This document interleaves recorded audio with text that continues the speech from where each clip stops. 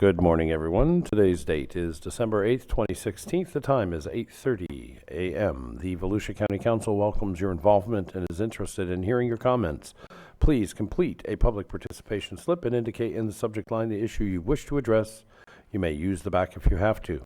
After you're recognized, state your name and address for the record before beginning your comments. You may speak up to 3 minutes, either during public participation or when the agenda item is heard. The County Council does not answer questions or requests during public participation. Please be courteous and respectful of the views of others. Personal attacks on council members, county staff, or members of the public will not be tolerated. Once again, good morning, everybody. This is the, in case you didn't guess, the public participation section of the Volusia County Council. And we will start off, let's start off with Miss Karen Clark. You're second, Mr. Moore. We're saving the best for last. You're always an exciting person. I see that. Good morning, Miss Clark. Could you please state your name and address for the record? Karen K. Clark, 1855 Grand Avenue in Glenwood. I'm here on a couple of things. One, to thank the council and everything for keeping West Volusia okay. And usually everybody's here to hate you anyway, so I'm not. This is a good thing. And whoever we called, when we called 911 about those speeding trucks with the tree stuff, it did fall on somebody, and they did slow down to about 50 miles per hour instead of 35. But that's all right. You know, nobody got killed yet, even the kids that stand on the corner. Well, I also want to ask one thing. Does the county have within their, not requirements of their employees, but when somebody passes every day on a road to see something in the garbage on the side of the road, can anybody just call it in, you know, like within your own employees? Because 6.5 weeks, and I couldn't stop and pick it up because I've been going back and forth to the hospital for people. On Ridgefern and on Plymouth Avenue, not far from the dog park, but where they're now putting all the tree debris, we've had a party in there. It's never moved. It's about 6 or 8, 12 packs of beer, that is beer bottles and everything that somebody looked like they tossed out of their window. If somebody can just, I've called it in once or twice, so I figured here it usually gets action. And also, since the driver's not blaming the tree people, but the amount of garbage thrown out of the windows, and no one's caught it yet. I know if we look at our TV screens of the cameras and whatnot, we'd see what trucks were doing most of the garbage. But I just wanted to say, ending it by thank you for doing a decent job and supporting the community events. And I do want to invite the county, which I have. We have a day in history in DeLeon Springs State Park on Saturday the 14th in January. We do have some groups from Volusia County government being represented there. And any event that we run there is always free to public government and charities. And we've actually been in the black. Last year, we pulled in $265,000 into the park. And yeah, it's really, we're one of the first parks to actually operate in the black. So, yeah. That's not DeLeon Springs. DeLeon Springs State Park. Oh, okay. Yeah. And we have that big event. So if you know of any group, do your networking. They're all invited. I run the event. So what's the name of it? It's a day in history on January 14th. I have Enterprise, I have all the different historical groups coming, anything to do with history. Thanks. Cool. All right, thank you. George, could you talk with Miss Clark? I'm glad you just showed up, about some trash issues over there in Grand Avenue, your Public Works section, right? And director to who to talk to, please. By George, she's right, she got action. Hang it. All right, now we got this newcomer here, Mr. Mort Culligan. You like that? Mr. Culligan, good morning, sir. For the record, you could please state your full name and your address. And I know you live in a beautiful, wonderful town, but if you could just give us the town name. Okay, all right. My name remains the same, Morton Culligan, on 66 Tanglewood Road in DeBary, Florida. Thank you. Anyway, I'd like to demonstrate, if I could, the original salute to the Pledge of Allegiance of the United States of America. It is this. The Nazis, the Germans got it from us in the 30s, and then we banned it later. That's how the Pledge of Allegiance started out. And there's not one word of truth in the Pledge of Allegiance. But it makes a nice prayer. At any rate, yesterday they had a little service about the 2,400 people killed at Pearl Harbor. And they should, because that was a tragic thing. But they said nothing about the 100,000 people we killed at Hiroshima. They said nothing about the 60,000 people we killed at Nagasaki. They said nothing about the 400,000 people we killed when we firebombed every major city in Japan. We flattened every major city in Germany, every major city in North Korea. We killed over 2 million Vietnamese civilians. That's how nice we are. We also killed 150,000 Iraqis, civilians that just happened to be in the way. It's called collateral damage. You got to remember, the United States is superior to all other nations. God only blesses America. All other nations must remain unblessed. That is how arrogant Americans are. Heil our weapons of death, heil our flag. But above all, we must recognize the fact that the truth is patriotic, far more patriotic than that flag. We must witness and question the new birth of patriotism in the United States. Not patriotism, patriotism. Our leaders urge us to hate China, hate Russia, hate North Korea, hate Iran, hate Somalia, hate Iraq, hate this, hate that. We hate illegals. We hate protesters. We hate liberals. We hate blacks. We hate browns. We hate all other inferiors. But we love that cheap flag made in China. And our new president does not like people to disrespect the flag. Now, maybe he'll send us all to disrespect the flag that we have the constitutional right to do. Maybe he'll send us to our communist Chinese, or our communist prison camp in communist Cuba that we imprison people in. We're a democracy, and we have a prison camp in a communist country. Maybe Mr. Trump and his buddy Mad Dog Mattis will send us there for disrespecting the flag. Now, this Constitution says I have the right to disrespect the flag. And I think the Constitution outranks the flag 10-1. So, I know Mr. Trump and a lot of Americans hate cheap Chinese imports, so I'm going to tear this cheap Chinese import in half because I have the right to do so. I have the duty and a responsibility to stand up for freedom as opposed to America's ignorance, arrogance, and tyranny. Thank you very much. Thank you, sir. Is there any? We're going to have a strong blessing after this when we open our meetings. Yes. Okay, just making sure we're going to set our things straight. Thank you. Is there anybody else that wishes to speak? No, sir. Thank you very much. Okay, with that, we will be in recess until 9 a.m.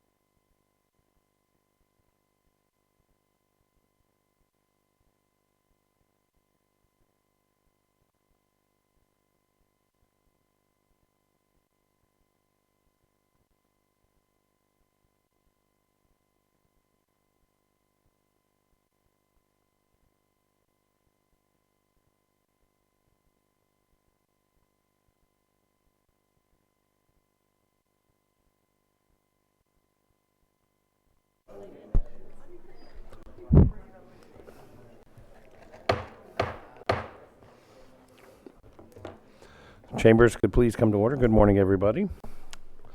This morning's invocation will be led by Father Frank Zamet of St. Peter's Catholic Church of DeLand. Father, if you would please come to the podium, and if the council would please join me and rise. Mr. Chair? Sir? I have probably known Father Zamet for over 30 years, so I'm really pleased that he's Father Zamet for coming. Let us pray. Dear wise and loving Father, first let me say thank you on behalf of all who are gathered here today. Thank you for your many and abundant blessings. Thank you for life itself and for the measure of health that we need to fulfill your callings, for our sustenance and for friendship. Thank you for the ability to be involved in useful work for the honor of being appropriate responsibilities. Thanks as well for the freedom to embrace you or the freedom to reject you. Thank you for loving us even so, from your boundless and gracious nature. In the scriptures, you have said that citizens ought to obey the governing authorities, since you have established those very authorities to promote peace and order and justice. Therefore, I pray for our mayor, for the various levels of city officials, and in particular for this assembled council. I am asking that you would graciously grant them wisdom to govern amid the conflicting interests and issues of our times, a sense of the welfare and true needs of our people, a keen thirst for justice and righteousness, confidence in what is good and fitting, the ability to work together in harmony even when there is honest disagreement, personal peace in their lives and joy in their tasks. I pray for the agenda set before them today. Please give an assurance of what would please you and what would benefit those who live and work in and around our beloved city of DeLand. It is in your most blessed name I pray. Amen. If everybody would please join me in the Pledge of Allegiance. I pledge allegiance to the flag of the United States of America, and to the republic for which it stands, one nation under God, indivisible, with liberty and justice for all. Thank you. Please be seated. Bring my pens with me. Uh-oh.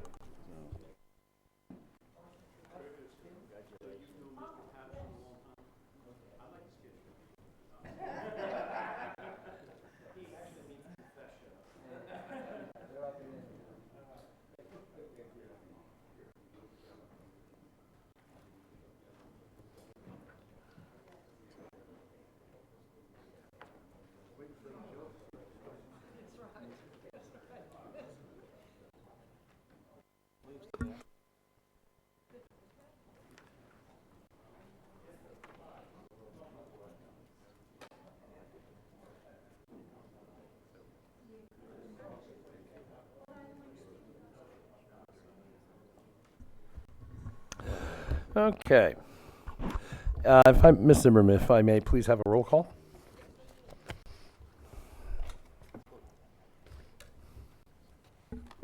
Mr. Lowry? Here. Mr. Patterson? Here. Mr. Wagner? Ms. Cusack? Mr. Daniels? He is here. Thank you. Ms. Denny's? Mr. Davis? I am here. All present. Very well. And we will move on to the polling of the consent agenda items. Is there any public polling the consent agenda? I believe item 25 is being pulled for discussion by staff. I don't have any. Staff is polling slips. 25? Correct. If I had a pen that worked. That's for discussion. Okay. All right. Mr. Lowry? None. Mr. Patterson? Nothing. Mr. Wagner? Ms. Cusack? Mr. Daniels? I'm sorry. Okay, nothing. Ms. Denny's? Mr. Chair. And I have nothing. So we'll entertain a motion for all items. Mr. Chair, I move that we approve the remaining items on the agenda. A motion for approval of the remaining consent agenda items. I hear a motion. Do I hear a second? Second by Mr. Wagner. Is there any further discussion? Seeing none, all those in favor, please signify by aye. Aye. And all those opposed, so carried. That's a 6-0 with Mr. 6-0 Daniels vote out at of this the room. moment. Yes, ma'am.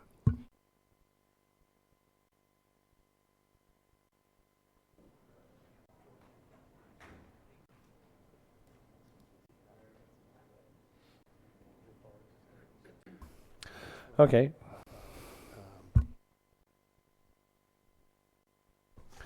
Okay, this is not on the consent agenda, but we are putting out notice that we are having a executive shade tree meeting for negotiations for the firefighters and battalion chiefs, and that will be done at the end of today's council meeting. So that'll be this evening. I hope it's before dark, because the horses like to eat before dark. Oh, it's all up to Josh today, Josh. A compromise has been reached. Okay, a compromise has been reached, thank you. Yeah. Okay, let's move on to item number 1, Hope Place update. Mr. Deneen, you have the floor. Thank you, Mr. Chair. As you know, we had gotten a request from the council to do an update as to where the project is. And Hussaini is here, Mrs. Hussaini is here to give us an overview. You can come to the microphone if you like.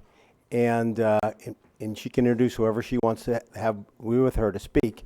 And what this really is an update to show how much work's been done behind the scenes to try and take that vision and make it become a reality. The thing that's really good about this and healthy, and I kind of enjoy, is the fact that taking a concept and bringing it to reality is no small task, especially when you're trying to do the kind of project that we're going to try and do. In addition to the overview that she's going to give us today, and I also have our engineer here, Jerry, to give any additional answers to any questions about what's going on in the process. And it's all good news today. We also have the second item, which is the concept, in fact, that Mr. Daniels had asked about, which was the park, potentially with connecting it to the neighborhood.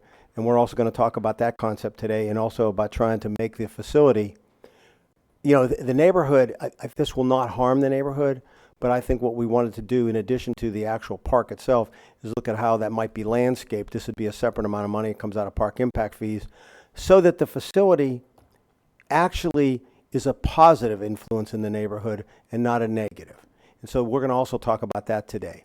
With that, Hussaini, if you would like to open up. Thank you, Mr. Janine. Good morning, and thank you so much for this opportunity. I really appreciate the time and asking for an update. It really it changed the game when you guys approved the $3.5 million for us to be able to take a facility called Hearst Elementary and turn it into a transitional housing, a temporary housing. The very first thing we had to do is putting a building committee together. The idea was for us to build it as well, as cheap, and as quickly as we can, and then turn it over to Halifax Urban Ministries to run it. To do that, as you can see, we have put some of the leaders in our community who have the expertise to help us do that.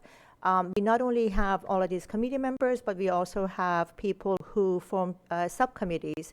For example, Sandy Bishop and Lenny Sacramento are they're accepting donations. We call them the begging committee. They go and beg for donations. So the whole idea is to try to build it with as much donations as possible so we can save the dollars that you have entrusted us with. I'd like to add that we have the incoming chair of Halifax Urban Ministries, Ms. Ann Evans, here with us, Mark Gillis, the executive director of Halifax Urban Ministries, and I think one of my committee members, Ms. Sandy Bishop, is here somewhere. Sandy is all the way back there. Thank you for being here. I just want to remind everyone that when we're talking about homeless, we do talk about our children, we do talk about women. The idea about Hearst Elementary was it really the school had been empty for a dozen years. There wasn't really anything else that was suitable. We would have saved a lot of money by just renovating it and making it into a transitional and temporary housing. So it was money very well spent to do that. We have, right after you allowed us to go forward, we did an RFP for architectural firm. Very, very proud to say that we had multiple proposals, and we chose the BPF Chapin, a local firm, as a design team. They work not only with the construction, the building committee, but also with a committee that Anne has put together. Not only involves her and staff at Halifax Urban Ministries, but people from the neighborhood. And so she makes sure that the neighborhood are involved in the decision making, that they feel part of the process. I just want you to see that how much time and effort has gone into the plans. It was wonderful that we can take different classrooms and make it into different units. For the families, we have 9 apartments. We have units for single adults. Youth is unaccompanied youth, any child under the age of 26. Now, I don't know if you guys know anything about the 10-step plan to eradicate hunger and homelessness on Daytona State College. I am personally, as the chair of the college, very excited about this because we have 100 students today enrolled at Daytona State College that are homeless. So can you imagine the opportunity we're giving them by allowing them to have a housing that they can continue their schooling and becoming contributing members of our community. This one shows you that the different quotas that we have for the boys, we have the same thing for the girls. There is a manager that lives in the same wing. There are partners' offices in the front, whether it's Daytona State College offering classes over there, or they have childcare or VPK, or different entities who want to actually offer services, but also renting space from Halifax Urban Ministries. So this has been an amazing project, well thought out. Everybody in the community is partnering with us. So the architect plans are 90% done. They will be done 100% before the end of the year. We have also already issued an RFP for construction companies, different companies, including companies from outside the area, sent proposals. But I'm delighted that we were able to give the contract to Underwood Construction, who gave us an $80,000 donation in services. So again, both architects as well as the construction company are local. I would like to also let you know that because you gave us the capital project funds, we needed to go out and make sure that we are able to raise other monies for the success of the project. So we went to City of Daytona Beach and asked them to please contribute to the operating fund of Hope Place. City of Daytona Beach has agreed, already approved, thank you, Josh, $75,000 a year for the first 2 years, and then we will go back, and if we're successful, they would add to that. City of Ormond Beach, Holly Hill,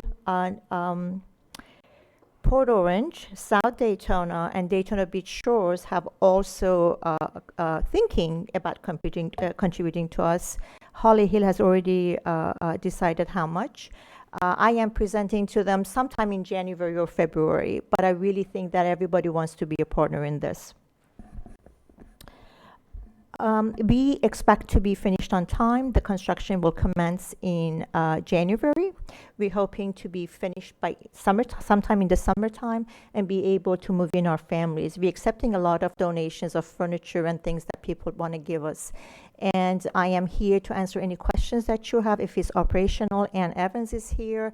But I just want to thank you. If it wasn't for your approval of this project, our children in our community and our youth in our community and families would have no chance.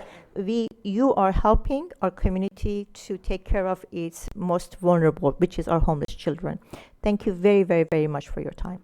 I would like to add to her comments in the sense that we come to the meetings, myself particularly, to keep an eye on how this is going and allow them to do this on their own. We provide whatever guidance that we need to. I've been real impressed by the fact that they have done everything that we've asked of them, and their whole focus has been to try and maximize the money that you gave them as capital, with the idea that the county's not going to pay for operating costs. So everything has been focused on how do they take care of that, which means do the building right, try to do it as cheap as possible. And as you know, we had agreed that if, for example, they built a $3.5 million building for $3 million and had $500,000 worth of donations, which we would have to document, that they could keep the $500,000 for capital only, because we don't do operating costs. They are really focused on that so that they don't ever have to come back to you. The other thing is that when Jerry did the estimates originally, we had a really, I'm really proud of Jerry and his team for doing the estimates, because I mean, it was all over the map at one time. At one time, they talked to me about coming at about $1.5 million, and we said that ain't gonna cut it. It's the only time I think I've ever upped the request that somebody actually asked us. But it wasn't. We knew that if you had to do it, you have to do it right.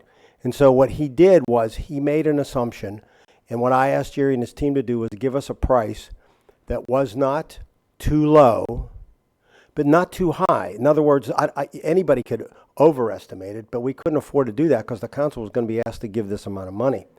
So he made logical decisions in there. One of the decisions that Jerry made was that there was question about whether the roofs on all the buildings need to be replaced. And there was a thought that at the age they were, that we couldn't take that chance. They're pretty expensive. And so he made the assumption that we would replace all the roofs. Now as they get down to the reality, the real nitty-gritty of actually building this facility, and you get into the individual where they're taking core samples and they're checking things, they found that a couple of the buildings, that the roofs were well maintained, and probably they can get another 7 or 8 years out of them. Yep. They asked, well, what should we do in this case, Jim? Is it you've given us the money, we could rip the roofs off and put new ones on, which you're going to get 20 or 25 years out of, or should we, how do we deal with this, or should we try to get the value out of the roofs that are there? My suggestion is that they leave, and Jerry and I talked about this, they should leave the roofs intact, get 7 or 8 extra years, and now instead of penalizing them, what I would suggest is that we modify the contract in one small area. We had encouraged them to get donations to offset the capital, to allow that capital to stay in a capital account for them. I would say in this case, we had legitimately said that the roofs should be replaced, but if they can get a few years out of those and delay replacing them, then we ought to evaluate and get a value on what the roof replacement would be. And when they're all said and done, if that money's still left over, allow them to keep that money as part of the capital fund that they have, so when the roofs need replaced, they'll have the money. And it's a way of maximizing every dime that you're giving them. All I can say is that Farouz personally has really taken this on, that they have to be self-sufficient. They have to do their own operating costs. So they have been really serious about trying to cut costs, but making sure that they're trying to cut operating costs. But they're also looking at how do we make sure that we don't have to come back for capital. So in that case, I think I would recommend that they keep the roofs that are worth keeping for that period of time, and then the money they would be allowed to hold to replace the roofs after the 7 or 8 years when they're worn out. All the focus that she's made in terms of going to the cities, and I understand how difficult this can be, to get them to give money for operating costs, because that's what she's talked to them about, not capital, but operating costs. And so I think that I applaud what she's done to try and get them engaged, because these kids are from all the cities. Yep. So once again, I think that I think they're on the right track. I think it's become this is the real nitty-gritty of trying to do this.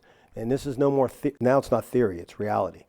So the only suggestion I have is that everything's on track, it's doing well, but then we make a minor modification in the agreement to allow them to keep the capital funds, because, and once again, so everybody understands, we don't do these things without written agreements. And we have a written agreement with them, and they can't make this change and keep the money unless we would modify the agreement. And I'm recommending that we do that so that they can actually maximize the amount of the money we gave them by keeping the capital where it made sense. Yeah. Ms. Denny's?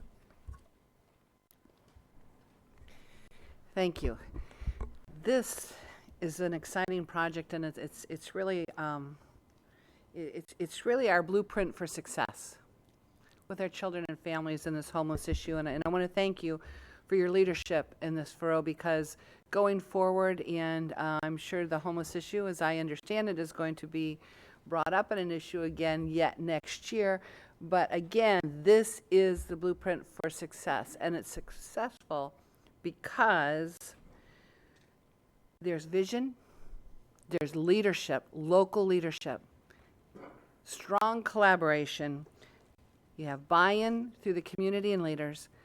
You have a commitment, there's a contract, there's implementation, and there's accountability. So this, going forward on the issues, this is the blueprint. People ask us, what are you looking for in the homeless issue? I said, follow Hope Place. Take a look at the contract. Look at the buy-in from the community. Look at the overhead. Look at the building. Look who's on board, and look at the contract. So with that, I want to thank you for leading and for supporting the most vulnerable among us. And I think when this is all said and done, and I don't want to steal a thunder from the next agenda item, but this is a very strong commitment to the community, and I thank you for your visionary leadership, and all of you, to your entire staff and board. Thank you. Okay, no further discussion then, I guess. Oh, we've all been on board, trying to get this thing going and making it happen. I'm glad to see it going. I'm Thank you, so Mr. happy Chair. to see that we are as far as we are. And Thank you everything very, is very going. much. I appreciate it. I don't think you should go anywhere because I think the next one has something to do with you too, does it not, Mr. Mr. Diddy? Chair, the one thing that I need, even if it's just a head nod, is that can we work with Dan's office to allow them to make the modification in the contract that allows them to keep the capital in the case of the roofs, where they're trying to maximize the value. That to me is we should applaud that, because what they're trying to say is, well, we're going to try and protect the capital you gave us and use it as long as possible. And I think Jerry was right to put the roofs into the original project, but if we can squeeze 6 or 7 or 8 years out of the ones that are there, now they have to keep the capital in a capital account. So if the roof goes to leak, they have the money there and they can replace it. Okay, I think we should do better than a head nod. I will entertain a motion. I have a motion from Mr. Lowry. Do I hear a second? Thank you, Mr. Wagner. And you want the floor, sir? Just to thank you again for all your work on this. It's amazing what you've done, and you know, in this climate, since I've been on the council for 8 years, homelessness has always come up, and the focus has been on a subset that is often not as loud as other subsets. And I think you've done an excellent job to help this community, and I appreciate the council's work and the efforts, but especially you as an individual for what you've been able to do. You're a rock star for the homeless community, especially the families and kids. Thank you. Okay, no further discussion. All those in favor of said motion, which would give Mr. Eckert the ability to discuss and modify the contract so needed with Hope Place, am I correct? Well, what we're asking for is direction so we can bring back a draft for you to approve at a subsequent date. Okay, so there's the motion, seconded by Mr. Wagner. All those in favor signify by aye. Aye. All those opposed, you're in the wrong building. So moved. Thank you, Miss Thank you. Husseini. All right, is Miss Husseini going to stay here for the next item? Is she up there too? Item 2? Actually, Recreation? Tim's going to do next, but it wouldn't hurt her to stay there because We like this- having you around. We just this- don't want you this- to leave. Okay, cool. this relates to the building. Not only is Mrs. Saini happy about this, what she's really happy about is that she's not paying for it. Out of I'm her, very out of the 3.5. This was actually park impact fees.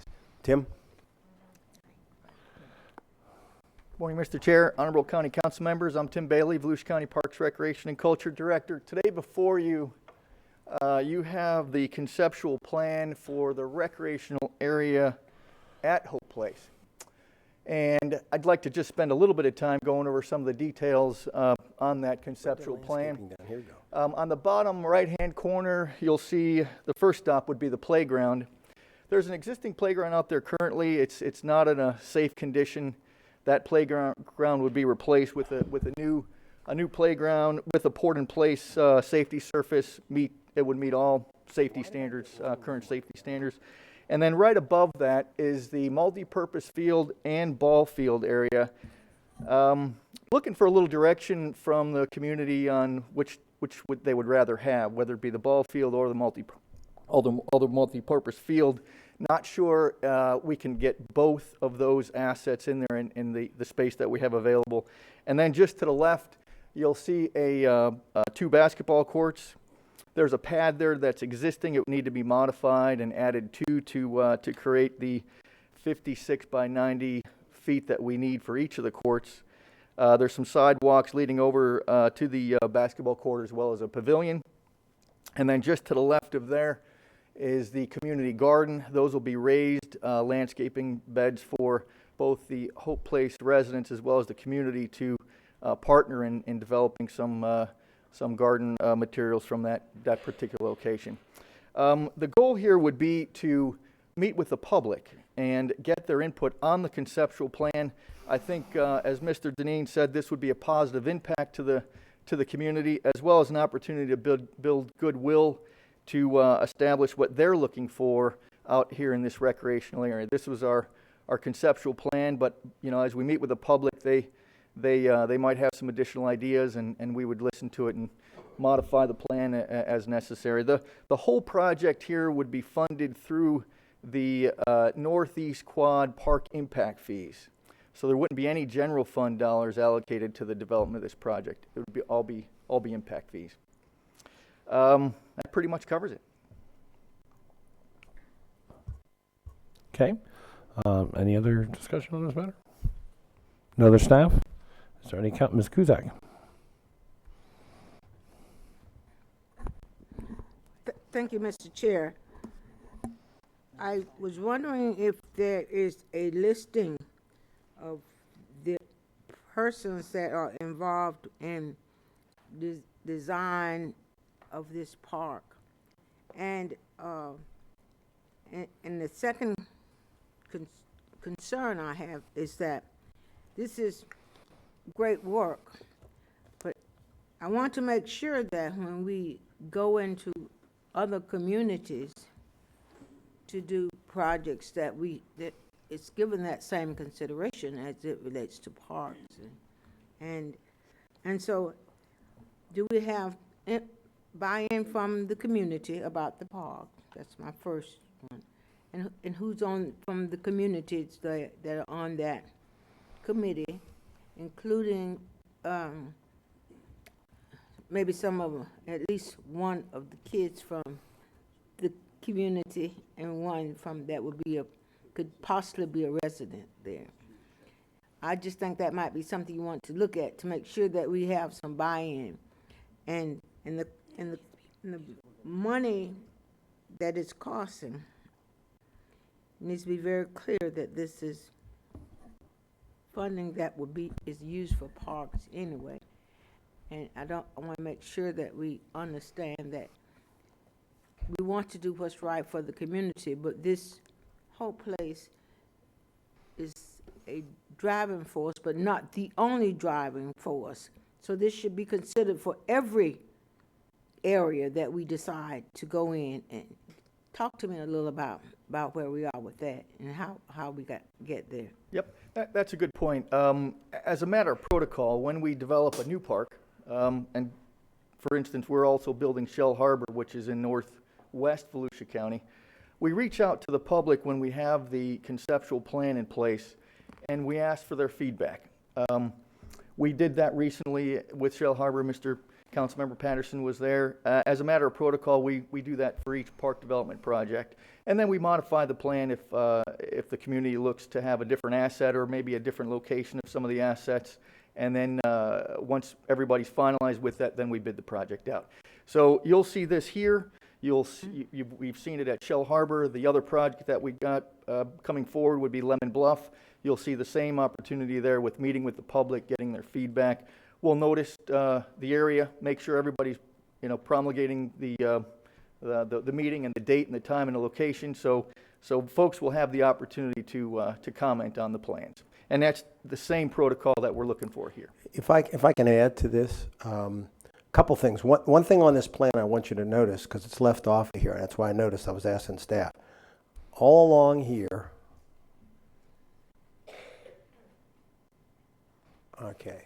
All along there is also the extension of that landscaping. So that needs to be understood that that's also part of the plan. That somehow got left off of this drawing. The other thing is, I do believe, and I do think that that was part of Mr. Daniels' original suggestion, was that if we're going to have facilities like this in neighborhoods where people right off the bat are against something, part of it is because I think the stigma of it being in the neighborhood, and a lot of times these things look very institutional, and a lot of people believe that it hurts the value of their properties, even if they don't think it's dangerous, okay? Well, in this case, it's neither. It's either dangerous or it'll take down the value of the property, and what you had was already an institution in the neighborhood. And while the school system, I think, did a pretty good job in maintaining it, it wasn't the most attractive facility for the neighborhood. So what I think you need to do is, I think it does, and I think that's what Ms. Cusac's getting at, is that if we're going to do this, we need to keep it in mind if we do another facility like this, is how do you make sure this is a way of making the neighbors feel better, that it looks more like an upscale apartment complex than it really looks like an institution. I think it serves two purposes. One, important to the residents that are there. It makes the residents feel like they're part of a regular community and not an institution. And two, I think the people that drive by it in the neighborhood are proud of it because it actually, in this case, when we do it, I think will actually make the neighborhood look better and could actually increase their property values. So I think it's a wise investment. In this case, it is a bigger facility than normal you'd see. You're talking 200 to 300 people on a regular basis. And we already had that land out there. And Tim said this would, we need to put these funds are only to be used for parks. Now that's the thing I have to make sure everybody understands. This is not money coming out of our general fund that can be used for something else. This is one-time parks money, park impact fees that were collected in this area, and they have to be used in this area. So what we did is got a win-win situation where we now have a focus because you're going to have all these people. It's better for the residents, and it is better for the neighbors. So that's why we're going to suggest this. I think what Ms. Cusac's getting at, and she and I talked about this, is that if we do another one of these of some type in another neighborhood, in addition to the building, we ought to be looking about how it fits into the neighborhood and how people that both use it and the neighbors have to go by think about the image of it. I think it's a smart thing to do, and I think it helps soften the blow of people accepting these kind of uses in their neighborhood.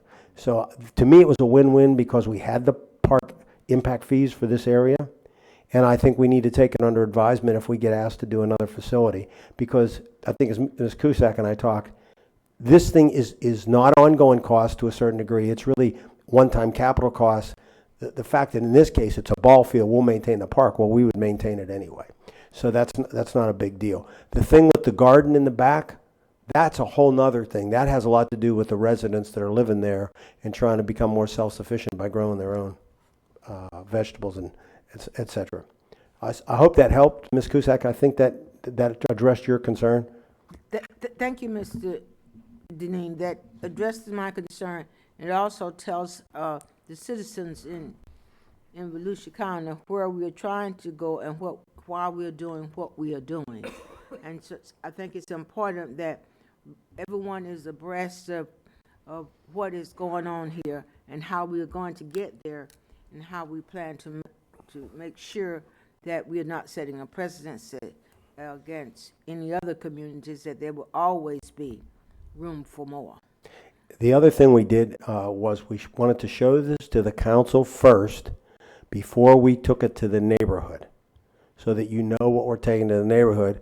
And I hope Mr. Daniel feels that this addressed what his issue was of trying to balance these two things out between the neighbors and the people that are going to use the facility. And, I think just my last comment is that I would really hope that you can have some input from the kids that will be using that playground. Okay. Thank you so much. It's well done. It's well put together. This is a role model for us and makes everyone win. It's a win-win situation. You look at just the pictures, the photos we have here. It just tells us that there is no little using big eyes. It's all of us working together to make it work for our community. Thank you so much. It's well appreciated. And, Thank you, Mr. Chair. thank you, ma'am. Ms. Farouk? I just wanted to address two issues, Ms. Cusack. One thing is that I really appreciate what the county manager and his staff are doing, because the land itself didn't cost the county any money. This is the land that the Volusia County gave, to the county, and the county leased it to Halifax Urban Ministries. Now the county is leasing that back. So it's just such a win-win-win situation, because not only they're making that available to the residents of Hope Place, but they're making it available to the community as well. So I just wanted to let you know that the land was available. So it's a perfect location. And Ann, can you join? Ann Evans is on the operations committee, and she has already pulled in the neighbors, and she has already discussed the park. So I thought maybe for a minute she can tell you what the neighbors think about the park. Good morning. My name is Ann Evans. I'm the incoming chair of Halifax Urban Ministries. Right after you approved Hope Place this spring, we reached out to the neighbors, and we actually reached out to some of those people who stood up here who were violently opposed to the project. We gathered about 8 of them together at Hope Place. We walked them through everything that was going on. When they left, they were volunteering to help work with the residents. They were volunteering to do anything they could to make the project work. They're very anxious to see the plans for the park and to participate in some of its development. We were just waiting for this plan so that now we can call this group back together, show them the plans for the detailed plans we have for the facility and also for the park. So we've reached out to them and have a really good group. Thank you. Thank you. That's wonderful. Thank you so much for that input. Thank you very, very much. Well, thank you, ma'am, for everything you've done. Thank you. All right, Ms. Denny's, you have a comment. I do. Thank you, Mr. Chair. In looking at this, my question, and it's been answered, but I think it needs to be restated again, is that it is a multi-purpose site with open access. So there's open access to the entire neighborhood, not just the residents at Hope Place. I think that's, in what we're doing, I think that needs to be stated again for the community, and that's a real strength, in my opinion, to the neighborhood that has not had this previously. But yet at the same time, the question is, there's open access to the neighborhood, but at the same time, we are protecting the residents. There will be some type of protection between the park and the residents there, right there. There's a built-in somewhere.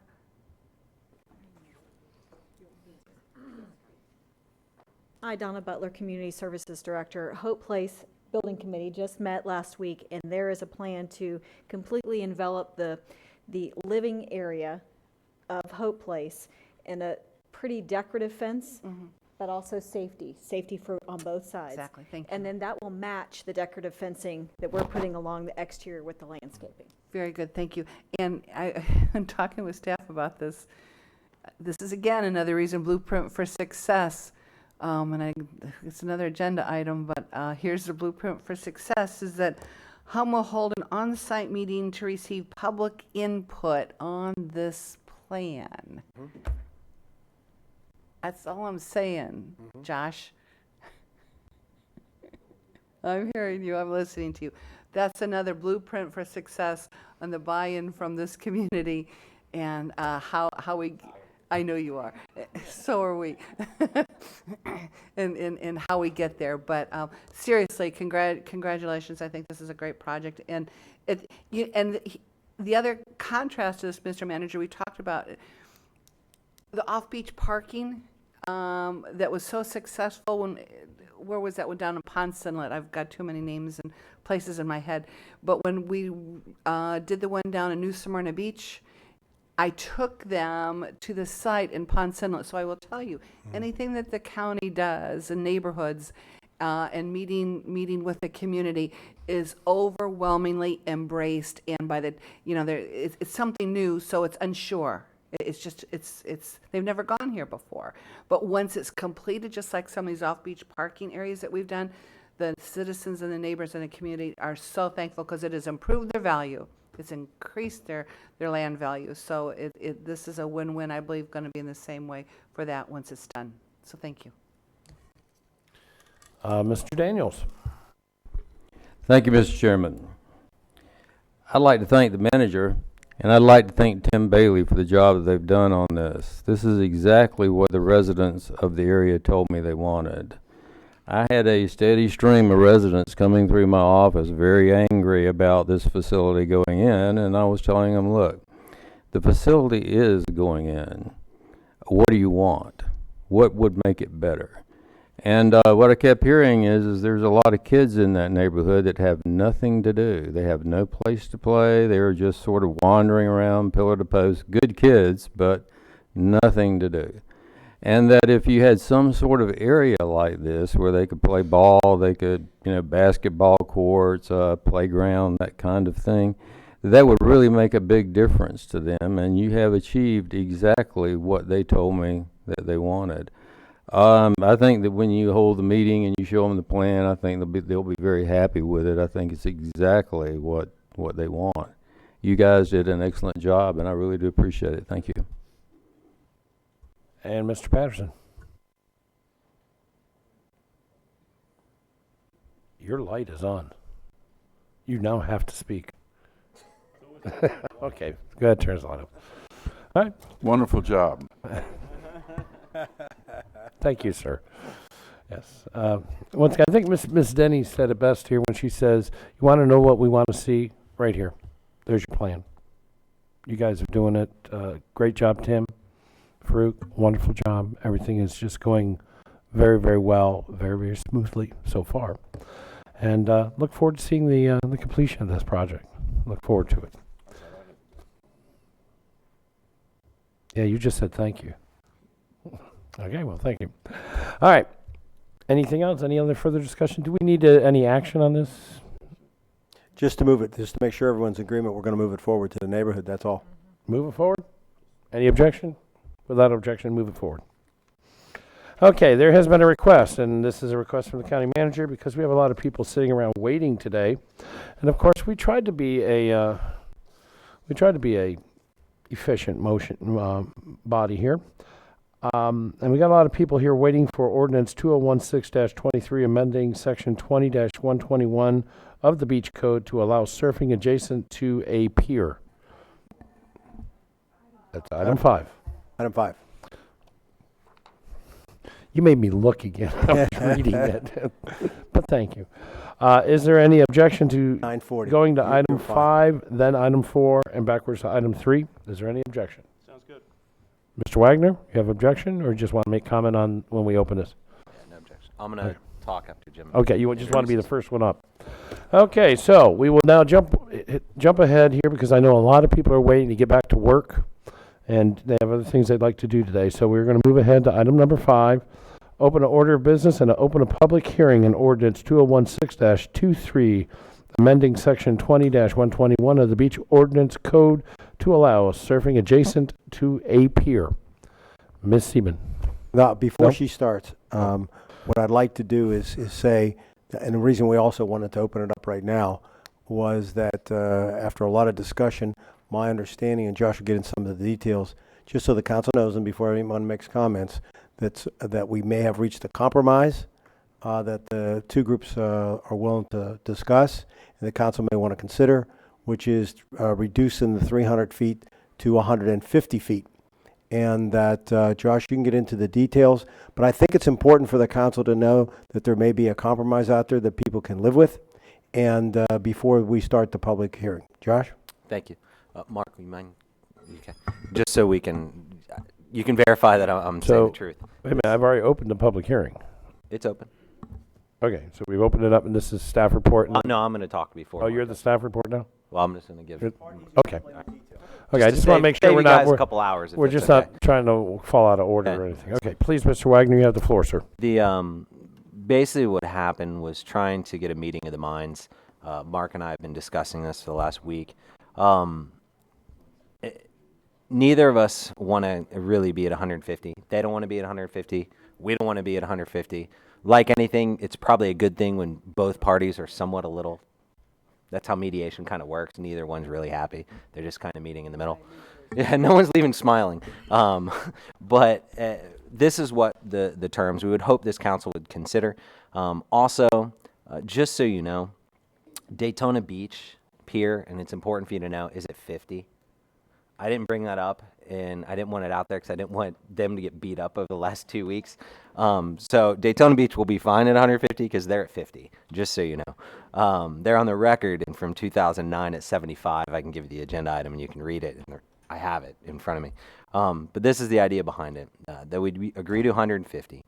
Jim would specifically state on the record the staff would enforce it at that point. That's a requirement by the pier to agree to do this. A committee would be formed. They would meet once a month at the beach headquarters at 6 o'clock at night. I didn't go over time with you, but 6 o'clock gives it time to get from work. It'd be open to the public. There would be an equal member committee group.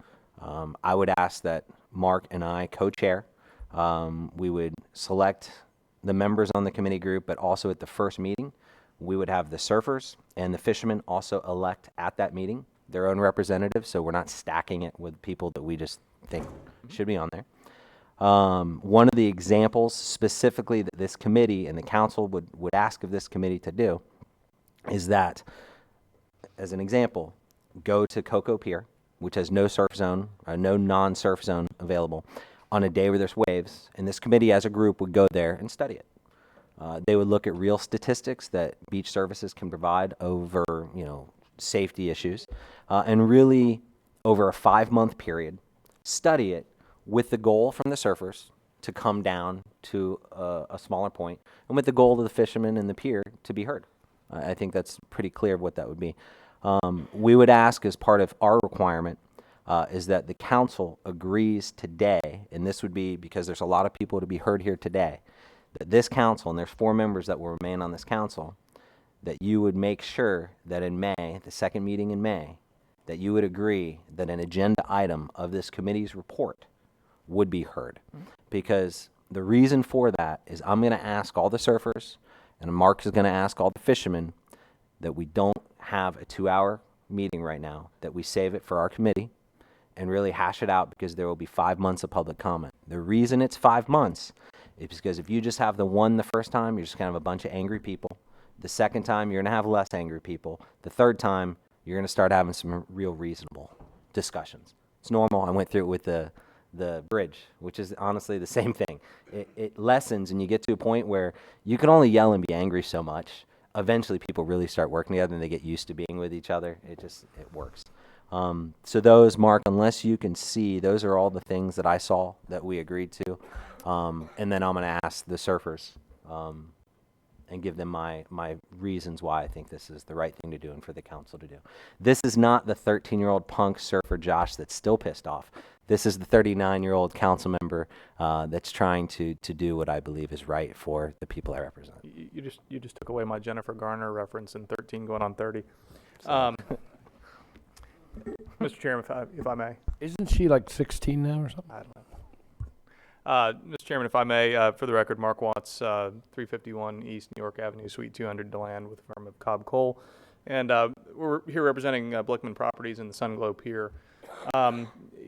Josh has given you an accurate reflection of or representation of the terms that we've talked about. I think it's important. We came in today, prepared to try and come to a compromise. We came in today prepared to reduce to offer up a stipulation to reduce, the setback by 200 feet, or to 200 feet. We do have significant safety concerns, and we do have significant enforcement concerns.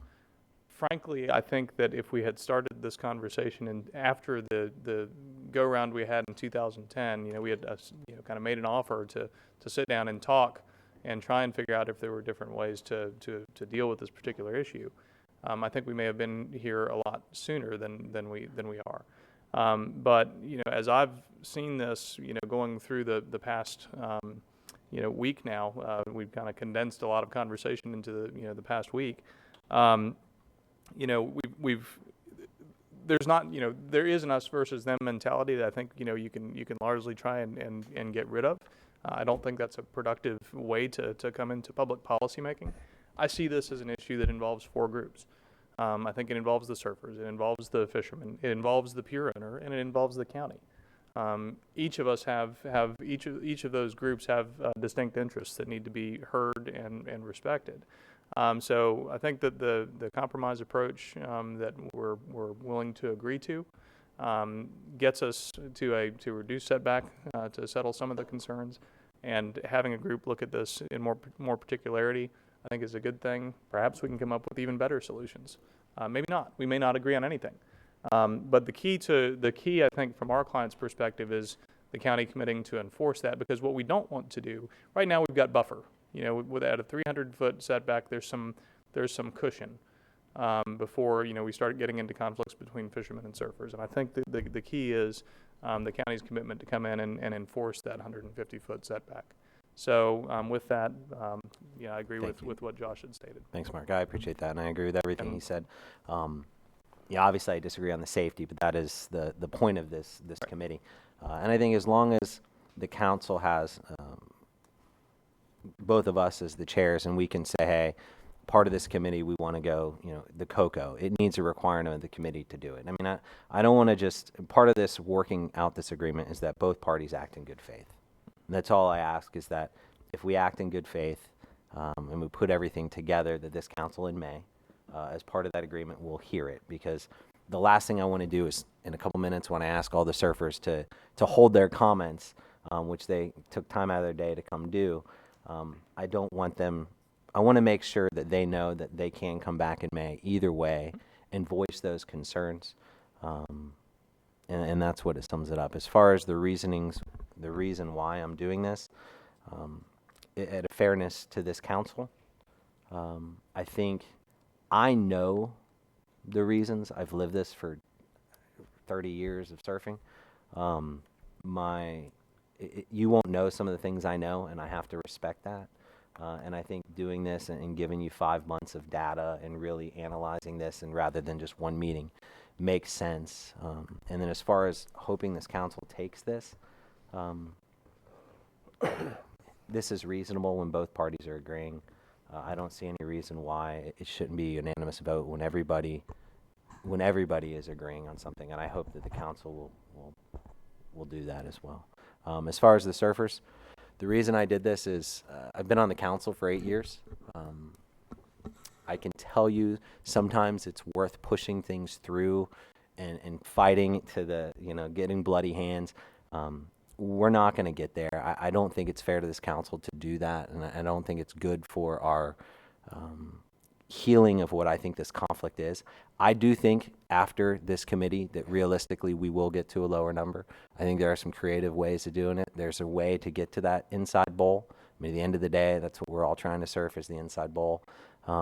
It's usually not a low tide thing. So there's some things we can do as a committee, and all I ask is if the council, and what I'm going to do, which is a little different, but Pat can assure me that for Robert's rules it's okay, I'm going to put out a motion before public comment, which I believe is okay, stating everything that I just put on the record, specifically, which is clear to the Madam Clerk, stating this, and then I would ask the council to give their somewhat of a thumbs up to let this crowd know that even though we're closing public comment, that this compromise would be passed, because if we don't do it this way, then they won't have that assurance. So it's kind of a little bit the cart before the horse, but unless everybody wants a 3-hour meeting, that's the way of doing it. Say, hey, this compromise sounds good. I think I'm going to support the motion. Then we can look to this crowd and say, hey, there's no reason to come up and battle this out. We're going to have 5 meetings at the beach headquarters to do it. Is that acceptable? I already have the motion out there. So basically what this is a tabling motion. No. Okay. We have to vote I need to clarify. Specifically for the items that were discussed, because All we're right. moving it at 150. It would be a motion to approve the ordinance with 150-foot setback as the standard, with the additional condition that we're going to have a task force review the conditions, and that the county is going to specifically be enforcing the 150-foot. So you have this amendment, this is an amendment to the ordinance, correct? It would be a motion to amend the ordinance with the conditions that I just stated. Okay, all right. So, all right. Yep, we got to take up the amendment. So that's what we're, In the amendment. okay. So for the record, Mr. Wagner, I already have a second for the amendment by Mr. Patterson. Please reach. Chair? Yes. I don't think we need You to. gotta, The attorney has something. You're waving. Yeah. Oh, there you are. You're way down there in the bottom. I didn't see you. I'm sorry. Yes, Mi- Mr. Mr. Chair, here, I think the amendment to the ordinance would be for the 150 feet. Right. The rest would not be incorporated in the ordinance. It would be a part of your record. It will be novel. This is what's being discussed is creation of a sunshine committee. So it'll be novel for us to give notice for a public meeting on the Cocoa Beach Pier, but that's what's being asked. Just It has to. To be fair, it has to be open. We don't want to hide. it. but the committee will probably have to travel there separately, given the fifth district case on school districting, which Mr. Watts is acknowledging his familiarity. Oh, your fault. Huh? Thanks, Mark. I don't know that he was involved, but I think he's familiar with the case. And I think what's being said is that the manager is giving his professional commitment to you as the chief executive officer that he will enforce it, not that you're creating some separately legally enforceable obligation to enforce the ordinance by mandamus or the like. Right. So that's the way I would understand it. So your motion would be to amend the ordinance to 150 foot distance. And then these additional conditions that just described. Okay. So now we have to take a vote. Robert's Rules of Order requires us to take a vote on the amendment to make sure the amendment is Would part just of be it. one motion. That was the original motion, sir. Just the original motion. So we can just vote on it as a motion. There's Okay, I thought we had to, because it's an amendment to the original. Mr. Wagner's moving the motion, the ordinance as modified to 150 feet with these additional conditions that are separate from the ordinance. So this is the original motion. Okay, okay. And to be a little, The motion and the second both agree with that, so. and Mr. Chair, if the second part of that, the peer is agreeing to it, and I'm putting on the record that Daytona Beach has specifically told me that they were okay with 50 feet. I'm giving you my word. I had that conversation with Mr. Chisholm. But I just want everyone, no, it's not part of the motion. I just want them to know, I just want to let them know that Daytona's okay with this. Do you know what I mean? I don't want them to think they're voting against Daytona Beach. Do you know what I mean? That's why. Yeah, the council. I just want the council to be okay, that realize Daytona's okay with this, is my point. Okay. And they're on the record in 2009 being okay with 75 feet. Sure. And I'll reach out to them as far as committee. But as far as public comment, if it's okay with the council, the cart before the horse, unless you want to have everybody talk, we kind of need to... People can withdraw talking if they know Yes, you this can one. withdraw talking. Now, where are all my surfers that have these little yellow slips? Just raise your hand real I quick. think there's some fishermen here as well. And, or fishermen, whoever gave me a yellow thing here. Okay. Okay. Motion on the floor. Let's take action on that. Okay. Well, okay. Are we done with the staff report? Okay, we're going to close the staff report and open up the public participation section. I have already opened the order of business. I'm going to continue on with this. Here's the deal, guys. You now know that this has been an ordinance change. It's 150 feet, not the 25 feet. Fishermen are happy. Surfers, I'm seeing a couple, and I recognize they're going, yeah, that's where that works. That works. You do not have to speak today. There will be meetings, 5 meetings between now and any particular time. The first meeting would be May. January 17th, one meeting until the second meeting in May. And to where you can be a part of that meeting and have your, and try to work this out to however you want to work it out. Okay, so you don't have to speak today and we can move forward. Okay, because the sooner we get done with this, the sooner we can move forward. Just give a thumbs up. If you don't want to speak, just give me a thumbs up and I will, but you're part of the record here. So I'm going to go right Mr. down Chair. here. What? Yes, ma'am. for clarification, is it possible that we can have those folk that, who are in agreement that a fisherman, Yeah, you just stand up and say, I agree with this, and sit down. the surfers, Yeah, they so can that we stand would up. have, if they all consent? You see, I want to make sure that we have everybody at the table. Oh, yeah. The fishermen as well as, and the surfers. Oh, I want everybody there. Okay? So if I'm going to call your name, stand up, just say, yes, I don't want to speak, I approve, or if you don't approve, you can come up and speak. But I have to give you the right. Just ask those who want to waive their time to speak, just waive. Right, and if you want to waive your time to speak, just waive. William O'Connell. You want to speak or you want to waive it? Karen Clark. He is he's a self. What are you? Just citizen. Doesn't matter. Karen Clark. Karen? Okay. Thumbs up with her. William R. Barnetti, is that you? You good to go?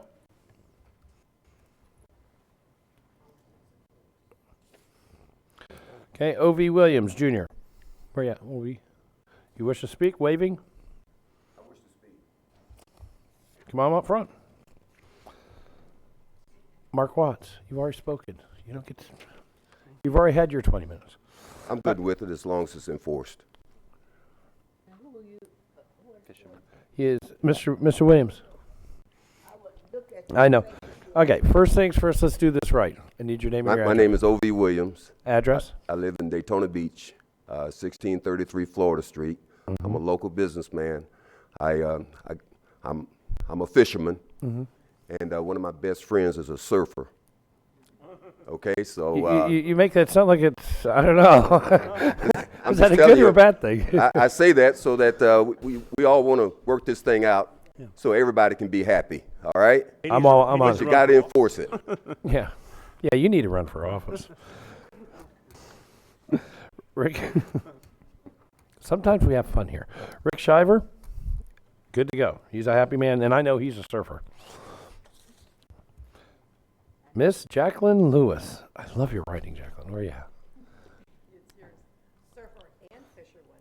And on microphone so we can all hear you. If you stood up and start speaking, now you got to say your Hey, name. Jackie Lewis, 100 Fallen Timber Trail, DeLand, Florida. I am both a surfer and a fisher person. And as a Gremmy growing up in South Florida, we had no restrictions on any pier. I traveled the world surfing and fishing.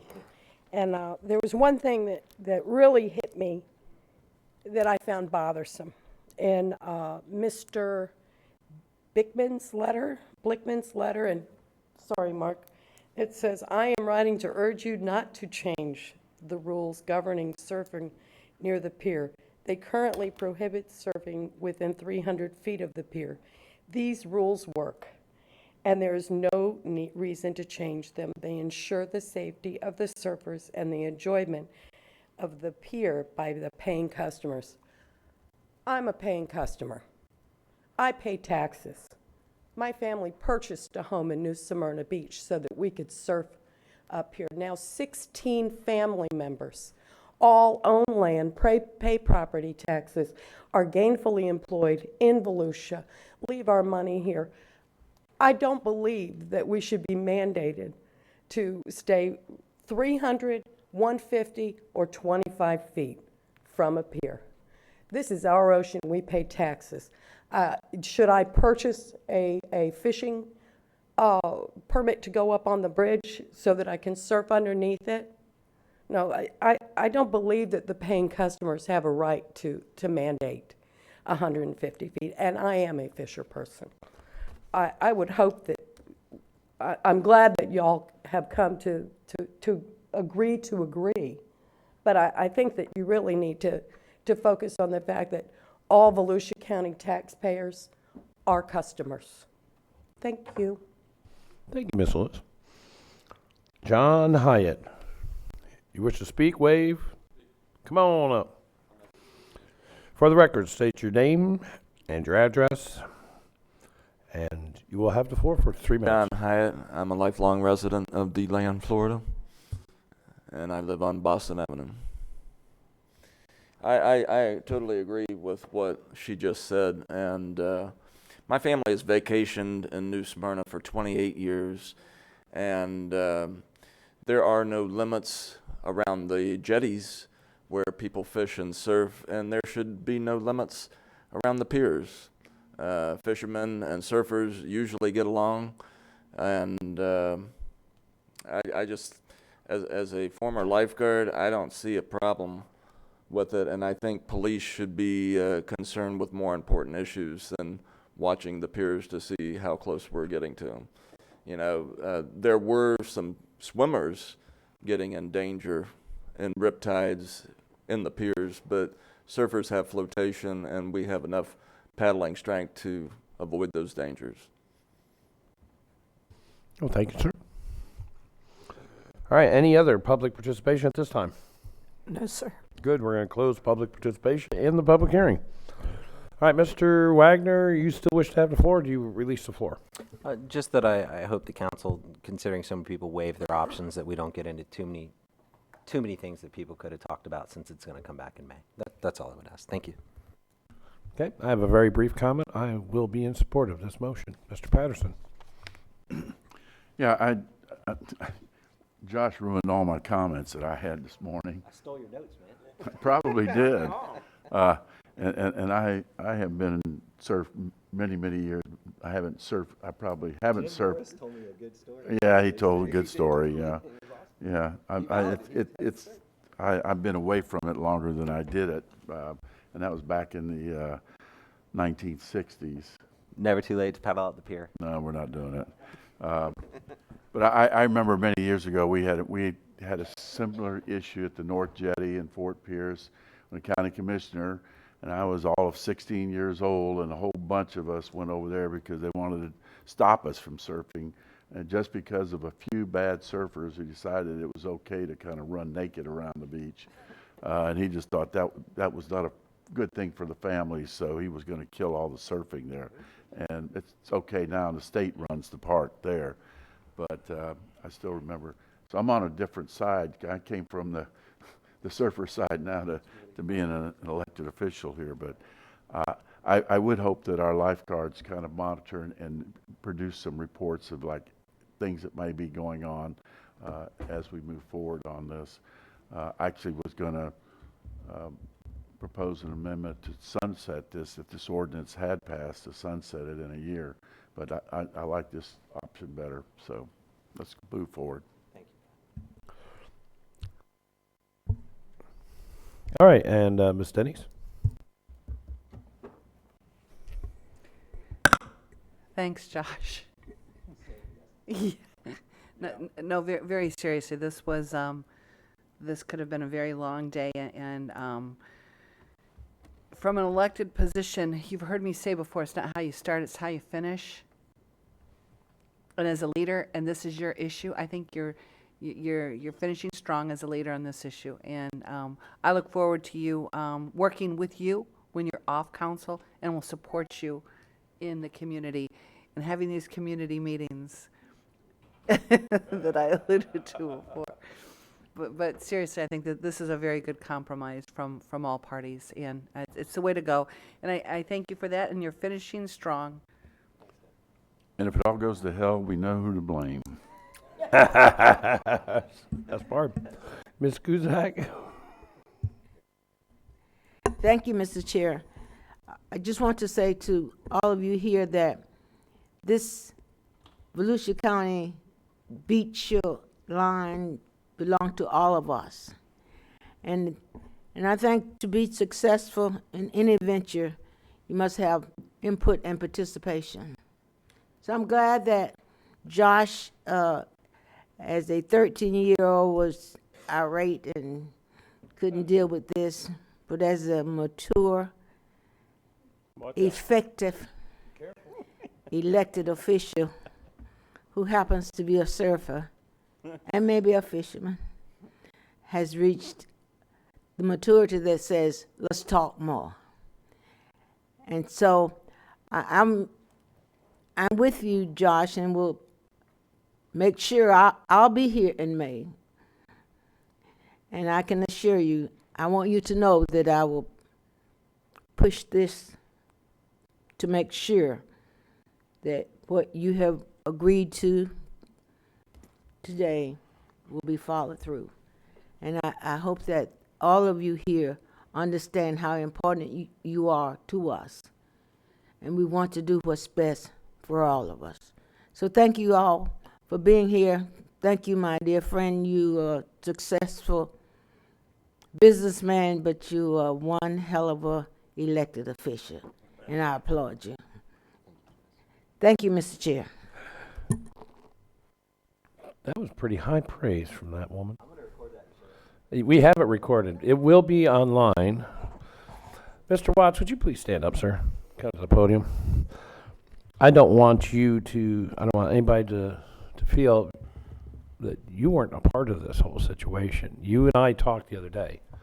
And you said, no, don't do this, don't do this, don't do this. I said, well, we need to have that discussion. The best you could do would be to ask for a table and then maybe work it out. I'm glad we were able to work it out before we had to do a table situation. Yeah. I think since 2010, I think is what I told you, we've been prepared to have the conversation. Yes, you did. And I'm glad we stopped, kind of backing up 5 yards. And I want to give you credit because it takes two to talk. It takes two to do the deal and make it work. Well, my clients are actually the ones that deserve the credit for listening and being willing to come in and agree to a midpoint. So I credit Ray and Luke from the pier and Dan Blickman. They're the ones that I think have been willing to compromise. And again, the enforcement is a key part of it. They don't want to be caught on it.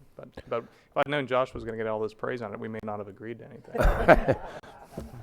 Boy, I'm glad you didn't know. Thank you. Well, like I said, it takes two, and thank you to you and your clients for working with Mr. Wagner and making this happen. So, unless there is further discussion, we will call the question, which is motion for the amendment to the ordinance of 150 feet. All those in favor, please signify by aye. Aye. And all those opposed? Good. 7-0. It passed.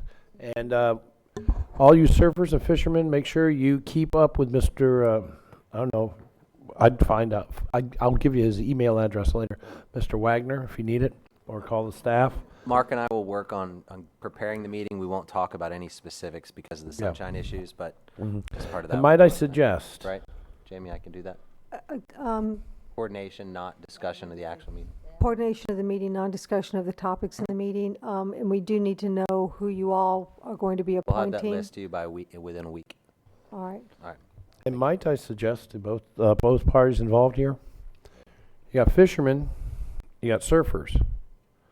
What about people that are neither? A totally unbiased opinion. That may help you. I mean, that can look at things a little more objectively. They need skin in the game on this one. Yeah. Yeah, no, we need interested parties. Sure. With all due respect. Okay. Yes. Yeah. I'd still think it. I think I qualify probably as the one who's neither on a regular basis. So. Cool.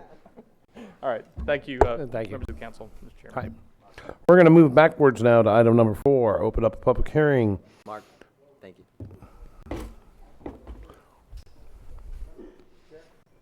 Sir? No, we're just going to go 4, then 3. I'm just going to go backwards. Let's not confuse anybody anymore. Okay. No, we're doing number 4. No, I have to be here for this one. Okay, hold on. Do you need a... No, he's trying not to make a motion. Do you need a break? I will move for a break. Mr. Okay, we're going to take a break. We'll take 10 minutes. We'll be back here at 10:30. So we are in short recess.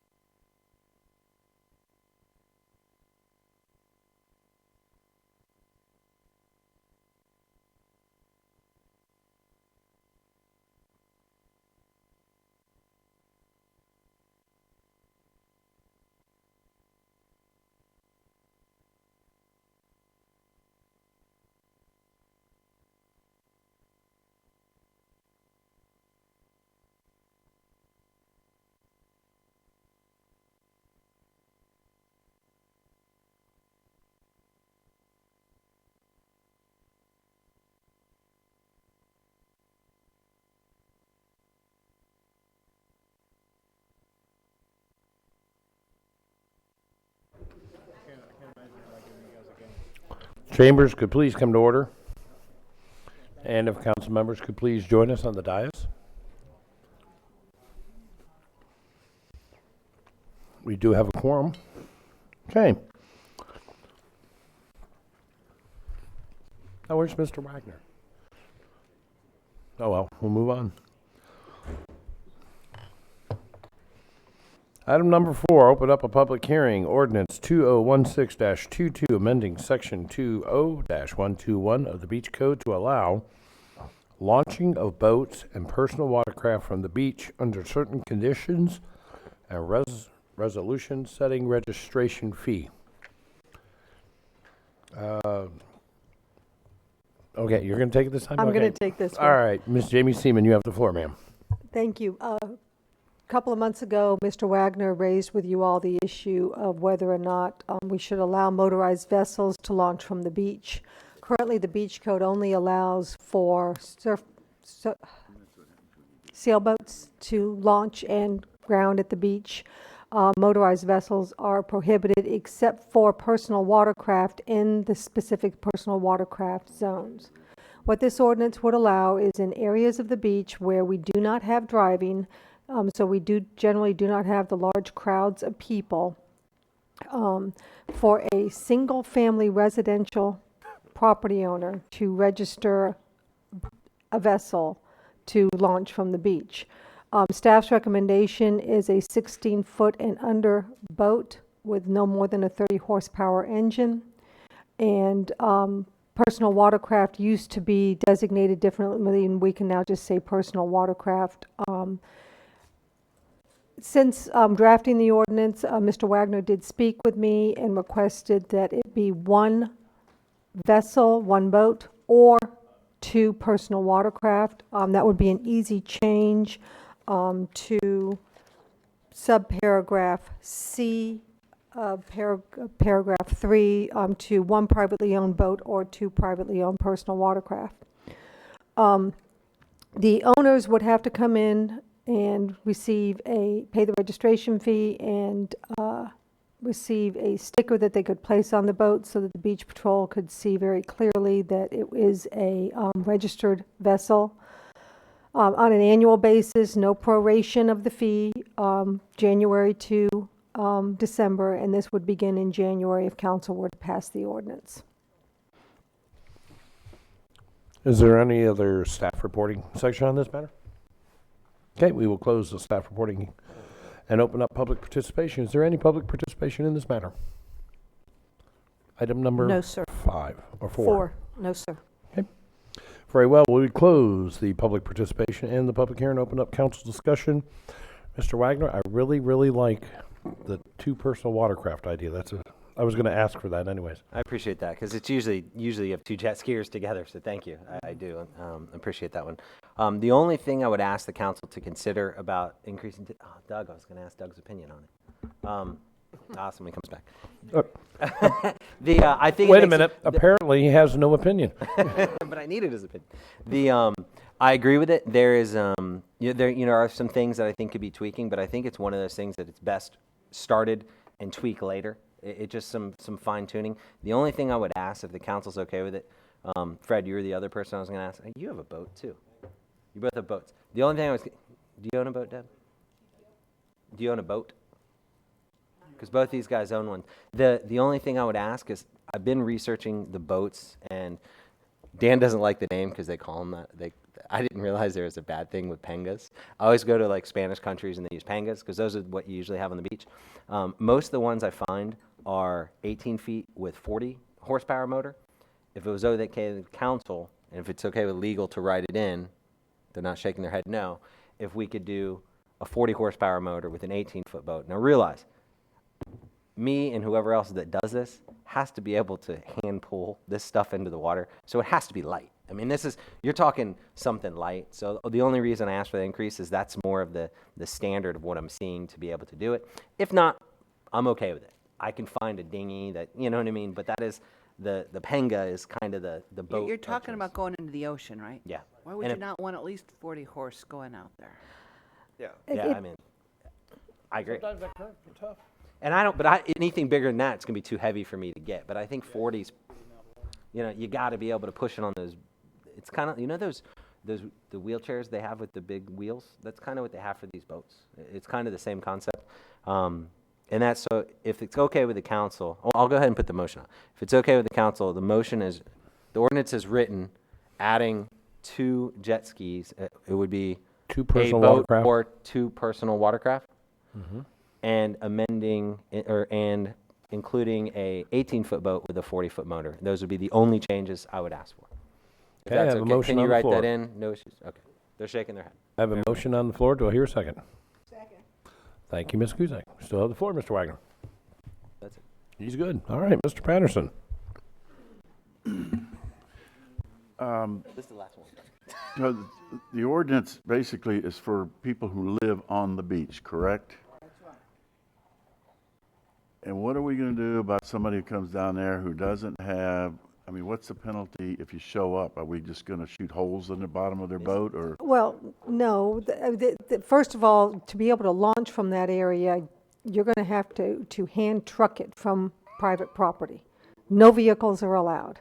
So you're not going to be able to launch from there unless you live there and it's your property. For somebody who would ground there, we would treat it same as we do now. You can't ground a vessel, and it's a violation of the county code. So are we going to put signs out there letting people know that they cannot bring their trailer, their boat over there and thinking that they can launch it from the beach? Well, they're not going to be able to trailer their boat there because there's no vehicles. The areas that we chose don't allow vehicles. Okay, all right, okay, I get that. Yeah, okay? Okay. I did have one other question, but Josh made me forget it. Yes. And yes, you're invited to go on the first fishing trip. Actually, my comment is the only thing I'm afraid of is that this is the camel's nose coming inside the tent, because I know how this is going to go into the future. We'll start, next thing you know, they'll be lined up, dragging their, trailering their boats over, and yeah. They can't. It won't happen. I promise. Just go to the boat ramp and come out the old-fashioned way, out through the inlet. Ms. Denny's. Thank you. Well, first of all, I can't do that because they don't have a trailer there to get there. But that's okay. I'm not concerned about that. But one thing we have done, council, today with these two ordinances, we've increased access for surfers, and we've increased access for our residents to have access to use personal watercraft and boats. So this council, yet again, is increasing access for across the board for our surfers, while protecting the fishermen and the existing businesses, and increasing access for those residents that can do so. So I think this is a big day. Deb, you want to hear something funny? I Sure. didn't mean to interrupt you. The surfing part of me is to surf closer to the pier. This is to fish our inshore reefs. I don't know if anyone knows this. I live right by that inshore reef. This is so I can go fish there with the kids. So they're both, it's an interesting ones. One is a motive for surfing, and the other one is a motive for fishing. I Okay, mean, so if he's going on, I get the jet skis. When you get the jet skis, you can only have one or one. You can't have all three, right? You could have one boat or 2 jet skis. 4 residents, 1 boat, or 2 jet at a skis. time. No, period. Registered per residence. Oh, okay. Oh, that's wrong. I agree with you. I'm okay with it if you want to amend it. It doesn't hurt. I'm gonna. Go. I didn't want to ask. Why so do if we you want to want to. discriminate among? Yeah, well, it's like this. Today you want to take the kids out fishing, and tomorrow you and the wife want to take the kids out jet skiing. So what do you got to do? I mean, It's called use and enjoyment of your property, and with the direct access, I'm totally comfortable with allowing either two jet skis and a boat with up to a 40 horse. I am good with those restrictions. I want to open up the beach and access for our citizens. So I will amend the ordinance to include 2 jet skis and one boat. and Change the word "or" to "and." Yes. Okay, there's a motion for an amendment to change the wording of the ordinance from 2 personal watercraft or a boat to two personal watercraft and a boat. Do I hear a second? I got a second right here from Mr. Lowry. I need any further discussion on the amendment to the motion? Seeing none, sir? I'd like your legal thought on that. They have one. Legal? Do you have a thought on that? Well, there was no motion on the floor, and so. Yeah, he so made the, for the ordinance as it written? Okay. as written, so, Okay, all right. yes. Any other legal? I love it. My brother was yelling at me last night for that issue because I was telling him about it, and he's like, "But why? What if we have them here and want to go over there?" He's like, "Doesn't make any sense." So you just hit the nail on the head. He lives on the river. He's a very smart man. He's a smart man. Excuse me. The Wagners are being very smart this week for some reason. Yeah. Yes. Yes? Ms. Seaman? Because I'm going to call the question right now. Yeah. Oh, okay. I saw hand motion. Okay. All those in favor of the amendment, changing the ordinance from two personal watercraft or an 18-foot, 40-horsepower boat to two personal watercraft and 18-foot, 40-horsepower boat, please signify by aye. Aye. All those opposed? That's 6-0. Mr. Daniels has become invisible. Okay, now we will continue on. Mr. Patterson, do you have any discussion on the new motion? He didn't turn me off. Oh, didn't turn you off. Are you saying you want him to turn you on? Whoever's turning him off and on, deal with it. Deal with it. I apologize, Mr. Patterson. That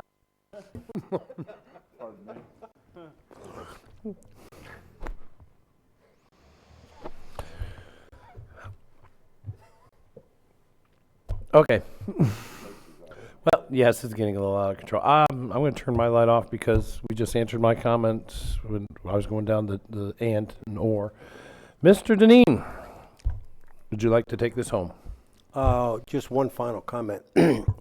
On this item, because we have never done this before, that you're probably better off starting the way we are. And then we would let you know through beach safety whether we're starting to have issues and if it needs to be modified. We don't think it will be, but I think that when you try something like this new, we'll know on a day-to-day basis if we start running into a problem or there's an issue, then I'll bring it back to the council. I think that's the way I think we should proceed. I like what you've done already, but if we need to make a change, we'll let you know. Sounds good to me. All right. No further discussion. All those in favor of ordinance 2016-22 with the amendment of replacing the word and from the word or when in reference to personal watercraft and beach boats. All those in favor, please signify by aye. Aye. All those opposed.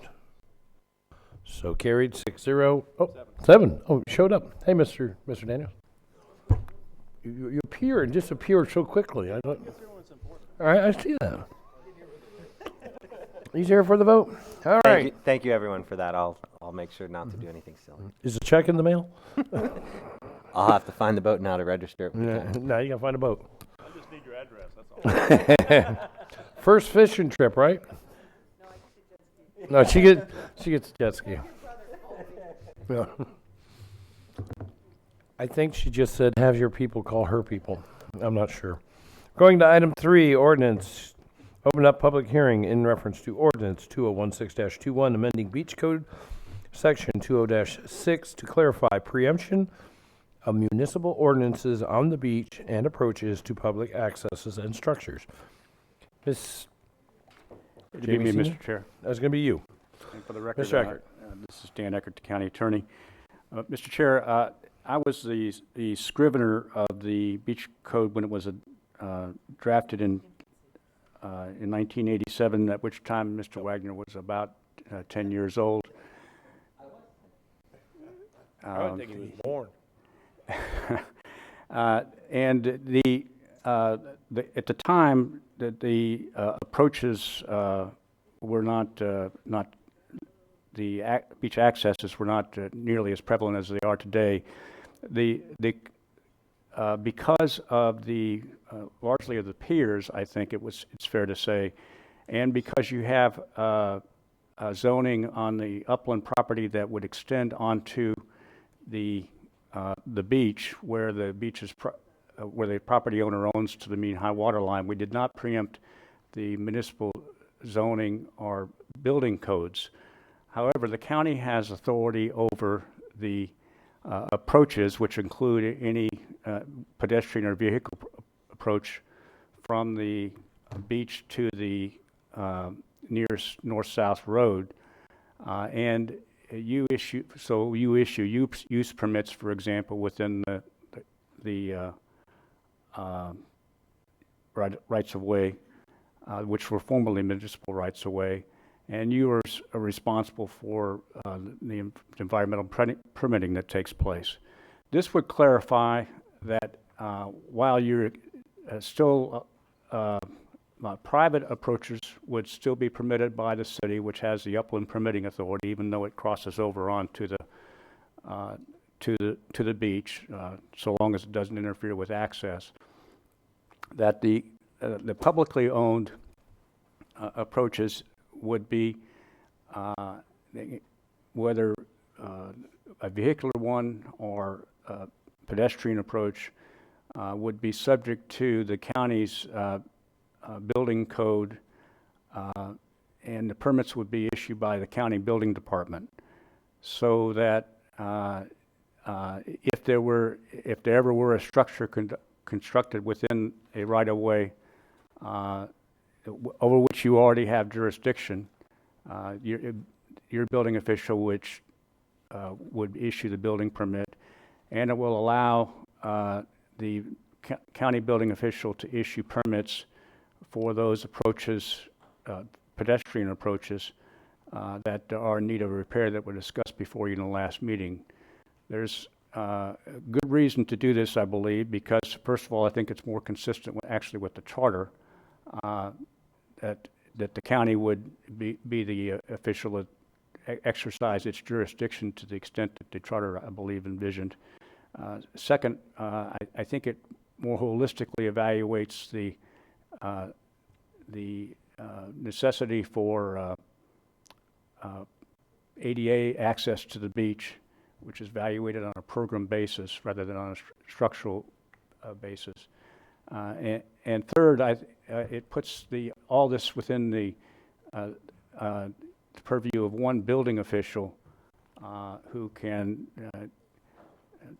exercise the jurisdiction uniformly.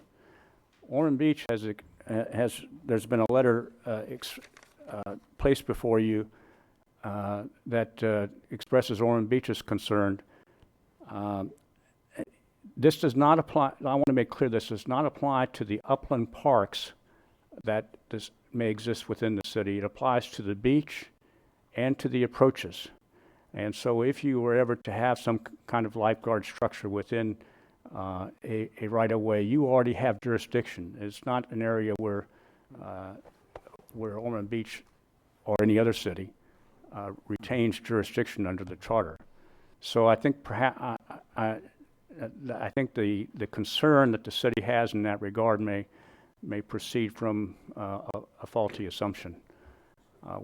We think this is more consistent with the charter.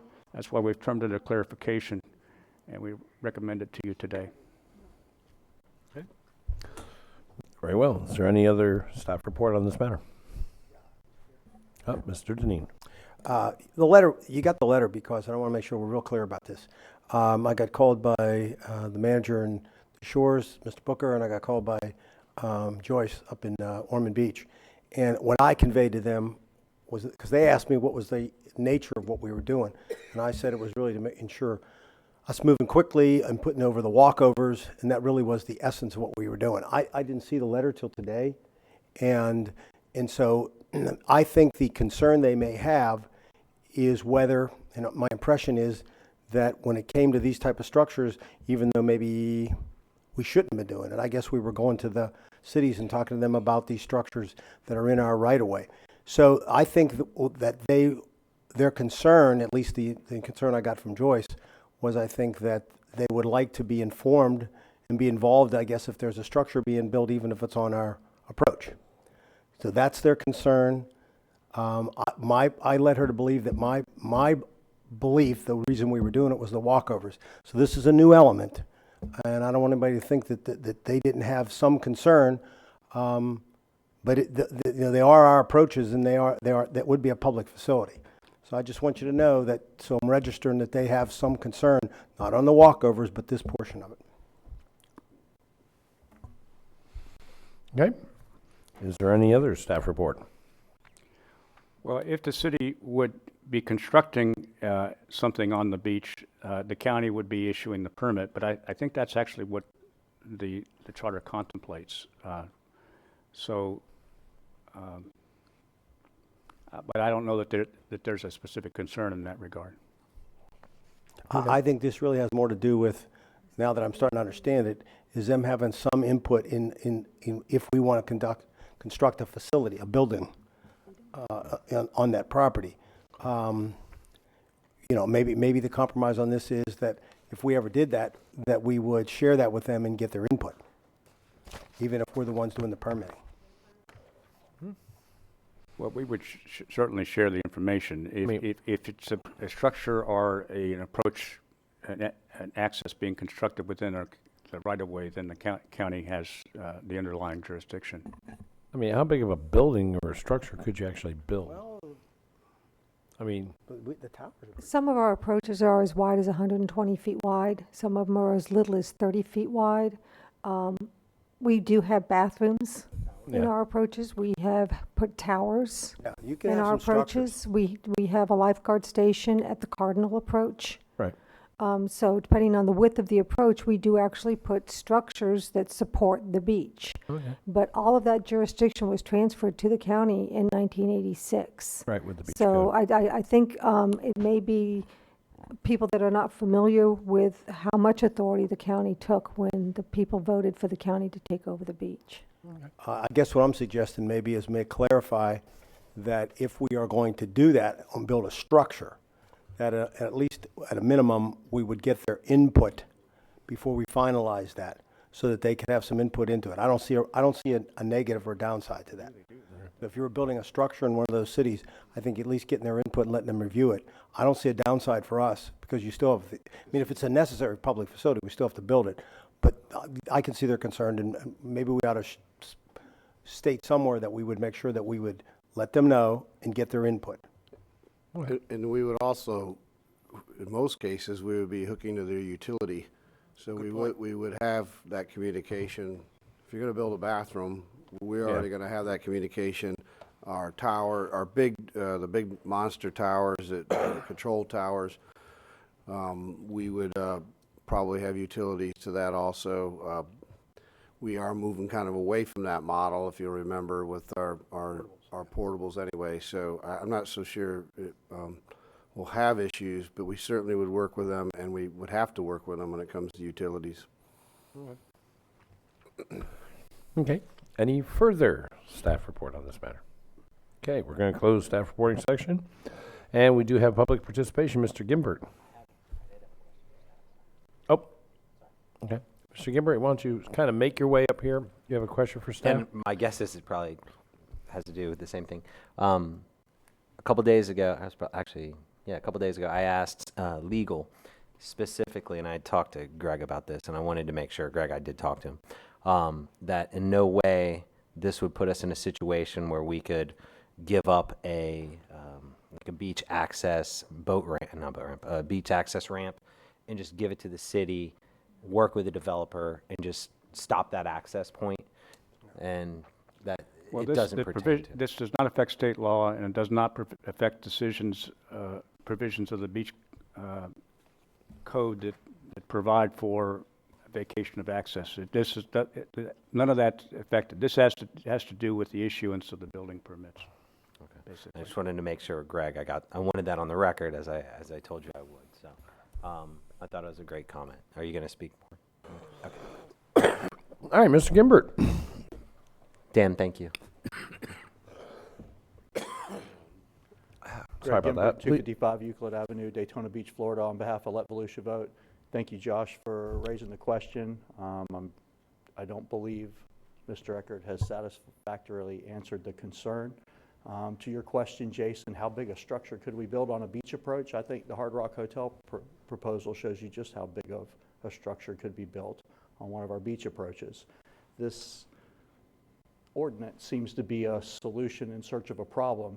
To my knowledge, there's never been a denial of a permit or any bucking by any city of any beach walkover the county has ever suggested.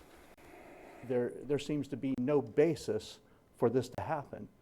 Now, what could possibly happen in the future? Maybe a city to hold you to a higher standard than your current wooden walkovers now?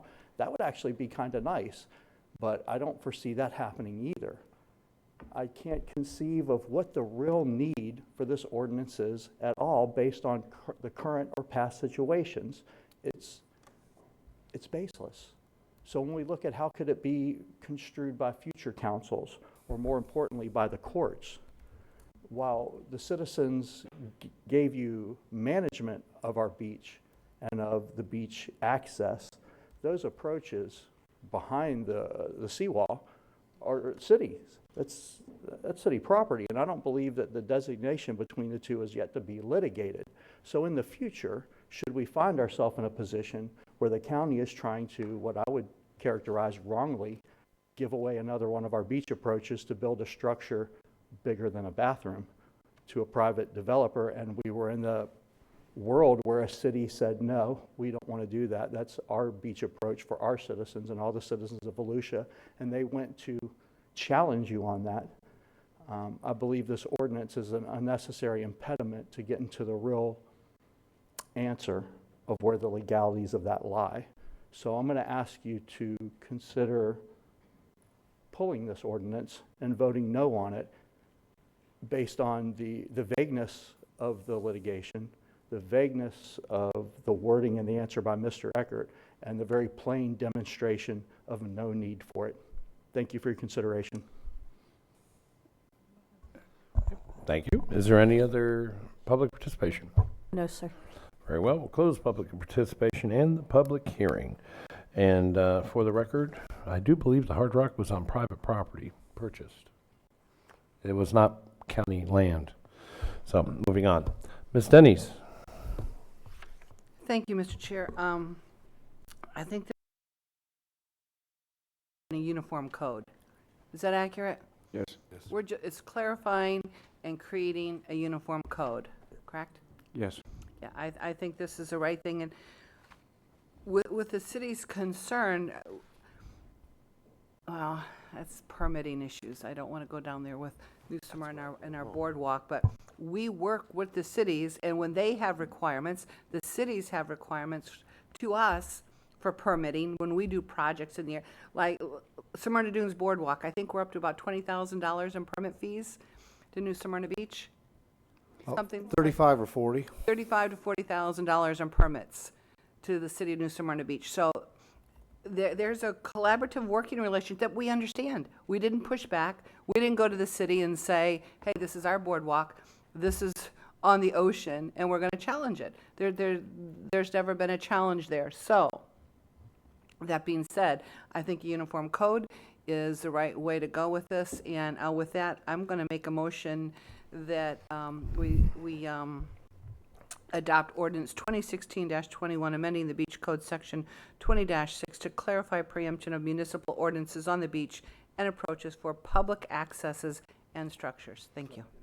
Okay, motion by Ms. Denny, second by Mr. Patterson. Still have the floor, ma'am? You're done. Everybody's disappearing here. Mr. Reckenwald. Just clarifying that there one glaring need arose just from our presentation last week when we're asking our coastal director, who's a professional engineer, and our professional engineering staff and our building official to then have to work with multiple officials to try and repair these ramps in a timely manner. It's, we're trying to streamline the bureaucracy and have it all under one official. They're all capable, and they all go under the Florida building codes. So it just eliminates some necessity, especially in a case like this where we have damage from one end of the county to the other, and we'd like to be able to do it in an efficient and quick manner. And that's the need that this really addresses most of all. And Mr. Wagner? George just said it. Okay. You just said it all. Okay. Any further discussion? Okay. Hearing none. All those in favor. Ordinance 2016-21, amending Beach Code Section 20-6 to clarify preemption of municipal ordinances on the beach and approaches for public access and structures. Please signify by aye. Aye. And all those opposed. 7-0. All right. Moving on to item number 6. Okay, item 6 is a resolution amending and restating the 2016-17 compensation and classification plan. Mr. Boats, there you are. Good morning, Mr. Chair and council members. My name is Tom Moats. I'm the county's Human Resources Director. This morning we have before you a resolution amending and restating the 2016-17 classification and compensation plan. If you recall, on November the 17th, staff brought forward and the county council adopted and amended and restated the classification and compensation plan for non-bargaining unit employees. The plan amendment was in anticipation of the Department of Labor's rule change that was to be effective December the 1st. Prior to that, this amendment superseded the October 20th, 2016 amended and restated plan that had revised pay ranges and granted a general pay increase. The November amendment reclassified positions for eligibility for overtime to comply with the Department of Labor's final rule. Subsequent to that, on November the 22nd, 2016, the United States District Court, Eastern District of Texas, ordered a nationwide injunction against the rule. Therefore, the rule has been held since that date. Staff therefore recommends the adoption of the attached resolution, which reinstates the plan that was in effect after the October 20th, 2016 resolution adoption, except that we would like to retain two of the plan changes in the November plan that were premised mainly on, not premised on the Department of Labor's rule. They were based on the job duties. One was the executive assistant position. Based on the job duties, this position was made payable by salary at a range increased on an annual basis from a prior hourly rate of 40 hours a week, and it was not overtime. It was overtime eligible that time. It would not be under this amendment. We also had proposed, and in having this amendment, raising the minimum pay for the lifeguard classification to $11 an hour, and this was to address and aid in recruiting. The two changes from the October plan I've just stated are included in the proposed resolution, and staff recommends passage of this resolution. If you have any questions, I'll be glad to. I can add to that, Tom. What this would have been was about, remember the rule change was based on income. Right. That people were going to go from salary to hourly. And now that a federal judge they granted an injunction in Texas to stop this, there's obviously some thought that the new administration in the White House is not going to support this, that we would have had to, if we went and did what we had anticipated, it would have affected a couple of hundred people probably in the organization. Over 200. So there's no reason to change these people from salary to hourly and then find out that it's not going to fly and then have to fix all that. So except for those couple minor changes that we want to keep, we're going to put it all on hold and find out what the law is going to be. What do you mean by Canadian recruitment? Pardon? You said Canadian recruitment when in reference to... No, to aid in recruitment. Oh, sorry, sorry, my southern accent. To aid in that's recruitment. Why I was asking, what the hell's Canadian recruitment? My goodness. I understood every word you said. He was rambling. Well, seeing as how you understood, you have the floor. Mr. Chair, I move the resolution amending and restating the 2016-2017 classification and compensation plan. Now, y'all should not be picking on them damn Yankees from Tennessee now. No, you are one. So. All right. I have a motion for approval. Second. Thank you, Mr. Lowry. Further discussion? Seeing none, all those in favor, please signify by aye. Aye. All those opposed? So carried. Thank you. All righty. Move on to item number 7. Resolution opposing truck service plaza on Interstate 4 in Volusia County. Yeah. Help us. Presenting will be Jamie E. Seaman. Actually, I think they wanted me to address this issue. We got to get this agenda straight because I don't know. It's Well, like, who am I they talking to now? crafted and I'm not good at the whereases and what for parts. So let me just say that you guys had asked for this. We had written a letter, little history, to the Department of Transportation. As Mr.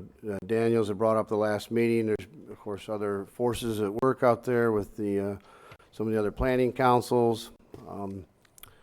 Of course, there is an issue of, I guess, of moving freight, at least that some people feel there are. There was some clarification, I think, at the last meeting too. We discussed an on-system rest stop like you have in Longwood right now that currently exists and works well. The department, at least at the time that myself and Mary Connors, I think John Cheney was there, John and Julie met with the department, and they were very satisfied with that arrangement. In fact, looked to improve upon it during the ultimate I-4 build-out. So, however, because of some of the opposition of the neighborhoods down in that area, they were asked to do a study. Study was done.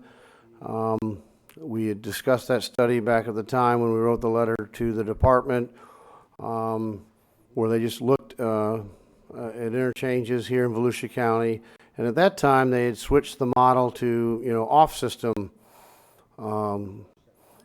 truck plaza, as you would say. That of course would include be privately owned and have fast food restaurants and the like that are associated typically with those mega truck stops you see up and down the interstate system. So. Of course, the state does own a lot of land. I mean, that option didn't seem to be considered up through here. And of course, the question is it needed? And maybe a further question was brought to my attention, and will it be needed in the future? Because, with technology and things that are, upon us, will the nature of freight and trucking change over a period of time? And do you want to be locked in with that now? So I think that the resolution is well written and speaks to the concern that we have, that we retain that authority to plan and kind of look at our future the way we would like to envision these interchanges. They're very valuable assets for this area of the county. Okay. Mr. Patterson. I understand the issue, the problem that the truckers have because of that 8-hour situation they can drive. I have a close friend of mine who's a trucker, and he's told me about the problems. But we did have a problem. We had a rest area out on I-4 and on I-95, and it was a real problem for us, and they were closed down, and we're well aware of that. I think if Seminole County has said that they thought this is a great project for us to have, and if it is such a great project for us, I don't know why they want to pass it on to us. If it was such a great project, they could go over to where the AAA building is and put a plaza there if they want all that economic development. There's others. There's that big church over there. They could buy that property and have a wonderful truck plaza there. I remember years ago, What this whole thing reminds me of is years ago, a bunch of us used to get together and play poker, and one of the games we had was one that was called Pass the Trash, and that's where you would get a hand, and if you didn't like what you had, you just pass it on to the next guy. And this just looks like a little bit of pass the trash to me, us. Not that truck drivers are trash. I'm just talking about, a problem. And I don't think it's very fair of them to, Seminole County to be coming down on us like that. I agree with Mr. Daniels. He has probably said things a lot stronger than I have this morning about this going on. So, Mr. Chair, I move approval of the resolution opposing Truck Service Plaza on Interstate 4 in Volusia County. There's a motion for approval and a second. Okay. Anything else? Who seconded it, please? Ms. Cusack. Thank you. Is it? Okay. As we have said here on this council 100 times before, devil's in the details. And here's our problem that I have with this, and I'm not supporting this, and staff knows I'm not supporting this, because it's in the detail. There's a major difference between the term truck service plaza and rest area. Rest area is on the interstate. It's like what they have in Longwood. Truck service plaza is a private entity, a private business that is built on their private property and is generating revenue. $50 per gallon, $50 per truckload of fuel. That's a truck service plaza. I'm not understanding the confusion here with this, and I saw it in the paper this morning that, they're talking about, DOT is saying you're going to have this. They can't tell us to have a truck service plaza on private property. I mean, I don't understand this. This is very, very confusing, and there's a lot of misinformation out there, and until they get the devil in the details fixed, sorry, I'm not going to support this. And Mr. Daniels. Well, Mr. Chairman, I think I can clear it up. FDOT is happy with Longwood. They're happy with where it is. Good. The truckers are happy with where it is. That's great. We don't need it. It is Seminole County that wants us to take it because they want to do something else with the property. Mm-hmm. Truckers are happy. DOT is happy. There is no need. Mr. Patterson referred to my comments in the paper, and indeed some of those came out of the East Central Florida Regional Planning Council, which gets back to my point that I've made a couple of times before. We got to start going to those meetings because that was, those meetings get fairly intense. Usually they're between Seminole County and Orange County, but this time it was Seminole County aiming their guns at us, and we need to be there and participate in those kinds of meetings. A truck plaza is a real problem because what it does is it takes up a lot of space. It's, you've got maybe, from what I hear, the proposals have been as many as 20, 30 acres of asphalt and a little an oversized minute market. And if you got 20 or 30 acres of asphalt, 20 or 30 acres of semis pulling off the interstate to a truck plaza, you're not going to have anything else at that intersection. You have ruined that intersection. You're getting no office buildings. You're getting no good retail. You're getting nothing. You're getting absolutely nothing at that interchange. We have few enough on I-4, and I-4 could, within the next 10 or 20 years, be one of our best places, one of our highest revenue producing places. There should be office buildings there. There should be retail there. And indeed, the land is growing in that direction and with nice subdivisions that would support that kind of development there. We don't need to be ruining our intersections with a truck plaza. The proposal has, the truck plaza is Seminole County's proposal. It is not DOT's. They don't care.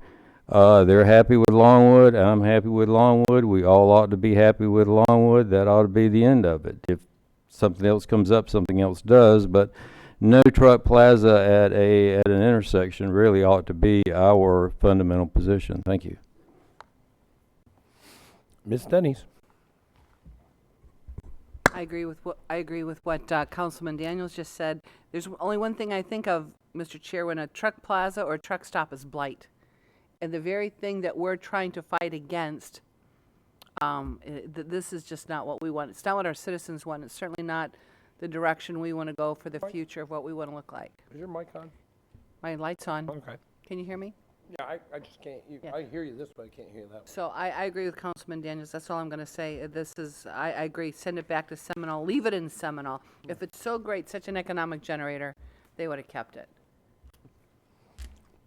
Mr. Patterson. Yeah, I forgot another comment that was really important to me and to my neighborhood.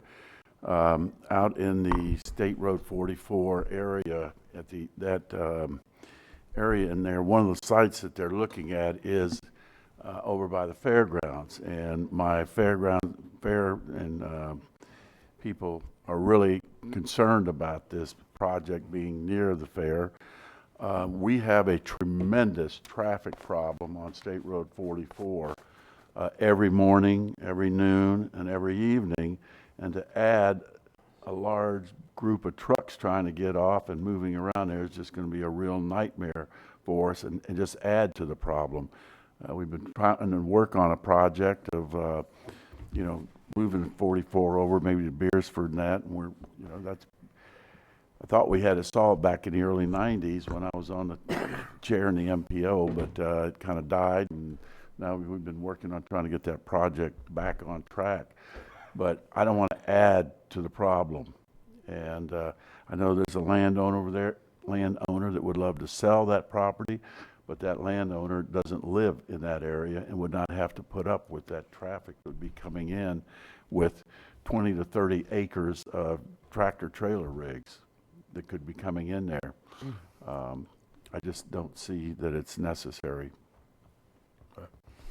Ms. Kuzak, if, before we go further. I just want to make Go sure ahead. that we recognize that we have not had the public participation. I was just going to make that. And-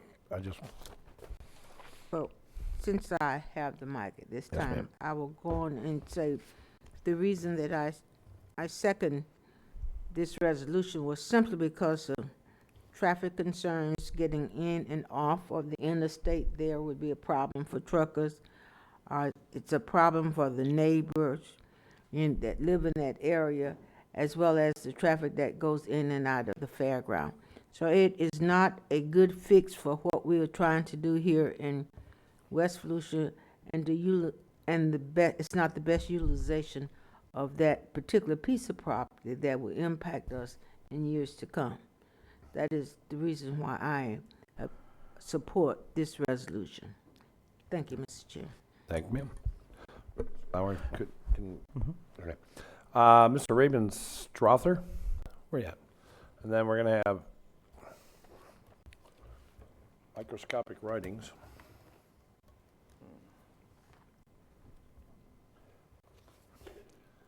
Mr. Perry, P-A-R-R-Y. Good morning, Mr. Chairman. I'm Raymond Strother. I live at 2624 Winterset Oaks Drive in DeLand. Okay. That's right next to the lake itself, but it's the other subdivision there. So overall, I represent the Winterset Oaks Homeowner Association. And what I would say to you, I've heard Mr. Patterson and I've heard Mr. Daniels say we were satisfied, let it stay in Seminole County. I'm here to echo the same. I will ask for your support, and I'm here to support it. I know my neighbors, I spoke with them. They are very concerned about the issue, and they would like for it to stay in Seminole County as well. We understand, and we heard that the traffic may be an issue. We also realize that pollution will be an issue. Also, those truck plazas, I've traveled up and down the highways 95, and I've crisscrossed this country over my career. I only stop at Truck Plaza if I have to. That's the last place I stop when I'm traveling. Not that there's anything bad, but it's just not a place I desire to stop. I know that activity goes on at those places that's unwanted, and it brings in other things. If you want to lay it out, it bring in prostitution. It bring in merchandise being exchanged, maybe not purchased, things of that nature. So those truck plazas had various reputations. I know from my experience, that's not favorable. So I support and oppose the resolution, same as you, and suggest that we keep it where it is. And that's all I have to say at this time. Okay. Thank you. Thank you, sir. Ms. Perry? After Ms. Perry is Christine Livings. Where are you at? Good morning. My name is Astrid DePerry, 113 Lake Winnimisset Drive. I'm here to speak today on behalf of the Lake Winnimisset Civic Association. Our membership is deeply concerned about this proposal, and we would strongly urge you to pass this resolution.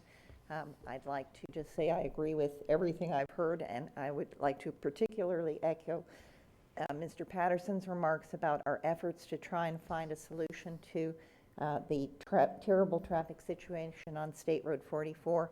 I'm hoping that this council will continue to have an interest and work with us to work on a resolution to this. And I thank you very much for all the good work you do and hope that you support this resolution. Thank you.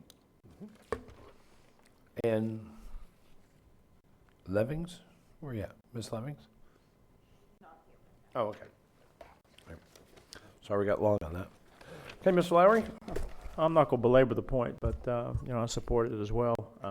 I know when I was on the City Commission, Deltona, we have a nice intersection out there of Howland that we were approached that bus stop or truck stop want to come out there, and it's a giveaway of really good land, and I think we're heading in the right direction with this ordinance. Thank you. Okay. No further discussion? All those in favor of resolution opposing truck service plaza on Interstate 4 in Volusia County, please signify by aye. Aye. All those opposed, which would be me. Chair opposed. All right, we're going to move on to moving back into the back.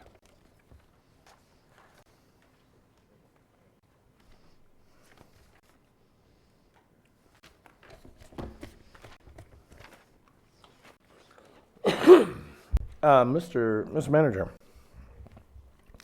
do we have to do this executive session this evening, or would you like to take a break now for 30 minutes and go do it before lunch?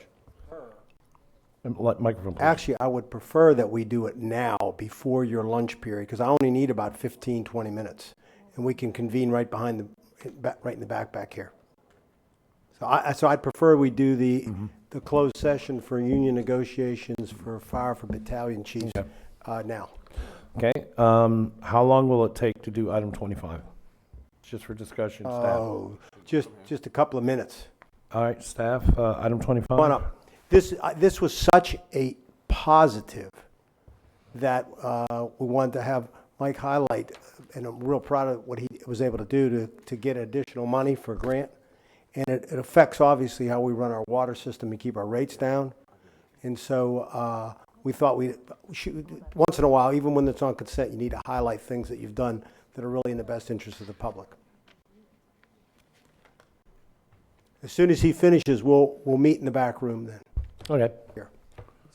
Is that for Mr. Patterson Tom? or myself? Mr. Patterson. You have the floor, sir. For the record, your name and positions. Yes, Mike Ulrich, Water Resources and Utilities Director. Mr. Chair, we all set, so. Council, I'm really very pleased to present this agenda item today. It's recommending approval of a First Amendment to St. Johns River Water Management District cost share agreement, which was actually originally approved last December. This amendment provides for an additional $2 million for our advanced wastewater treatment project, which is already underway and in process. And so I just wish to give you a quick details of the funding, if I will, as well as just a quick project status, and also just reflect on a few of your milestones over the last couple of years. So with regards to the funding, you'll see that the First Amendment provides for an additional $2 million on this $12 million project. The benefit to this, of course, is the fact that we are initially, when we authorized construction of this project, we had put about $6.6 million of county funding into this. The additional funding allows for us to reinvest some of the money where we had previously deferred some of our capital projects into more water quality projects for the future, and that's very exciting. I wish really to thank the Water Management District and FDEP for the support of this project and their continued commitment to water quality. Ann Benedetti, Intergovernmental Coordinator for St. John's, is actually here. She came up from the Palm Bay office today, and I wish to personally thank her as well as the FDEP for further efforts. I wish to also point out that this project, when it was approved back in May, we had a kickoff meeting in June. Senator David Simmons attended the kickoff meeting. We held it at Blue Spring. Mr. Lowry was our representative from the County Council, and of course we had Dr. Ann Shortell for the Water Management District and Tom Frick from Tallahassee DEP, also in attendance in joint support. And again, this project was really made possible by the working cooperation of all of these entities. Whoops. So just again briefly to just go over what is happening currently over at this project is you'll see that what we had is an existing facility of 1.5 million capacity and treatment of wastewater on a daily basis that's going on. And of course the real challenges with going to an advanced wastewater treatment process is continuing to maintain operations and meet all compliance measures while you're actually working around it. And so far our efforts are going very, very well. We're about 7 months into this 17 to 18 month process. We're having great success. It's a true tribute to the operators as well as our construction firm Wharton Smith and our design team of CPH Engineering.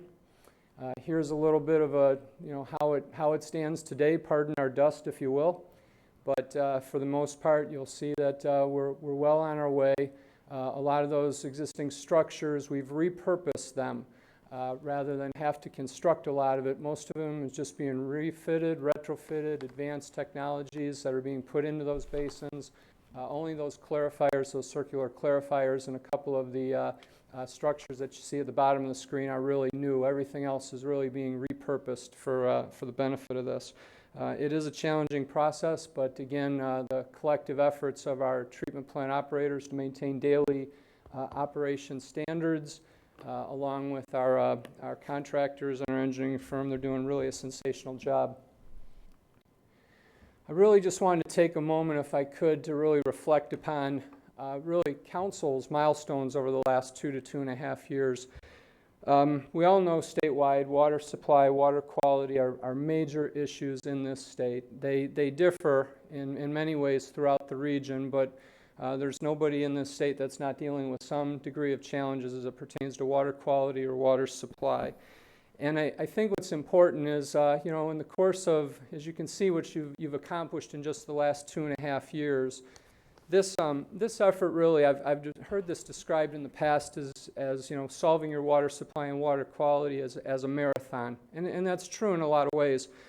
But in other ways, I was thinking about this morning. It's very much a marathon relay, if you will.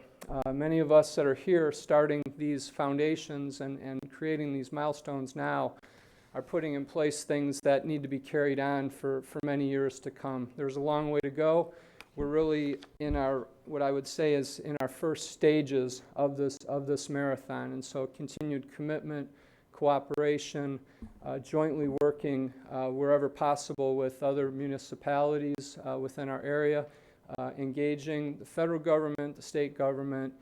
These are all key issues that we will be going from this point on. So again, we've certainly passed a lot of these things with a lot. You've made some bold moves at times, fertilizer ordinances, water quality resolutions to improve water quality, joint cooperation with state and city agencies.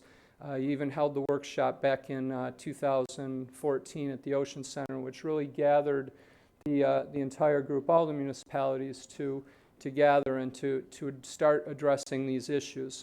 We're very grateful to see that the state, at the legislative area, the passing of the water bill earlier this year, again, doesn't solve our problems by any means, but again, we're putting in foundations, we're putting in cornerstones, and we're starting the first length of this marathon. So again, I thank you very much for your support. Welcome to answer any questions you have regarding this. I also want to make sure I mention how proud we are of Mike for really fighting the fight and pushing to get this extra money. Obviously, we like to use other people's money if we can sometimes to keep, that offsets our costs and therein offsets our need to increase rates. But you know, ever since the workshop on water quality, we have made a conscious effort to actually implement what the council wanted us to do. As Mike said, it's a long strategy, a long marathon, but you got to start somewhere and you got to keep running. And this is all part of that. And I think the council can be proud of the steps they've made towards water quality. This is one of them. Thanks again, Mike, for your leadership. My pleasure, sir. So we do need a recommendation for approval of the. Correct. Okay. Mr. Patterson?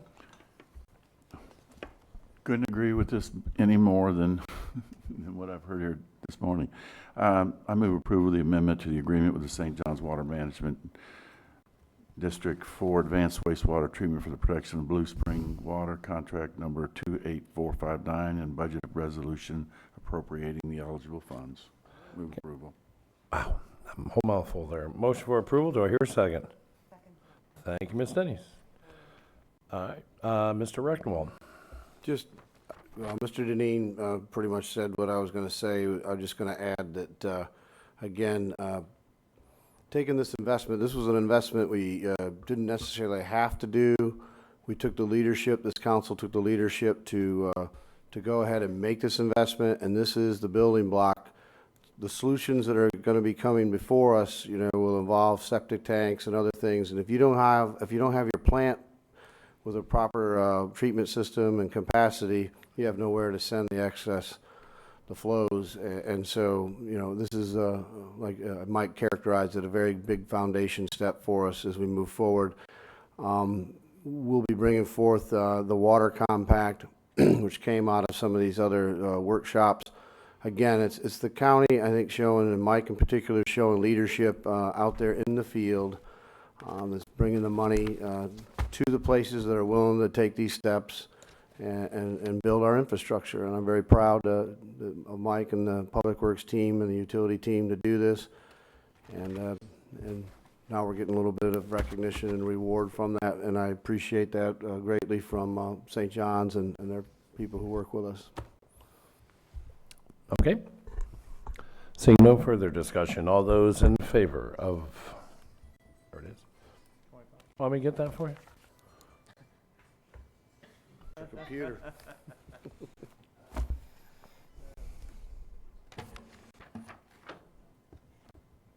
I just wanted to actually be, you know, quiet so she could get her phone. It is. So much for the entertainment. That's right. Should have held it up to the microphone. Could she turn any redder? I know.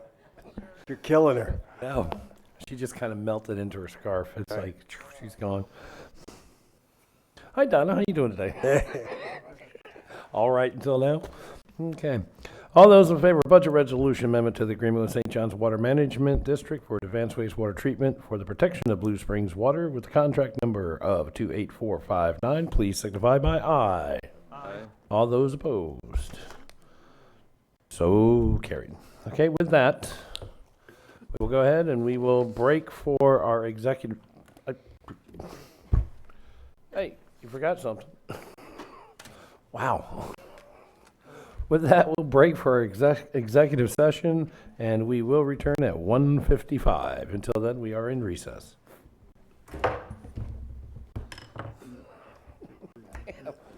There's just stuff flying everywhere. I was like, what the hell?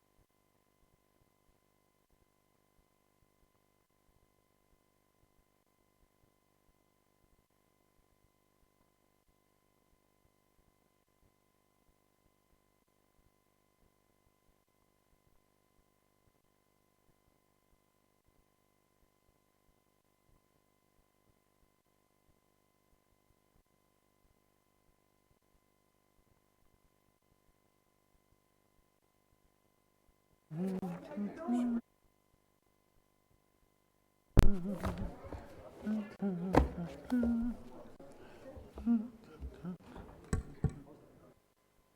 that you humming?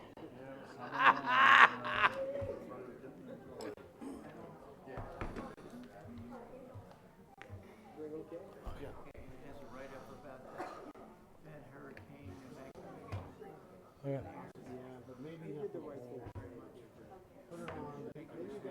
Okay.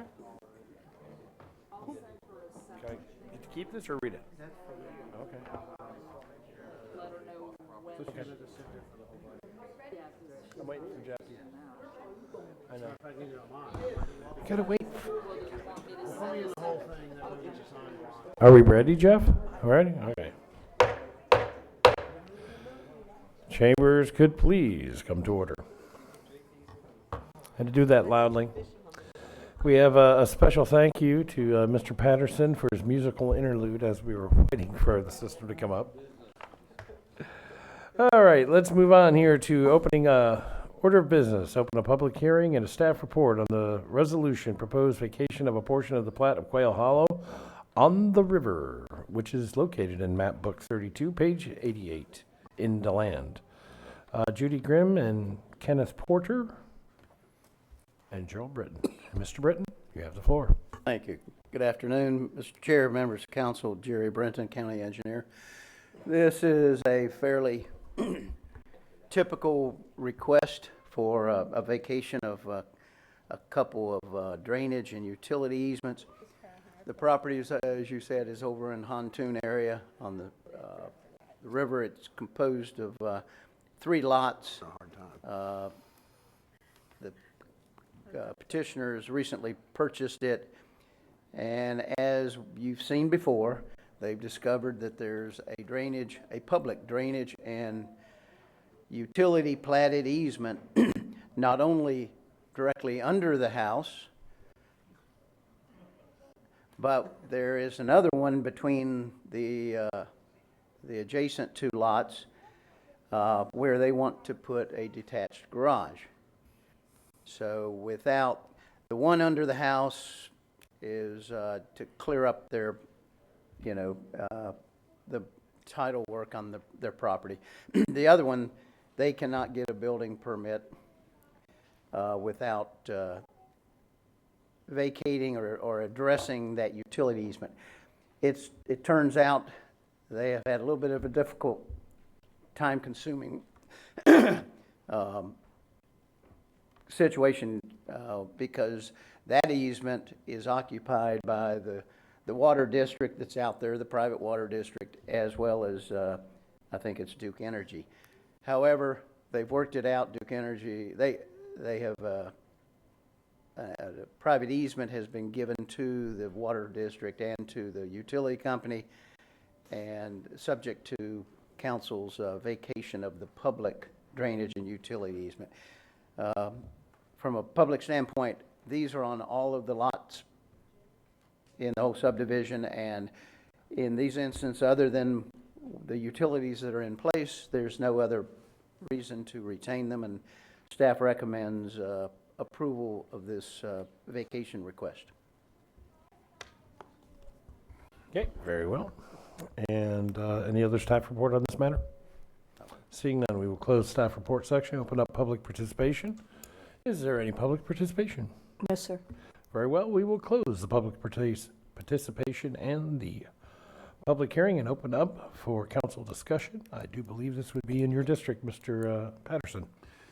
Mr. Chair, I move approval of vacation of a portion of the plat of Quail Hollow on the river, map book 32, page 88. Move approval. There is a motion for approval. Do I hear a second? Thank you, Mr. Wagner, and there is a second. Do I see further discussion? Seeing no further discussion, all those in favor of the resolution for the proposed vacation of a portion of the plat of Quail Hollow on the river, located in map book 32, page 88, DeLand area, please signify by aye. And all those opposed, so carried, 7-0. We will now move on to another order of business and a public hearing, resolution case PUD 16-073, This is a major amendment to Resolution 2009-144, Santana Ranch Business Planned Unit Development, allowing for amended uses on a business planned unit development zone property. Mr. Morris will be the attorney for the owner, and Mr. Clay Irvin, you have the floor, sir. Thank you very much. Clay Irvin, Director of Growth and Resource Management. For you today is an amendment to the Santana Ranch BPUD. This is an existing BPUD that was approved previously for a parcel that's located on the west side of State Road 415, approximately 2,000 feet south of State Road 44. The area surrounding it, and just to make sure everyone understands, that was on page 2852 of your packet that showed the location maps. On page 28-53, we have an aerial that shows the nature of the area surrounding it. It is primarily residential and rural. The subject property was subject to a BPUD, which allowed for a contractor service yard, and that's what you see in the aerial where the buildings that were associated with that previous use. The land use is rural, and that's shown on page 2855 of your agenda packet, which is the future land use map. The next page will show that on page 2854, we have the zoning, which is the BPUD. And again, this reflects the 12.4 acre parcel that is zoned BPUD. This is part of a larger parcel that has a grand total of 41 acres out there. The buildings that are out there total 19,030 square feet. The applicant is looking to establish the use out there for an automobile tuning company, VMP Tuning. This is not really a heavy manufacturing, it's more of a technical based operation. They come in, they utilize computers to basically remap engine parts so that way you can have higher performing vehicles. They plan to utilize the existing site as is. They understand that any future changes to the site would require processing both an amendment to this BPUD as well as a final site plan. This was presented to our PLDRC at the November meeting. During that time frame, Mr. George DeLeo, who resides at 4010 Sebring, was in attendance and identified a concern with the proposed amendment. His main concern was, first of all, changing the BPU in any way, and second of all, his main issue was whether or not they would be doing any kind of racing or any kind of competitive track work out there. We have on page 2850, John, if you could go to the letter that we received from Mr. Morris, where it was identified that the site would not be used for any racetrack use and that it would be solely for the operation of VMP. This is again in your packet. And in it, what you'll see is competitive automotive sport events, whether or not for profit, are prohibited. And this was voluntarily proffered by the applicant so that way they could address the concerns that were identified by the adjacent property owners. The PLDRC unanimously recommended approval of the project. Staff has identified 3 conditions that are in your staff report on page 28-3.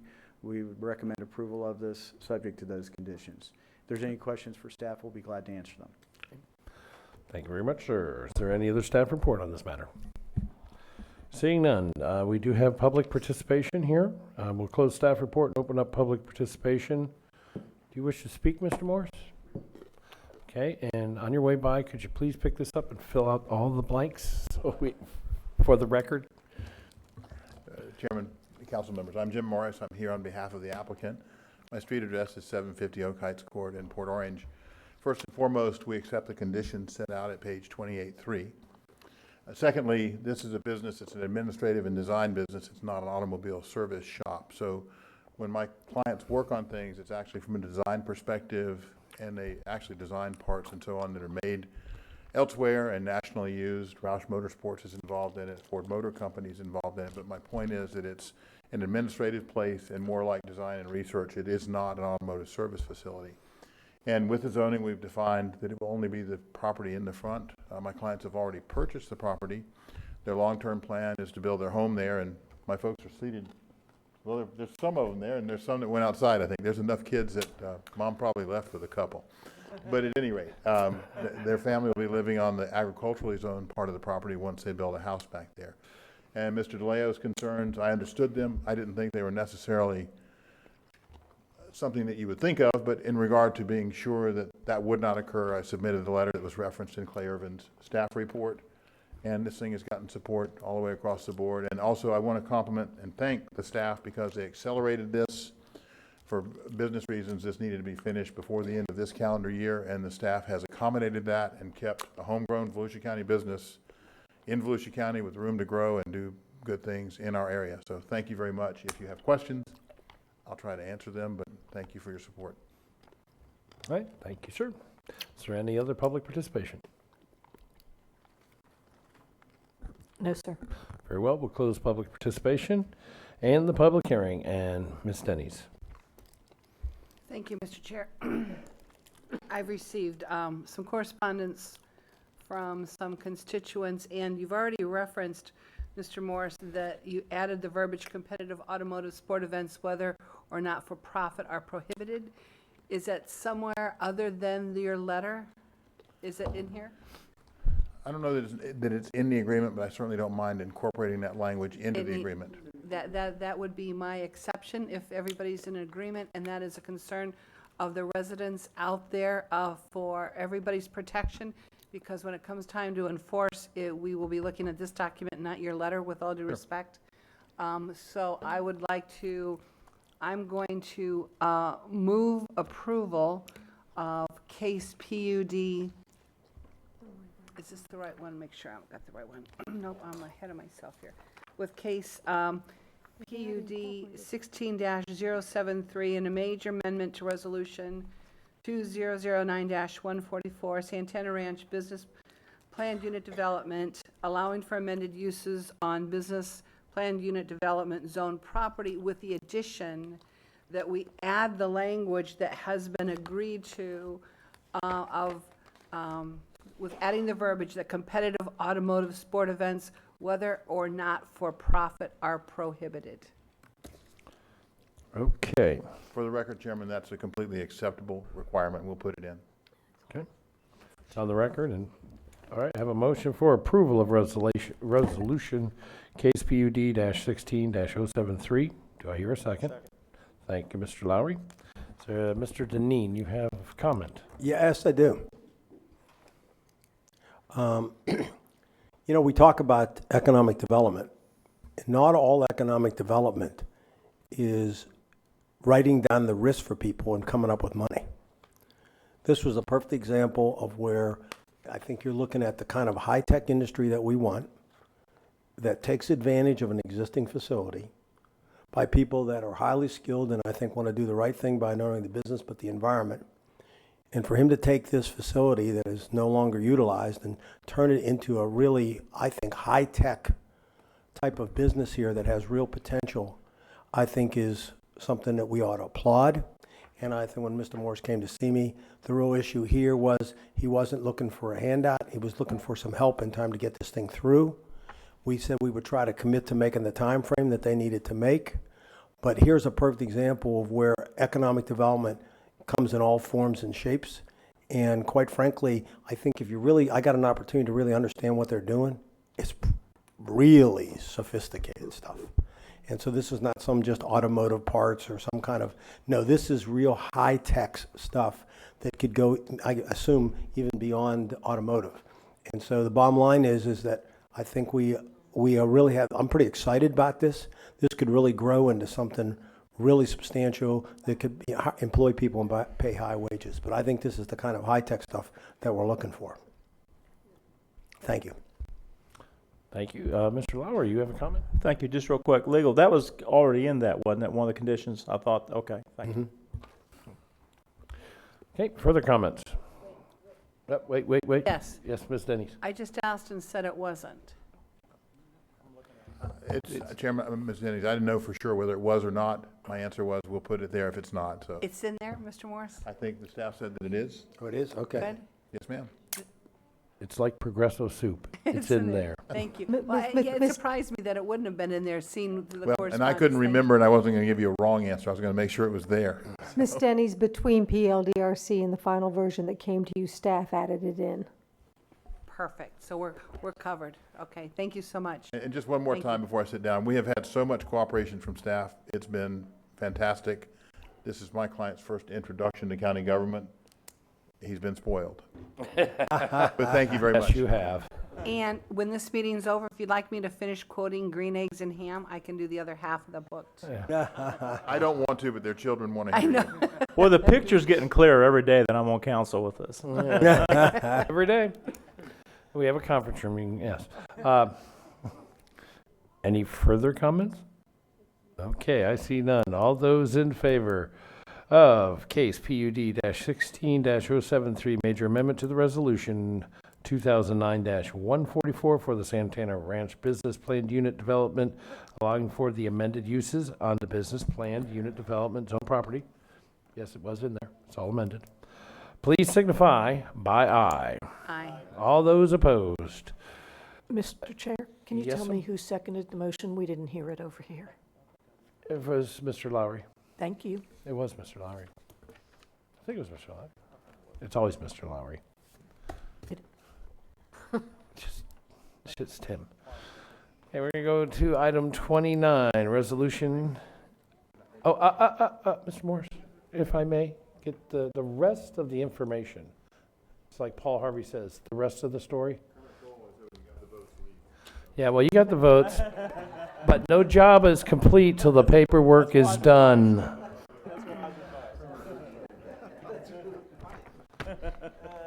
Who, Kermit the Frog? What? Kermit who? Oh, okay, Kermit, yes.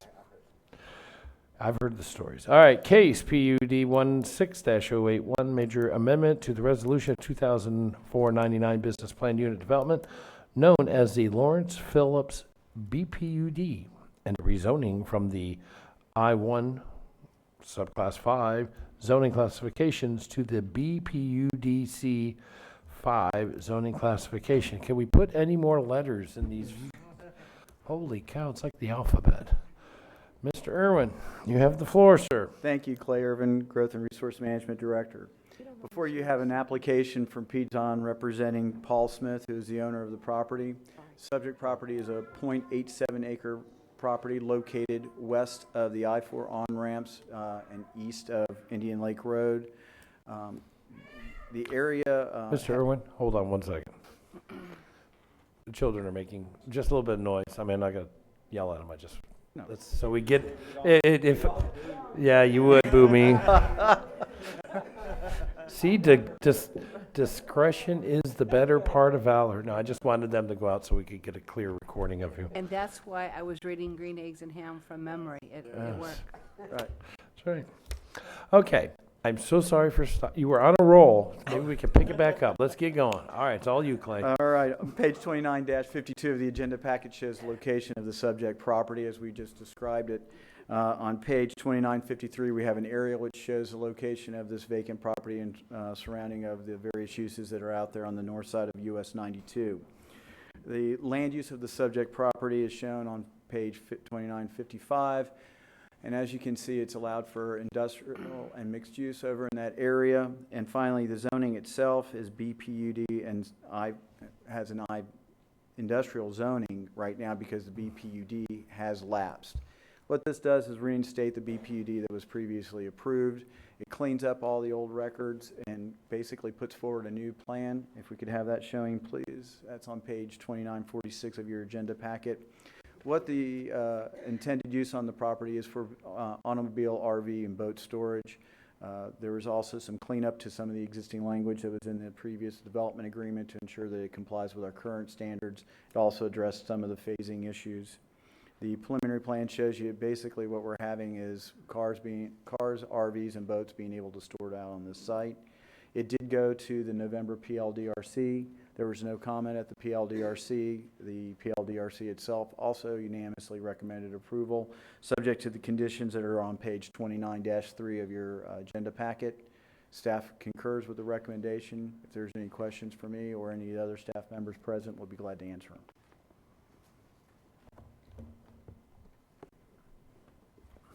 Very well. Is there any other staff report? Seeing none. We'll close the staff reporting section of this and open up public participation. Peter Zane is on. Mr. Mr. Zahn. Sorry, Mr. Zahn. Mr. Chairman, members of the council, Pete Zahn, Zahn Engineering, 244 South Palmetto, Daytona Beach. I believe I did fill in the paperwork. I'm glad You now did that a I good, did. you did, I give you an A for effort on that. Excellent job, sir. Got a good staff report. I'm just basically here to answer any questions if you have any. Okay, thank you, sir. You might want to have a seat in that front row then, just in I'll case do they, that. there may be a pop quiz later. All right. Any other public participation in this matter? No, sir. Very well, we will close public participation and the public hearing and open up council discussion. This goes to District 4. You have... Mr. Chairman, move approval. Motion for approval. Do I hear a second? Thank you, Ms. Kuzak. Got it? Okay, cool. Further discussion?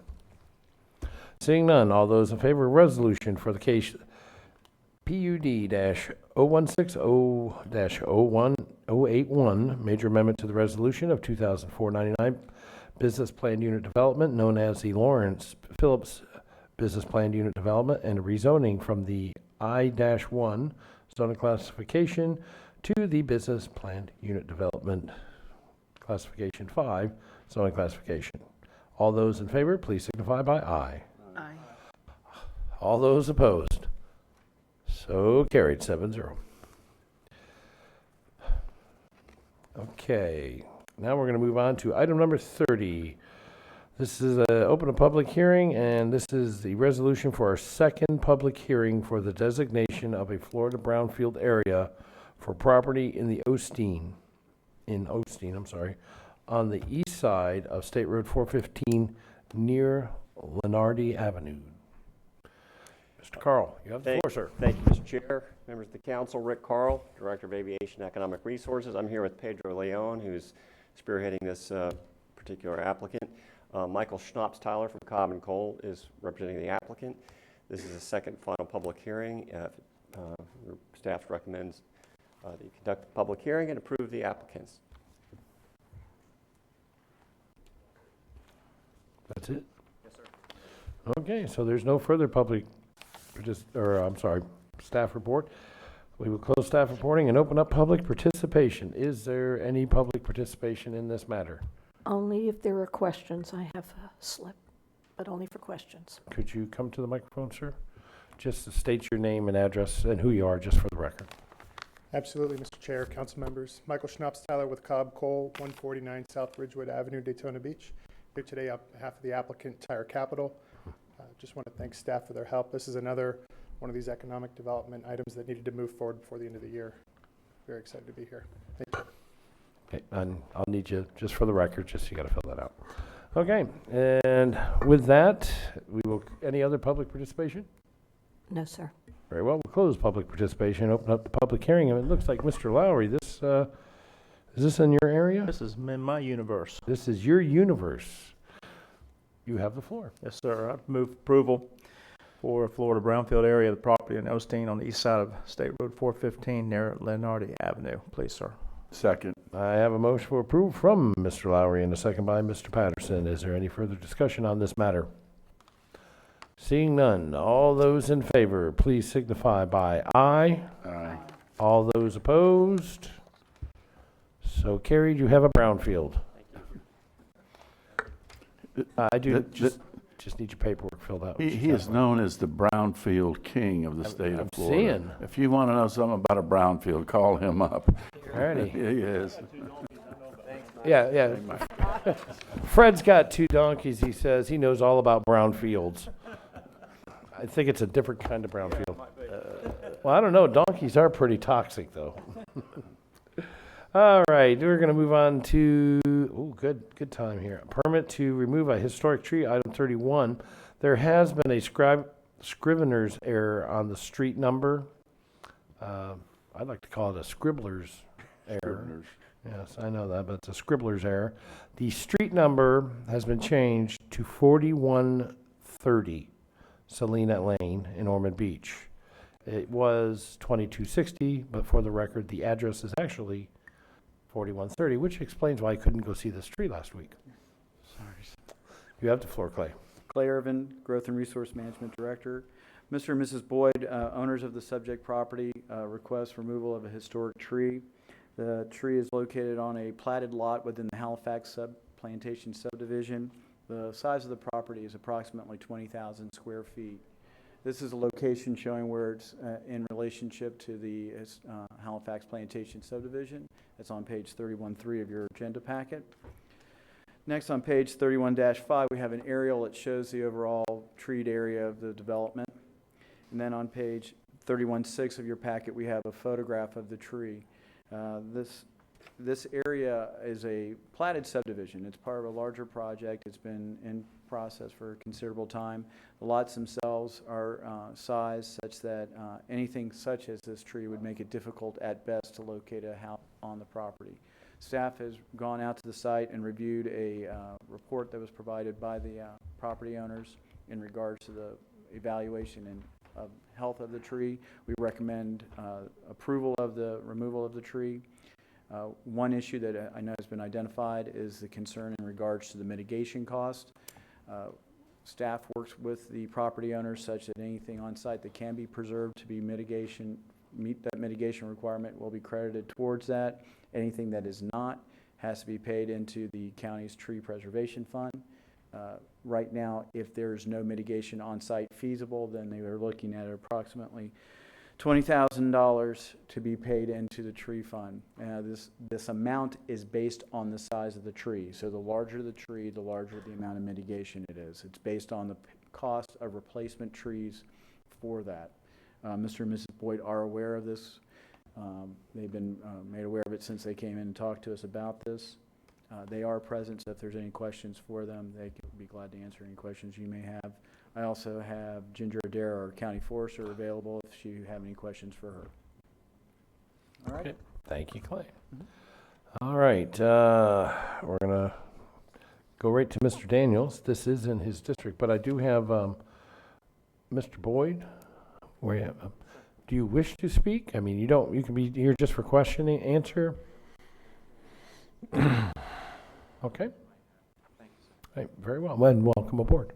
Thank you very much. It's our pleasure to be here. Okay. Hopefully. He conditioned that. Wow. Okay. We'll just go to Mr. Daniels.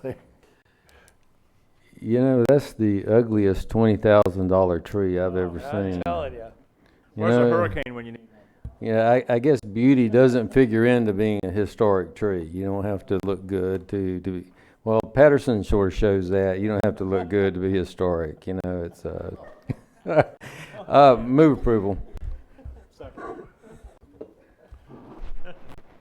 You know, I just may vote to keep this tree if you're going to talk about it.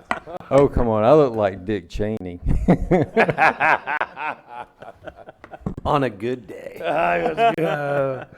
Woo. All right, I better get this crew under control. No, keep your microphone off there, Fred. All righty. Very well. Ms. Kuzak, please, save me. Save you? Well, You're taking a long time to save me. I just wanted to know, can someone tell me exactly what the tree, it is a healthy tree, what would you anticipate the life cycle remaining on this tree? Good afternoon. Ginger Adair, Environmental Management Director and County Forester. Yes, ma'am, this tree, this photo is after the hurricane, just to preface that. The lot was seriously impacted by the hurricane, and maybe unfortunately for the applicants, a lot of the trees on the lot were damaged, but not this one so much. So much? Yeah, it took some hits from the other trees falling around it, so some of the limbs came down. The lot is interesting in that where you see that tree, it falls off significantly, just what would be to my right. And so the grade changes significantly. That tree, absent any development, would probably stand there for another 30 years or so. But it certainly, its placement on the lot precludes building a house. And even if you could build a house and have the tree sort of on the side lot, once development occurs, it wouldn't necessarily be a safe situation. So that's why we're recommending removal of the tree, and we're going to work really hard with the owners to make sure that there are trees on the lot so that they don't end up having to pay That is too my much. concern, that, a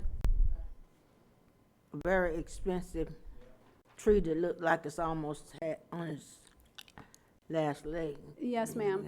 The tree ordinance requires replacement at 15% of the cross-sectional area that's removed, and so it's just a mathematical equation. The tree is X size, 15% of that is X number, and that's what is required for replacement. But we definitely encourage people to save existing trees on the lot, and we will work with them very diligently to make sure that they have that replacement on site. The other alternative is that they can plant, and they probably would plant some trees anyway, and we'll give them credit for those. So our hope is that they don't end up paying into the tree replacement fund. Thank you. I'll second that motion. Was it already second? Motion's already been seconded. All right. Well, that answers, that makes me feel better because I think It's Fred again, but he never turns his microphone on. No. he made the motion. I didn't think it had been second. But it doesn't matter. If it has, I'll second it again. Okay, we'll change the record to Ms. Kuzak as the second. How's that? We could do that, right? Why are you saying no? Okay. All right, anyways. Any other discussion in this matter? Very well. All those in favor of a permit to remove a very ugly, expensive historic tree, at 4130 Salina Lane, Ormond Beach. All those in favor signify by aye. All those opposed. So carried. I hope we find enough trees. $20,000 is a lot of money for that tree. And I'm sorry, it ain't a pretty tree. Yeah, well, we can help out on that. for sure. Yeah. I mean, that tree makes me look good. Mr. Well, we're Chair, related. Yeah. Mr. Chair, Yes, ma'am. just to remind you that we all represent these districts. If we had to wait for the at-large to make a motion, there would not be an opportunity. So bear that in mind. You don't call on them based on the fact that they represent a district. Oh, true. I appreciate that. Okay, no problem. Thank you so much. Thank you, ma'am. Okay. That's it? There you go.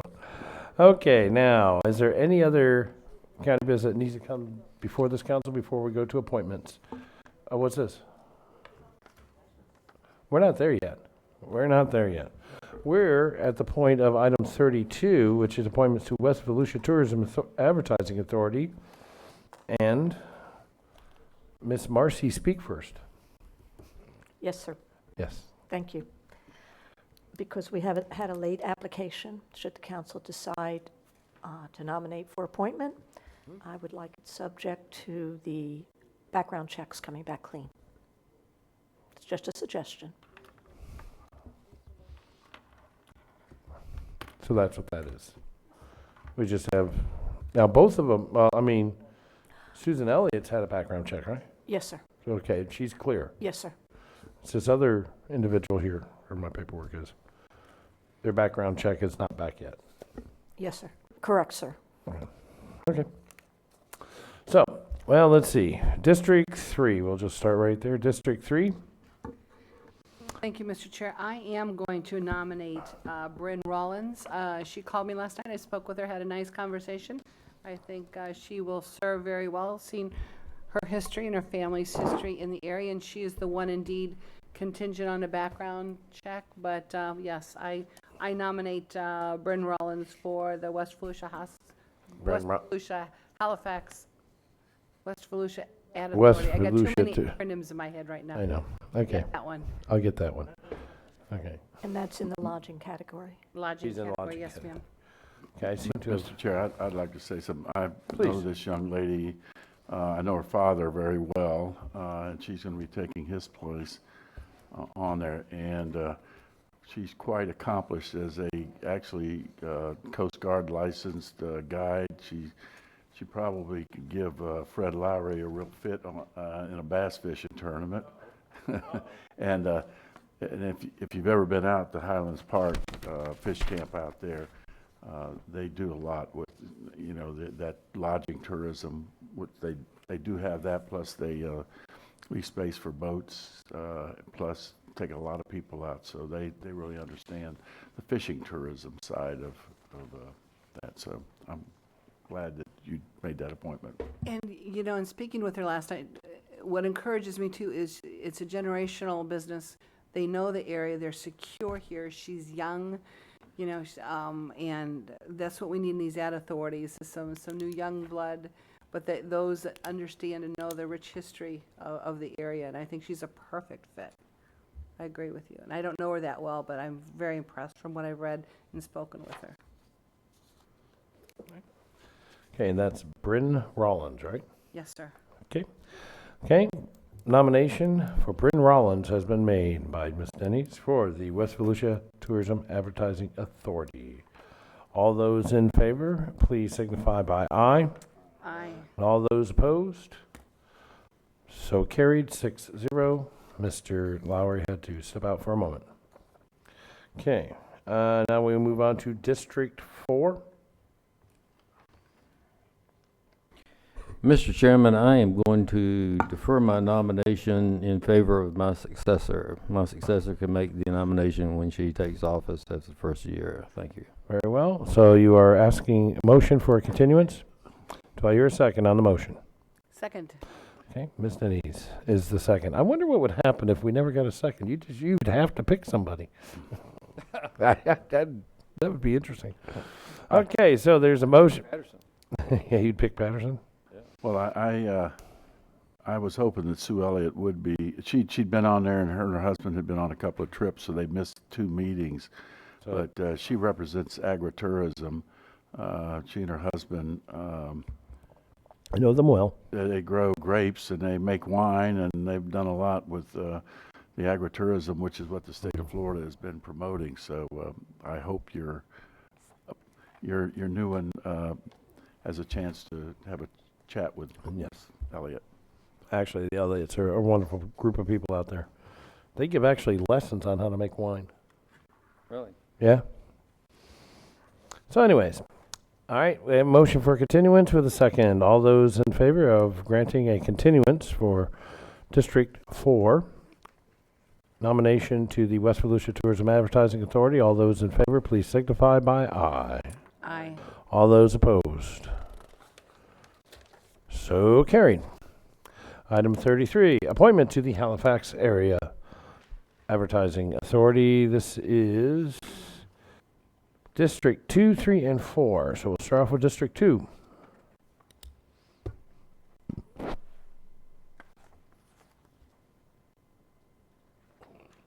Mr. Wagner. Continue it to next meeting. Thank you. A motion for continuance? Do I hear a second? Second by Mr. Patterson. All those in favor of a continuance for District 2, please signify by aye. Aye. All those opposed? So carried. District 3. Mr. Chair, I'm going to nominate John Phillips. Okay, John Phillips, nomination by Ms. Denny's for the Halifax Area Advertising Authority. All those in favor, please signify by aye. Aye. All those opposed? And so carried. And we move up to District 4. Let me guess. On this one, I have a question. I thought what we were doing is just putting people back on who had missed too many meetings and that their time was going to be up in March anyway. Is that true or not? Yeah, you can. I also thought that there might be, because of the storm, these are people who were affected by the storms where they were, like Libby Gallant, Well, if the person's only going to be on till March, then I would reappoint whoever District 4's nominee is, whoever it is. If it's going to go on longer than that, then I would reserve that to my... I think the issue is they have some things coming up that kind of they need to. They need a Well, full. I tell you what, I will, if it goes till March, which I think is true, it does? Okay, I'm getting a yes. I nominate Libby Gallant. Libby Gallant, Elizabeth Libby Gallant has been nominated by Mr. Daniels for Halifax Area Advertising Authority. All those in favor, please signify by aye. Aye. All those opposed. Mr. Chair. So carried. The same would be true, Mr. Daniels, of the West Volusia Authority, if that Right, they're all. influences your... And we Thank you. can go back. Okay. Would you like to go back to item 32? All right, let's get back to item 32. Item 32, you have the floor, Mr. sir. Patterson, tell me who it is I need to nominate. Sue Elliott, the Sue lady Elliott. I referred to in the agritourism. All right, now, do I get a free wine making lesson? You got to go out there on a Friday night, but I will I say, really don't believe he just asked that on open mic on the record. Do I get a free anything? No. I'm going off the council. I know, but we're still subject to. Actually, Mr. Daniels, it is a wine tasting they do up there once a month in Pearson. I'd gladly go with you. I'll take my Pellegrino with me and watch you drink wine. Mr. Daniels might be in violation of the moonshine law. I'm not sure. Nomination by a reappointment, shall we say, by Mr. Daniels Reappointment of. for Susan Elliott to the West Volusia Advertising Authority. All those in favor, please signify by aye. Aye. All those opposed. So carried. You're killing me, guys. You're killing me. All right, let's see. Item 34 is an appointment to the Historic Preservation Board.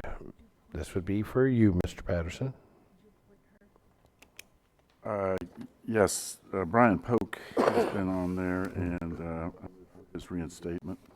Okay, motion for reinstatement of Brian Polk for Architectural and History. Motion made for the Historical Preservation Board by Mr. Patterson. All those in favor, please signify by aye. Aye. All those opposed? So carried. So Mr. Polk.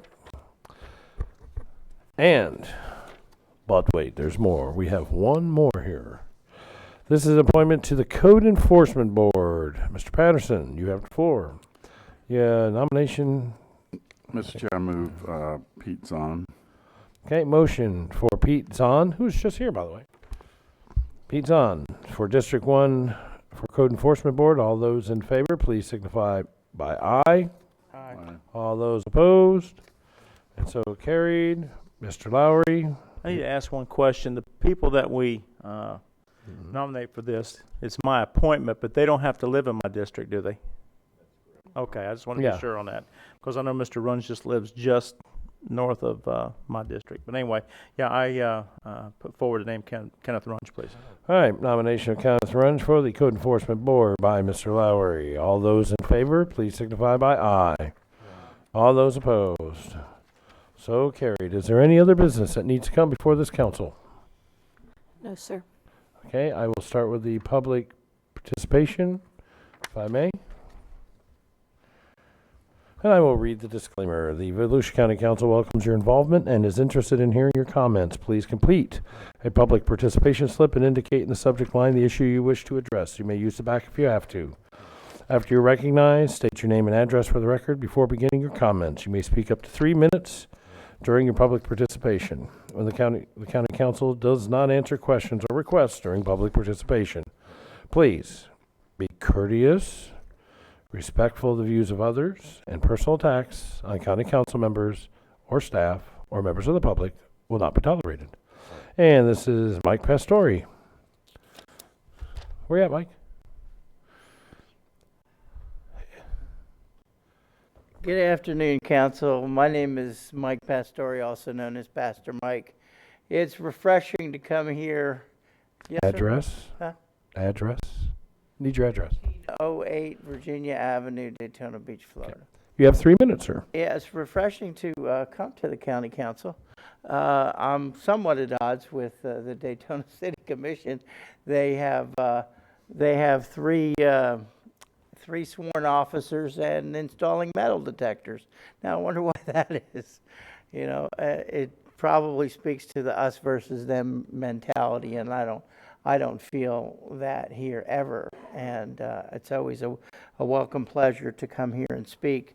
I've just got a couple of things that I want to bring to your attention. I didn't bring enough for everybody to have a copy, but I'll make sure that it gets in your inbox. This is Voices from Home, the voice for the homeless in Central Florida, and this is our first advertiser-supported issue and will be published quarterly. Now, in this particular issue, I had wrote an article about my experience with the treatment of the homeless during the evacuation of Hurricane Matthew. And I believe that this is I believe William Shakespeare said, "All's well that ends well," and it did end well. I was able to reach Jason on his cell phone, and he took care of business. Yes. I hate to be really anal about it, but you have to refer to the title, the chair. Okay. I was able to reach Jason Davis, County Chair, on his cell phone, and he took care of business. I think this is more of a educational thing, and I don't think we'll have that problem again. Jim Judge, Emergency Management Manager, came up to me at the round table and did apologize for what happened, and I don't think we'll have that issue again. The other is that in the center of the publication there is yet again a copy of the Homeless Bill of Rights, and I believe Councilman Wagner, have we asked to have that put on the agenda at any time? We haven't. Okay, well that'll be one of my things on my to-do list for the next session. The third thing is that we're coming up on another discussion of a homeless shelter in the county, paid for with county funds, a land grant and $4 million, and Mayor Derrick Henry is of the opinion that since there's going to be somewhat of a changing of the guard, that he's going to be more successful with getting operating capital for that. And I'm here to ask you to consider strongly linking any land grant or construction financing to a short-term solution in Daytona Beach, because you are paying for a shelter right now. However, it is at the branch jail. Thank you very much for letting me speak. Thank you very much for speaking. Okay, is there any other public participation? Bing, bing, bing, bing. No, sir. Sorry. Okay, very well. Now we will get my glasses on so I can see what we're doing here. Okay. Now we will turn to the County Council for discussion on matters not on the agenda and committee reports. Ms. Danes, you think I should go first on this one? Mr. Chair, I think it would be more than appropriate for you to lead your council out on this issue. Thank you, ma'am. All right, well, everybody here. I love it when we close at night. You know, it's kind of empty here, but that's okay. We go out all over the World Wide Web. So, this morning, in our discussion, we had public participation here for those who did not know. And to be quite honest with you, absolutely disgusted, as many other veterans in this that work for this county have come to me and actually expressed my great resolve on not harming someone. This morning it was discussed in public participation about the Constitution and the right of someone to disgrace and desecrate the American flag. And it was right here in our chambers. let us all be honest. It really is. It's just colored cloth. You know, piece of cloth, or actually that's so it was stated. But I submit to you all, the citizens of this great nation, that it is not the flag, but what is behind it.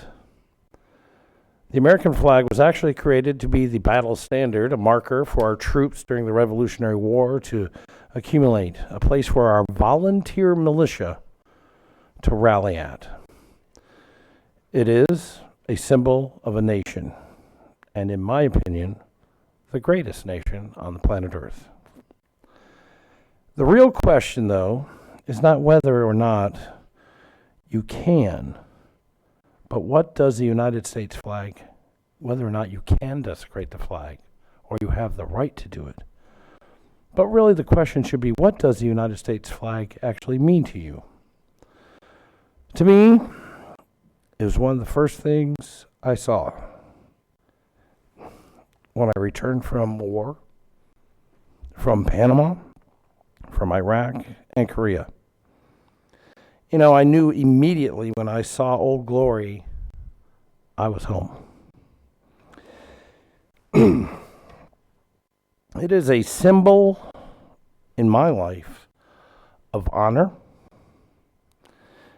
Everywhere one of our nonprofit organizations want to go in this world, somebody to give aid and give emergency care, what is the first thing they do? They raise the United States flag to let everybody know we are here. It also shows that it also shows the way for all those people that are in need all around the world. Come over here. We can, and we probably will help. Give you water, food, medical aid. The U.S. flag is also a symbolism. It symbolizes freedom. Freedom of religion, both personal, freedom for personal endeavors, as well as freedom from wrongful prosecution. As it was stated this morning, we're arrogant. We're self-centered. But if we're so arrogant and self-centered and such an evil group of people, why the hell has everybody come here and pledged their allegiance to this nation, the United States of America? Everybody wants to. By the way, I wrote all this down. These are just thoughts. I would suggest to you to read the poem Old Glory, and you might just get a small glimmer and an attempt to understand what the flag means to myself and all of my brothers and sisters in arms, also known as veterans, who truly feel about how we feel about that colored piece of cloth. It is also the last blanket that many heroes have to cover them as their caskets are brought home. And as they're brought home to their final resting place, you know, many of my comrades have fallen, and they've had to make that final trip. And when the flag, the symbol of the greatest nation on earth, is handed to the widow, and I've done this, and the words are spoken on behalf of a grateful nation, please accept these colors as a small token of our appreciation for our fallen comrades' service. So you see, it is not the cloth, it's not the color, it is truly the honor, the bravery, and the personal and self-sacrifice of those who have served this country that you have just shown such great disrespect to. But that's okay. Because we as veterans do not serve I lost my notes.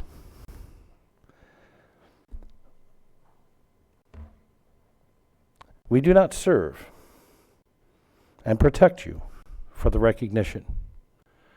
We do not serve and protect you for colored ribbons and big bangly medals. We do not serve for anything more than the undying love of this great country and the hopes and the dreams that we will make the world a far better and safer place.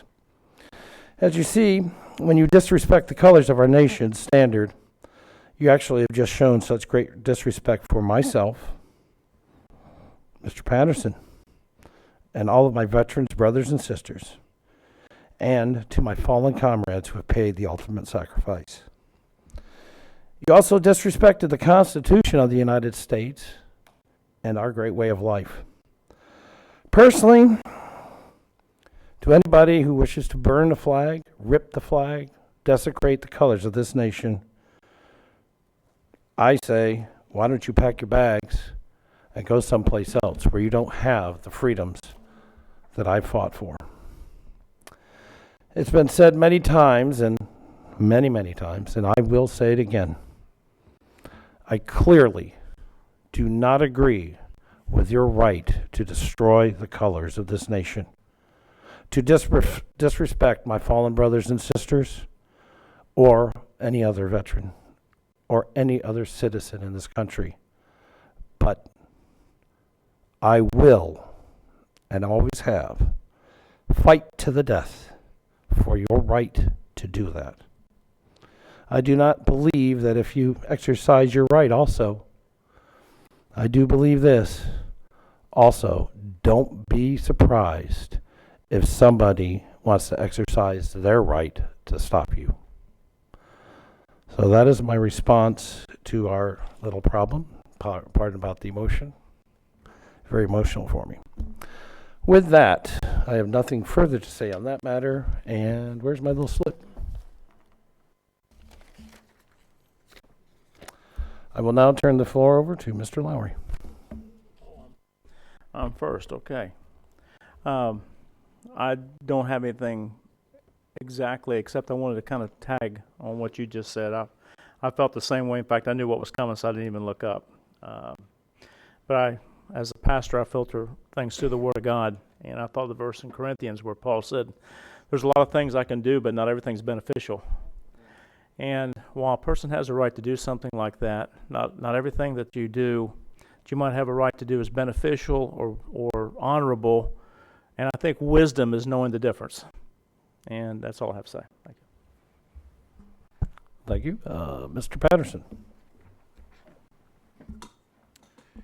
Just two things. One, I was at an event, and there was a developer who came up to me and started talking about how pleased, how proud he was to do business in Volusia County, that the development staff over there is one of the finest he's ever worked with.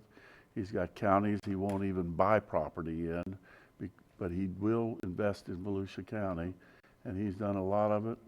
And I was really pleased. It was really wonderful to hear that working with our staff on development issues really was, he really just went on for quite a while. So hats off to our county staff. Nice to hear those things. The other thing is the pig. Young lady by Ms. Polk. Nice picture of a pig. Yeah, no, that's. He pointing at me. I won't say that. It wasn't me. I will say that much. Yes, Ms. Polgar. It was her pig that we purchased. It was 230 pounds, and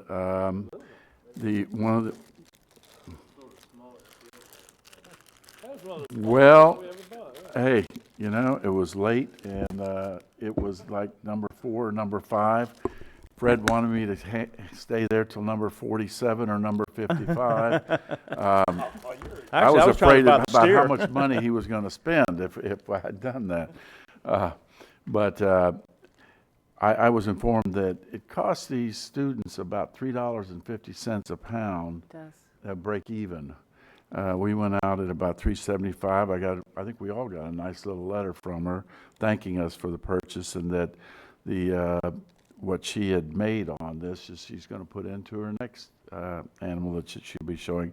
And this is a great experience for these kids, this Future Farmers of America bunch. I never was in Future Farmers of America, but I was in 4-H, and that was a big part of my life back there in the fourth, fifth, and sixth grade many years ago. Not that many, but enough. So, and I will say that I finally received everybody. Thank you for reimbursing me for the cost of Oinky. And I will say that the last person to pay me, I've got to notify the sheriff's department not to boot Deb Denny's car before she leaves. I take the boot off if they've already put it on. But everything, we appreciate that. And I ran into, at church on Sunday, Jenny Kent, who works with Halifax Urban Ministries, and she thanked us for the purchase of Oinky. That's a made-up name. So I don't know what you want to do with this. Jim, you may keep this in your office forever. Take it with you someday when you retire. Sure.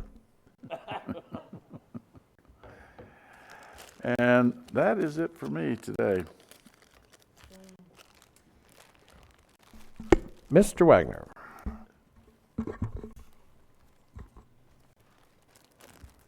The last meeting, it's at item 30, is the outgoing council program.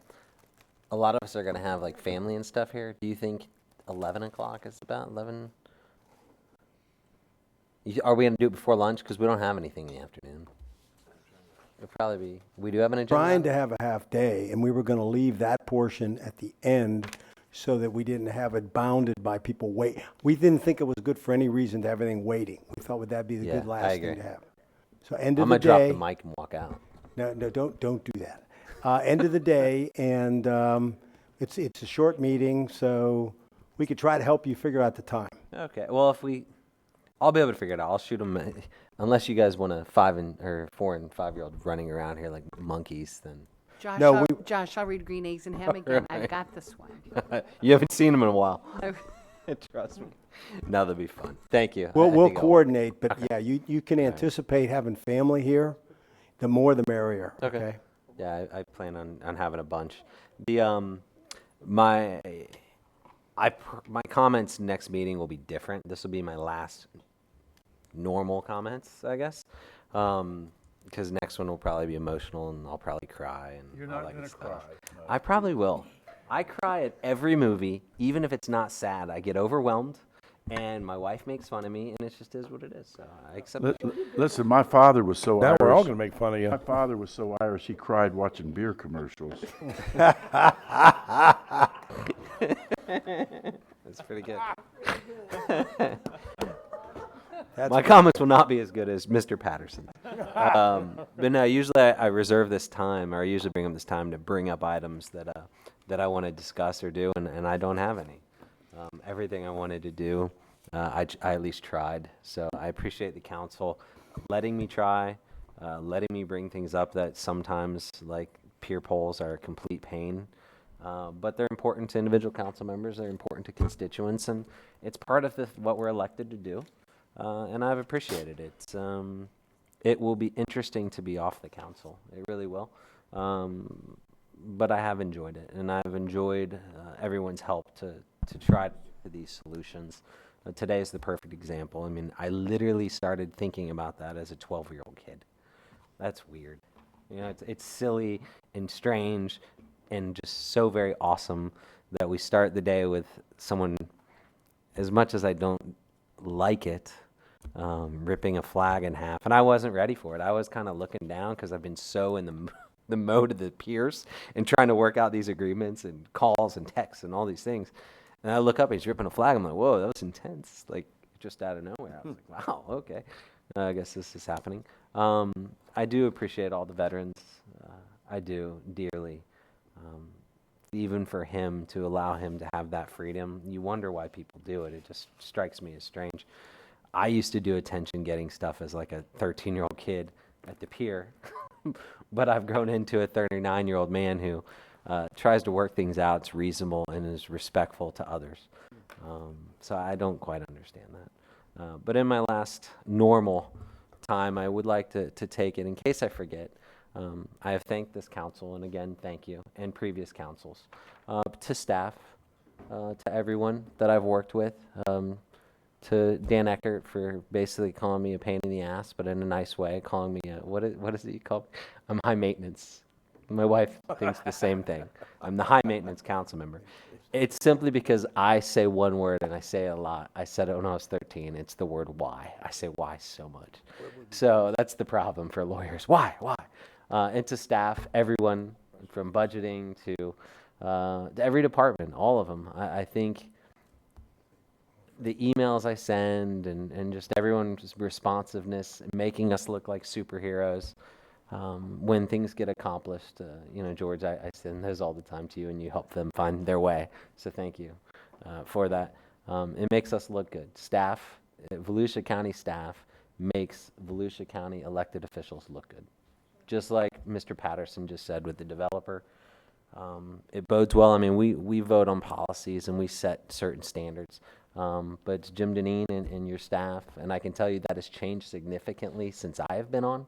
I think a couple years ago, you got to the point where no director was a director that you got when you got here, right? I mean, that was only a few years ago that happened. So it's like a good football team that you got all the pieces in place that you want. A coach can blame the old coach for having bad drafts and bad decisions, but you get to a point where you can't blame anyone but yourself if you have a bad government. So again, I just think our staff, our employees, really, for Volusia County, are amazing, and I get thanked all the time for how such a great job they do. So this is out there for all the staff that's working and listening. I really do appreciate it, and thank everyone. So thank you, everyone, for all of it, and putting up for me with some of those times. So thank you. That's it. Okay. Ms. Kuzak. Thank you, Mr. Chair. Thank you for your remarks to remind us who we are and whose we are. And there will always be people that will try to make issue out of something that is so positive. But I think in that instance, you have set the tone and it was well said, and I too can appreciate that. I just want you to know that as a member of this council, I appreciate working with each of you as team members. And Josh, we'll see what next week brings. Maybe we might not have any tears of joy, but know that we will have some fun. And so that's all I have, Mr. Chair, and I look forward to our next meeting, as I do look forward to every meeting that we have. Thank you, sir. Mr. Daniels? Nothing, Mr. Chairman. Thank you. Ms. Denise? Thank you, Mr. Chair. Mr. Chair, I think that was very eloquent, and that's all I'm going to say about that. But it was very eloquent, and Dr. Lowry, thank you for that commentary. I think that was very well stated. Josh, when I heard you speak this morning, you said it again. From 13 to 39, it's kind of like Wendy when she talked to Peter Pan, and she says, "I know you're in there somewhere, Peter." You're right between the young kid on the surfboard that has to grow up and do the right thing at the last meeting and lead like a lead, and it's tough, but you're in there somewhere, Peter. It's a Peter Pan effect. Told everybody the 13-year-old version of myself punched me in the face for what I did earlier, but the 39 is very appreciative. So Wait till you get to 60. Just hang on. Just hang on here. It gets better. But that being said, one small thing, I think we need to really get it out there that it's not too soon to renew or buy your beach pass for 2017. You can do it online. I was speaking with Jessica Winthrop earlier. We can still purchase them at the toll booths now. In December, we can get them at Daytona Beach Shores, at our administrative office during normal business hours, and at the Bank of America parking lot here in DeLand from 10 to 3 on December 10th and 17th. You go online to VolusiaBeachPass.com. You can pay for it. You can do it all online. Print out your voucher. Go to the toll booth. It expedites everything. It's wonderful. And these new passes are renewable, so we don't have to scrape them off, put a new one on. It's a wonderful process. So I've been complimenting Jessica on this, and she asked me if I would bring this up, and I think this is great. VolusiaBeachPass.com. Get them online. Just one other small thing. If I could put this up, and this is to compliment staff. Mr. Peister, this is, and Mr. Manager, in council, we received an updated Excel sheet, just so you know. But here's what I took a look at. We get these quarterly investment reports, quarterly. And I looked at this one, and for the first time, this caught my attention, because as you know, numbers, and I've got a strange relationship with numbers, but I understand them and look at them too often. But the difference here, what got my attention, was there's $100 million difference between April and September.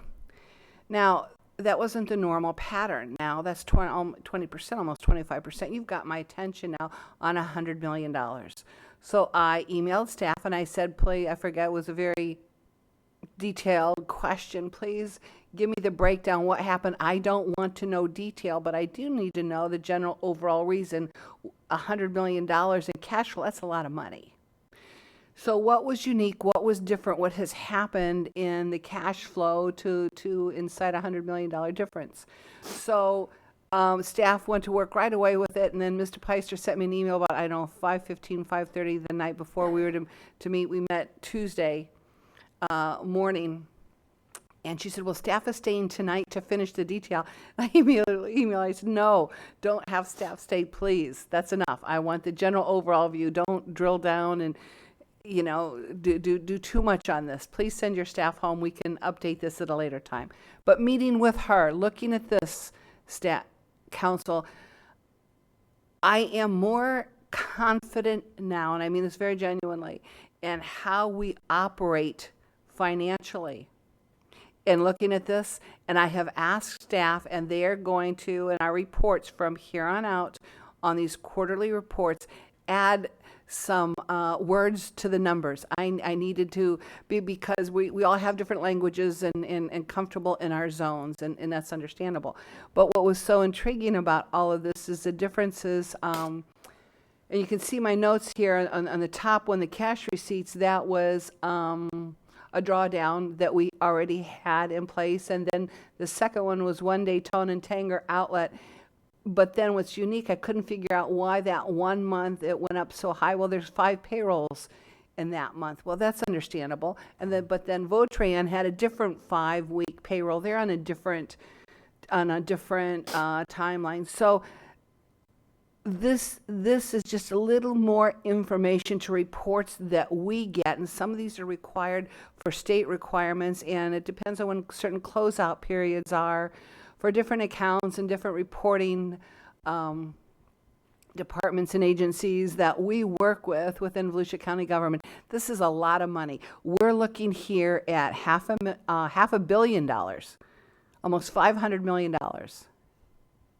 This is a lot of money in securities, in short-term notes, in cash, and I can tell you this is fiscally conservative, it's accountable, and it's strong. Volusia County is in a very strong financial position, and this going for what we have looked at, Mr. Manager, for 2018 to be debt-free in the general fund, it's because the accounting is just so clear.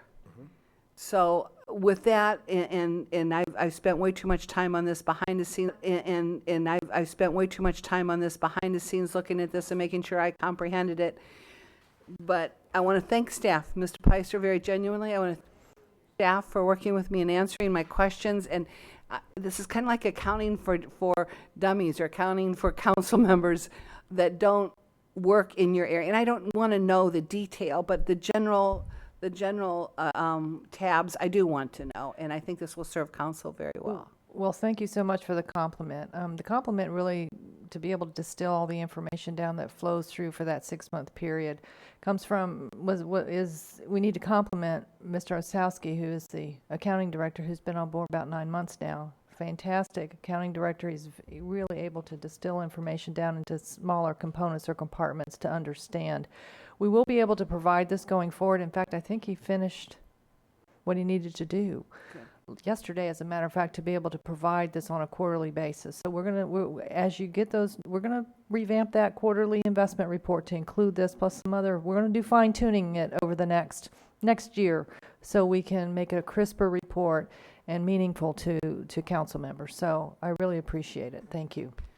I appreciate. Thank you. There's a lot of conversation that goes on behind the scenes that's not doesn't make the headlines. It's not very interesting. Pretty boring. But it's a part of what we do as council members. We all do it in different areas that we drill down to. But on this one specifically, I think it was worth noting and acknowledging staff and working with council. So that's all I have. Thank you so much. Yes, sir. Mr. Patterson. I just need another couple of minutes. I think we all got an email here from the Florida Association of Counties talking about the ethics course that you're required to take each year. I'm wondering how that affects our outgoing council members, if they're still required by the end of the year, Mr. Eckert. Yeah, if he wants to, let me know.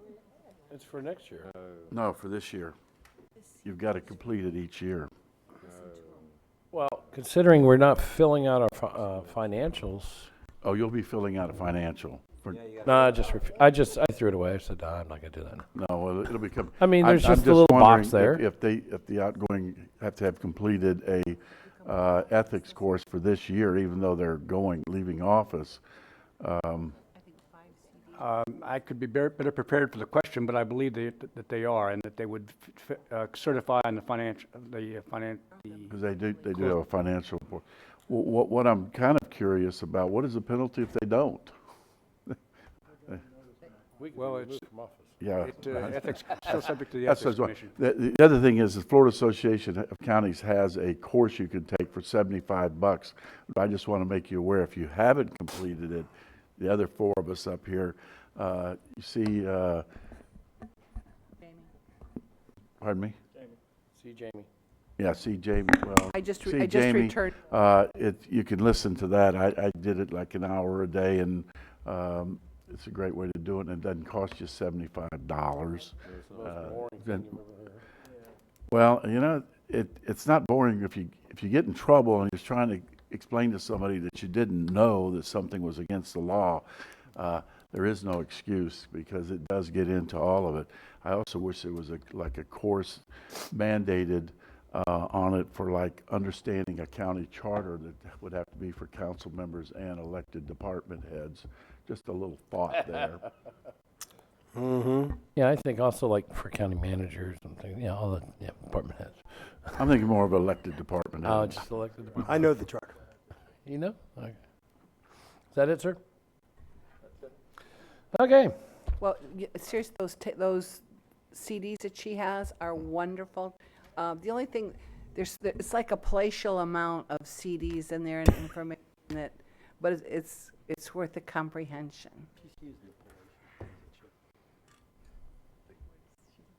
We got it. Got it. Okay.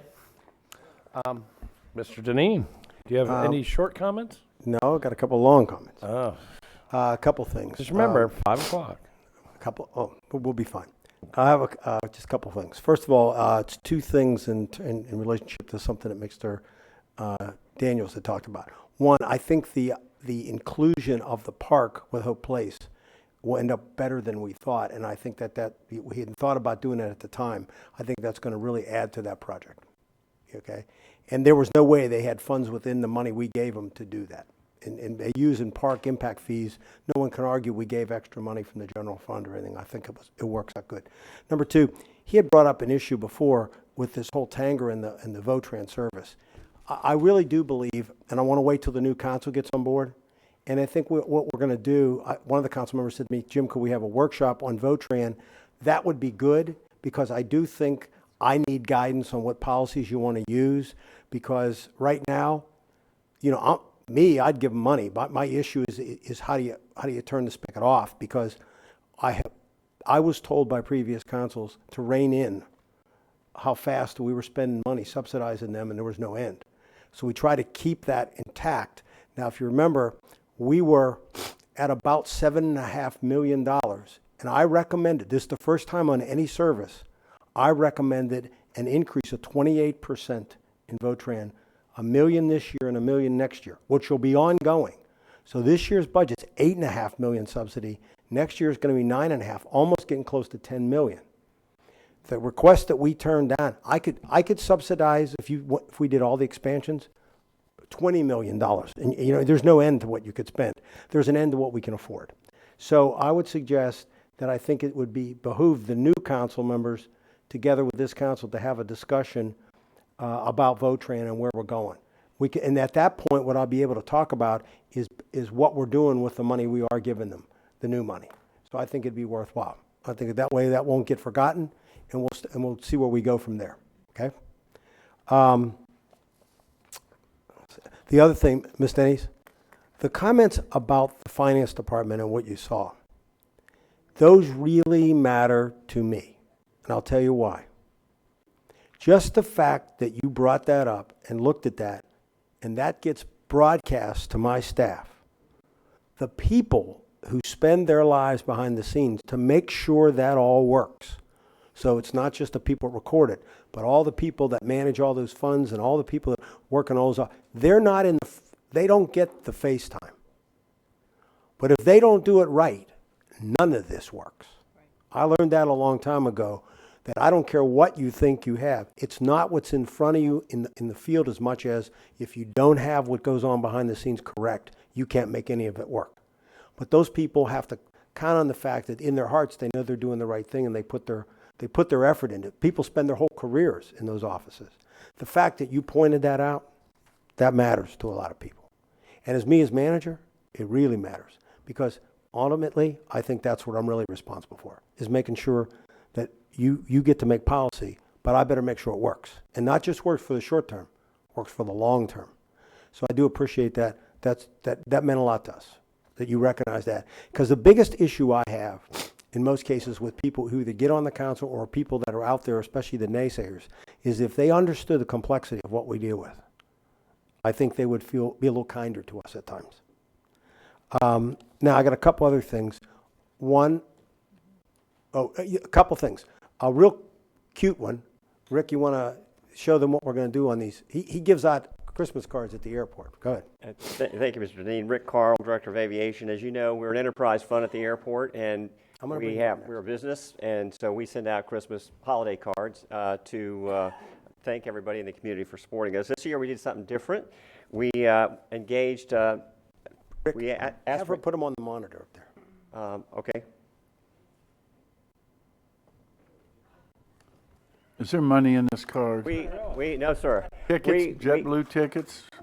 We sent out a call to 8 different schools in Volusia County to design a card, and we got, the only school that responded was New Smyrna Middle School, art class. So 25 student designs came in, we went over and we picked 4, because they were all so good, we picked 4. Emily Lasher Wright, the 8th grader, that's the girl with the teddy bear, that one. Juliet Benacour. Well, hold on for a minute, Sue. All right, that's the first Emily Lasher Wright. That's her design. The next one, that's the girl with it. What's all that stuff flying around the airplane? That's snow. We have different ones. Hold on, we've Oh, all it's got not- different ones. Well, We all get everybody, different hold Well, on. they're different. There's four four different ones. designs. These are the four designs. There's real simple. Put them up one at a time. All right, and There goes the this next next one, the tree with the plane on top, is Juliet Benacore. She's 7th grade. That's one of my favorites. The next one is, this is the season's greetings. This is Kyla Kaelker, 6th grade. That's cool. And the last one is the plane with the Santa on top. That's by That's cool. Carson Linker, 6th grade. We thought it was so cool. We're going to try to do this every year. It's actually Pat O'Brien's idea, but we executed on it. So it just shows that we are all connected. We're all part of this community. And the kids that won, we're going to give them a lunch at the airport, an airport tour.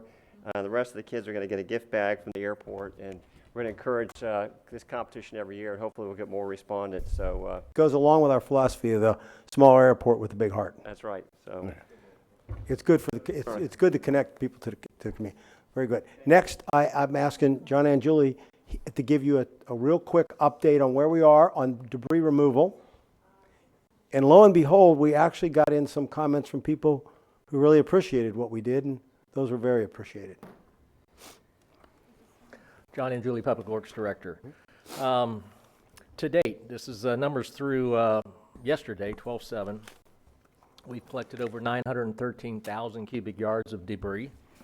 That's basically over 55 days we've been at this process. I know I've quoted this before, but the number basically in 2.5 months, we've collected 1 year and 2 months worth of debris that we would normally pick up, in 2 months' time. So it's quite a lot of vegetative debris that's being collected across the county. We've started our second pass. The first pass is over. You have a question, sir? Okay. We started our second pass on November 28th.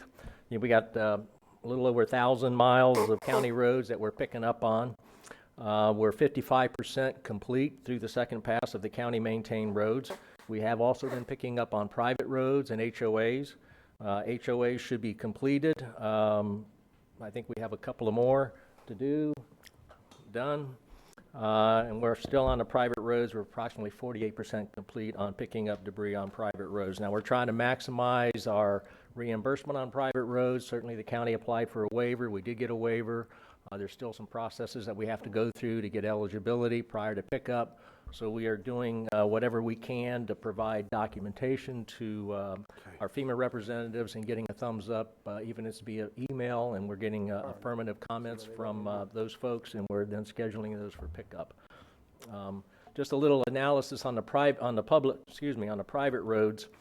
Just I know the council was anxious to get that started, and there was some potentially financial implications associated with that. Worst case scenario, if everything turned out to be ineligible, we're looking at an approximately $4.7 million hit. What we're trying to do, obviously, is to maximize that and minimize our input.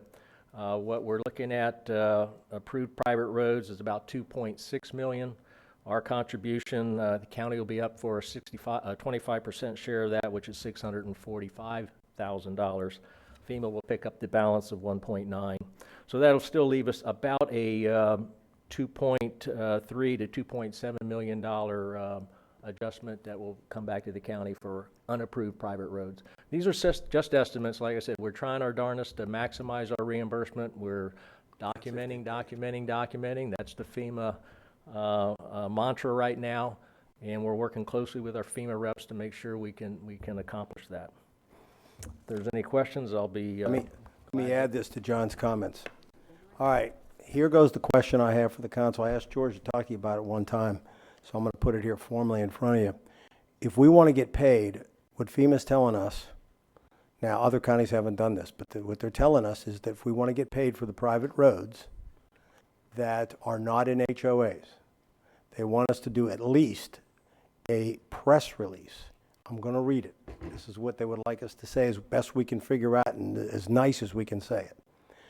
It's to homeowners on private roads are asked to apply for insurance to cover debris pickup. The County of Volusia is nearing completion of Hurricane Matthew debris pickup on public roads and continues to remove debris from private rights-of-way. To date, the county and its contractor have picked up 1 million cubic yards of hurricane debris. To ease the financial burden on residents, the county is applying for reimbursement from FEMA for removal of hurricane vegetative debris on private roads. This is normally excluded from federal funds. FEMA is prepared to reimburse the county for eligible vegetative debris pickup on private roads. According to FEMA, homeowners on private roads who do not live in homeowner associations or mobile home parks and who have placed debris for pickup by the county must A, apply for insurance coverage if they have it, B, provide insurance information to the county, and C, reimburse the county if they receive payment from insurance or another source for the debris pickup. Individual homeowners have a responsibility to not receive and keep double benefits. Homeowner associations and mobile home parks are already providing the required documentation to the county. For more information, call Volusia County Public Works Division, etc. Now, FEMA wants us to do this. I send this out. We may get a backlash because I think people may read this wrong. Or we can do what, I'll be honest with you, you can do what some other counties do in Flagler. I talked to their administrator. They're not doing anything like this. They're just going to take their chances that they're going to make their case, and they feel that they're going to get paid without doing this. I talked to their administrator. Now, we have to decide if we want this to go out or not. It depends. The other issue was to send these people a letter. I knew if you do that, you're really going to have an issue. Now, whether we want to do this or not, I need some guidance. This is more a way of ensuring, right, Dan, that we'll get paid. Yeah, most people are not going to have this coverage. Most private, or if they do, it's going to have a deductible that is inapplicable. So this is only going to apply to a very few people. FEMA is a payer of last resort, much like Medicare and other federal programs. The requirement is one of federal law. They've asked us to provide notice to those residents to whom it may apply, so that they're aware of it, and so that if they do receive, that they apply for the coverage if they have it, and if they receive coverage, that they have an obligation to remit it. They can't keep the money for which the public service has been provided. It's a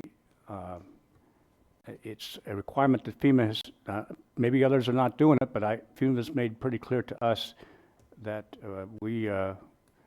this is a prerequisite for us getting paid, and John's given you the figures on what's on the private roads outside of homeowners associations. So it's not, we're just telling them what is the obligation under federal law, and again, it's only going to apply to a small number of people. So I would ask that you do this so that your municipal service district fund stands in good stead. There's not many people is going to apply. You're just telling them what is their law anyway. What is the law anyway? All right, Ms. Cusack. Then Mr. Patterson.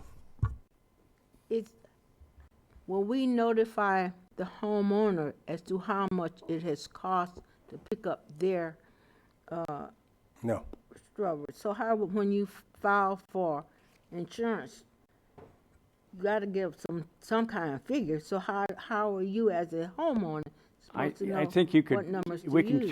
can tell them if there's an inquiry, we can tell them what it costs us per cubic yard. So if, for example, if they have a $2,500 deductible, well, they have to have a lot of debris. I think it's that would be a couple hundred cubic yards probably. So that's a lot of debris.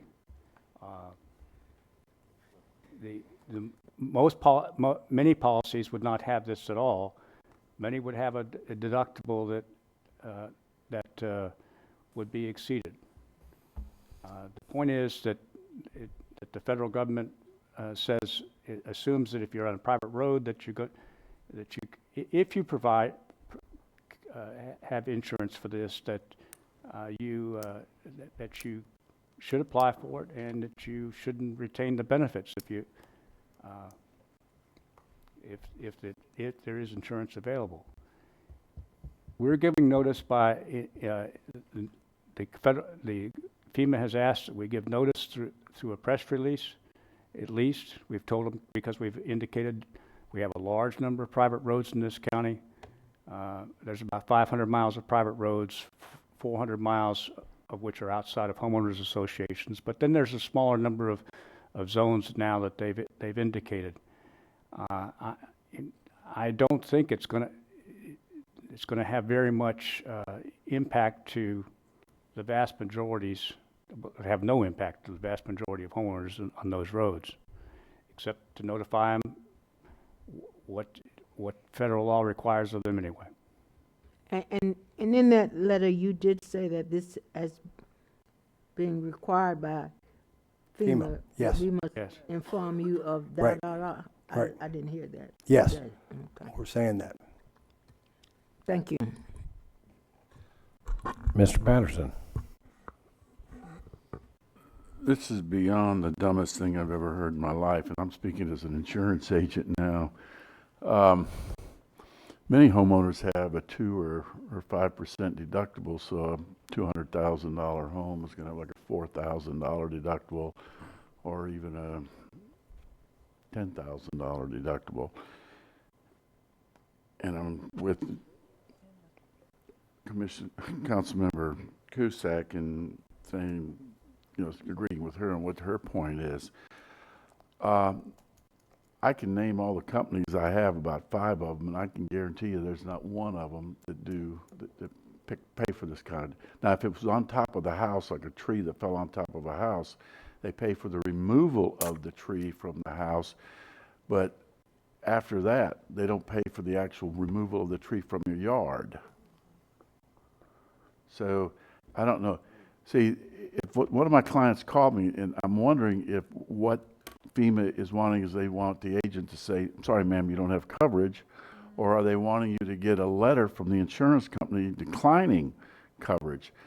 And although these are considered as cat losses, which usually don't count against you, because when you start getting a lot of claims experience goes up, you're running into problems with the insurance company. But generally with these cat claims or catastrophe losses, they usually don't count against you, but you start having other things happening. But I don't know if FEMA is saying it's got to be declined by the insurance company. No, I think they're saying if you have it, you should apply for it. Well, then you're filing a claim, and you would get a letter from the company saying, declining that. Well, I think if you were, as the agent, were to advise them that they don't have that coverage, then I think they've satisfied their obligation. Well, what a lot of people do is they just call their 800 number and file a claim and go from there. Now, a lot of them already have claims open, so they can ask the adjuster, "Hey, is that going to be covered?" is one thing. But still, putting people through this is just ridiculous. It is just absolutely as dumb as dirt. I mean, it boggles my mind what FEMA is doing, because evidently they don't know a darn thing about insurance coverages at all. Well, that's my rant today. Yes, Sorry. I understand. We're playing by the rules of their game, and 75% reimbursement of that is a lot of money. So that's what's. Ms. Dennings?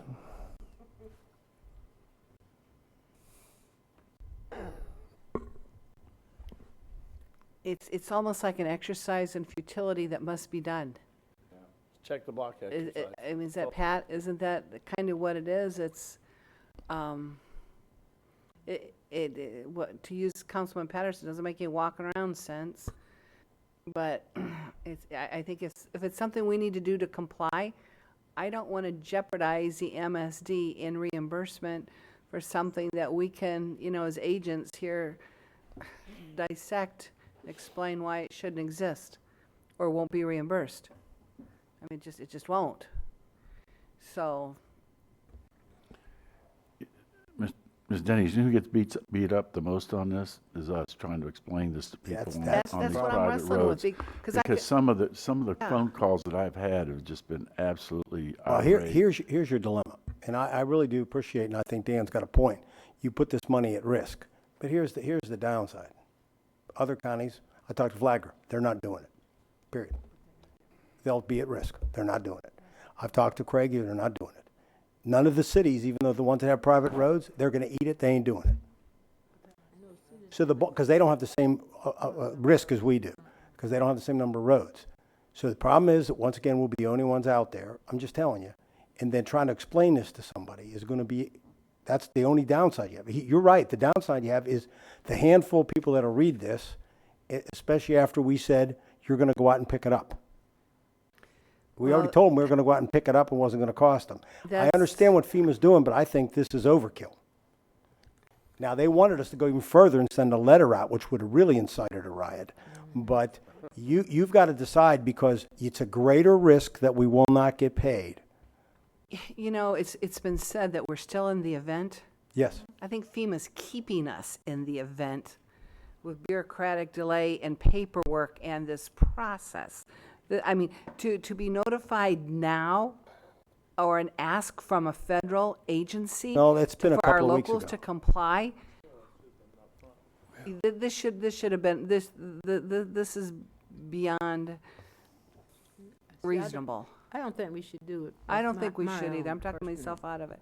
I don't think we I should don't either. think we should do it. No, it's up to you. I mean, Show of hands, those who think we should do it? Well, One of the crazy things about this is, and I've tried to explain this to people, that your property taxes don't cover this debris removal. Right. So that's one argument you have when we're out in these areas. But somebody on a private road or the HOA, they're paying sales tax to the state. They're paying income taxes to the federal government. So they are paying taxes that should be covering it. FEMA shouldn't even be thinking. couldn't agree with you more. I can't help what FEMA thinks, but they've required us to get insurance from the homeowners association. Your reserves in the MSD are about $2.5 million to my understanding. That's right. And that's roughly equivalent of the cost of the private road pickup. What we have at risk is the reserve in the MSD. Correct. And depending how this goes, here's a risk and reward. The greater the risk, the greater the reward. We take no risk, we may lose all the reward. So we could, at risk, It's a 75% of the two of whatever the figure comes up to be on the private roads. So it's not, it's a good portion, say close to 80% of your reserve. and then if we risk that, let's say it doesn't break the way we think it will logically. That's true. Then what do we do the next budget season? There will be a tax increase in the MSD if the reserves are depleted. That's the thing that's the elephant in the room. You're going to have to make it up over. Right, we're in. Over time, you'll have to, excuse me for interrupting, but over time, it may not be all the next tax season, but over time, you're going to have to reestablish a reserve. Right. Right. And so, will not make, you can't be assured that that FEMA will pay. No. Exactly. I can't be assured that they pay, but I think it's highly likely that they won't pay if we don't do this. Well, if that, I think People getting paid. I think you'll also find that if trying to reimburse the MSD and people, I live in the MSD and others, you do too, Deb, that when they call you up and say, why am I getting an increase in my tax rate? Well, it's to reimburse for people who live. And you say, well, I don't live on a private road. Why am I having to pay for those people? That's their choice, so they should be paying for it. You're going to get some pushback from people who live on a public road like I do, complaining about why are they having to reimburse the MSD for somebody else. We don't win on this one, kids. It's a no-win situation. Let me just throw into and Donna can help me with this. The issue also gets into the actions of today. The effect won't be necessarily even in this year, maybe next year.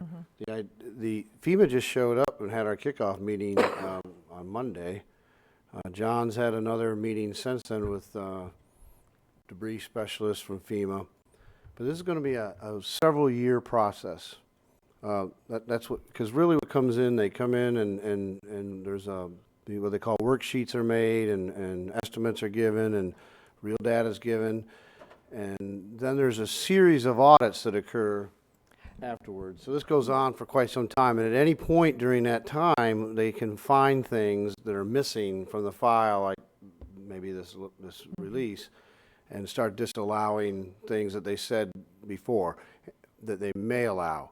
And all the people that are saying they may allow it now may not even be employed with FEMA 2 years from now when that occurs. And that's been our experience in the past, and correct me if I'm wrong. It's a series of people.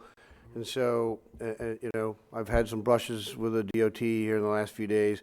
They want names from FEMA. It doesn't matter what name you're dealing with. You got to go to the federal law. And that's what the legal staff's done so well, is working with FEMA's legal people, and we're going through and looking at the law, and we're just trying to comply with the law, because that's what, at the end of the day, 3 or 4 auditors from now, you know, that's where this is all going to land. So it's a several-year process. I mean, didn't we just, we still even have things in 2004? I mean, Well, it was the tornado events. I just got money this year. yeah, I for the did. Groundhog Day tornado, which we got 2007. Or Yeah. 2009. So just to give you an idea, that these 2000. things drag on Yeah. for years, and that's why we're a little excitable, you know, when these things come, when it comes to, you know, these regulations. It's and we're doing pictures. This will be the most documented storm, I guarantee you, that we've ever had, with GPS and every place we've gone and everything we're doing. I mean, you know, because as John said, we're doing everything we can to maximize that reimbursement and make ourselves a little bit more bulletproof. Maybe with the new administration, you know, they won't look at it as hard. I will say this is probably the latest I've ever seen FEMA come into an event and be as active as they have. I don't know what that means. I don't know if that means they're going to just take it easy on us, or does that mean they're just going to have the auditors attack us with more zest later on? There are things that are changing even on, you know, on a national level. I do believe the guy, Fugate, who probably would have been a friend of ours over time, I think he's being replaced. And I don't know the direction where FEMA's going to go, but from everything we're hear, it's a recognized money pit in the federal government. And so those things may change. It may get tougher. It may get easier. So, John, John and Julie, Public Works Director. And just to tag on to George, I mean, we already know our state position on private roads. They're not coming to the table. Yeah. Typically, that would have been another 12.5%. They've, by executive order, they've negated that little paragraph of their participation in this private road debris pickup. So that's just another added cost that's been shifted down to the local governments regarding the private road debris.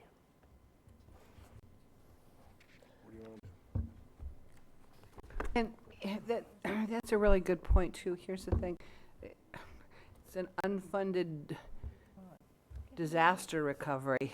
We talk about unfunded mandates. Mr. Manager? Yes. On our hurricane update that we have on our homepage, volusia.org, I think we should disclose, without too much detail, because how the reimbursements are coming. In other words, FEMA, how does it work? The 12.5% from FEMA, 12.5% by the state. No, 12.5% by us, 12.5% by state, and 75% by FEMA. On the private roads, that if approved, FEMA will reimburse 75%, but the county will have to absorb 25% because the state has refused to reimburse, as is the normal plan. I think that needs to be out there. We can put that out. We need to put a little more words to the numbers, Mr. Peister. We can do that. As part of telling the story, we can do need that. to get that. And just keep in mind, I know we're talking about the private roads here. We're at $27 million in damage. I mean, that's our estimates at this point. point. So, you know, if we're at 12.5% of that, or 12.5% of that, that's a significant amount of money too. So it's not just a private road issue. We also have to cover the known eligible costs. That's what I'm or saying. estimates. Let's put that all Well, out there. we can do that. I agree. And call that just known cost. I mean, it doesn't have to. It's their estimates still, Generic, but we can yes. do that. So what I need in the end is, do you want me to send this out as a press release and we just take our chances? As Dan said, we hurt our chances of getting reimbursed. Who knows how much more if we don't do it? This is not a guarantee. You will get paid, and really the only probably downside is potential blowback, and you got to decide what you want me to do. But I need to know. You want me to put it? Now, we would not send it out as a letter. No, we're not doing that. Where would you send it? We put it out as a public, as a news release on our normal process. May I add Do it on something? Christmas. Sure. Go ahead, John. I might add that we did ask all the HOAs in mobile home parks that we picked at for the same information. Yeah, but the difference there is, and that we didn't mind. You're going to one organization. Now you're going to an organization there, and all they had to do was decide. They had to tell us one organization, do they have insurance for it or not? That covered all the homeowners. That's why we didn't mind going to them and finding out. And another reason for that situation is that's the group that if you go into those private roads and you don't get their authorization, you're going to end up fixing all those roads because they're going to claim you damaged them. And I'm telling you, they'll come after you in 2 seconds. So we wouldn't go in there without the approval from them. So while we were getting the approval to go in, we said, so that we covered, which is the mobile home parks, and we thought that was reasonable, FEMA, because you're contacting one agent, one group, one person. But here, this is a little different. So I know it's not fun. This is sort of a lose-lose situation. All I need to know is I need you to vote and let me know whether I'm putting it out as a press release or not. Press release? All right, we'll do it. Thank you. Thank you. It was fun to rant and rave about all this. Yeah, really? Well, that's okay. Therapeutic. And we'll try. Wait a minute. It was if there- therapeutic for insurance agents. The rest of us are going, oh my gosh. Do this. I can't believe I'm saying this, but if you get blowback, refer them back to my office, and we'll try to answer the question for you. But would you put your number out on the? His phone number is. No, we're not putting my number on now. No, we ain't giving my cell phone. Okay. At the sound of the tone, call. I think it's your address we want. And the house number. Well, I will tell you what. You want to give them Public Works number, George? That's what's in the release. Yeah, it is. Public Works number's in here. We'll give them that number to call. We'll try to explain We it. may need to bonus somebody at the other end of that, but we'll. Yes. We'll work it. And last but not least, when you're all done, if you want to come over, Joyce and I were talking one day, and I told her, because I like her afro, and I told her I had a really cool afro myself, and so I showed her a picture of mine. So if you want to see it at the end of the meeting, just stop by. Okay. Put it on Thank the overhead. Yeah, yes, put it on the overhead, Overhead. please. Overhead. Okay. While we're doing that, Mr. Eckert, do you have anything? Closing comment? Yes, sir. Back to the ethics requirement. It applies each calendar year, so it applies to those of you who would be leaving office. Okay, that's it? Hold on. Oh, but wait. Which one? It does. Calendar year. Yeah. Don was going to give you an update on the DRC number.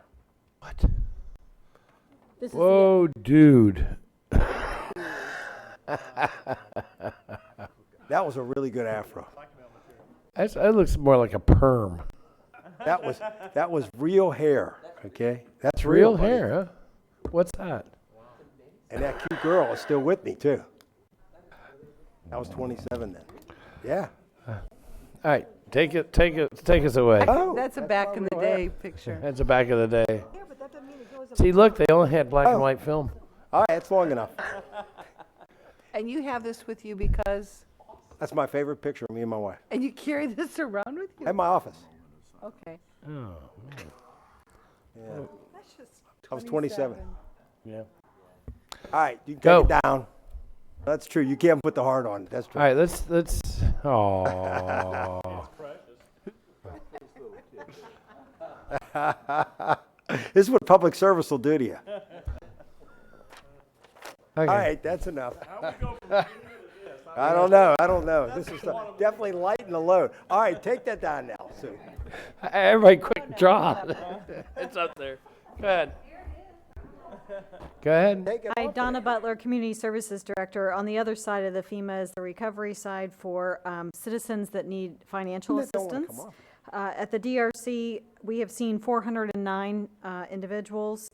156 have taken an application and 66 have submitted. There are large numbers that we were not able to help because they were from the City of Daytona Beach and City of Deltona. And these cities are now providing assistance, so it just took them a little while to ramp up. So NOAA is doing the total rehab. We're focusing almost entirely on insurance deductibles and the depreciation cost. So just wanted to give you that update. We will be there until Friday, December 16th, and then a press release will go out saying anyone else needs assistance can still come to our offices. We'll still be able to assist them, just not at the DRC. Thank you. Mr. Chair? Yes, sir. I was just going to go there. Okay, well. I'll let you have the floor, sir. I'd like to ask for a moment of silence for John Glenn, who passed away this morning. Oh, yeah? I didn't know that. Yeah, astronaut, United States Senator. I still remember in the 9th grade, as we listened at junior high school where I was at, as he was circling the earth. And it was quite an experience. He was always my hero. I got to meet him quite a few years ago when he was running for president. Didn't get there. And I also met his wife, Annie Glenn, who was one heck of a lady. But if we could have just a moment of silence for Senator John Glenn.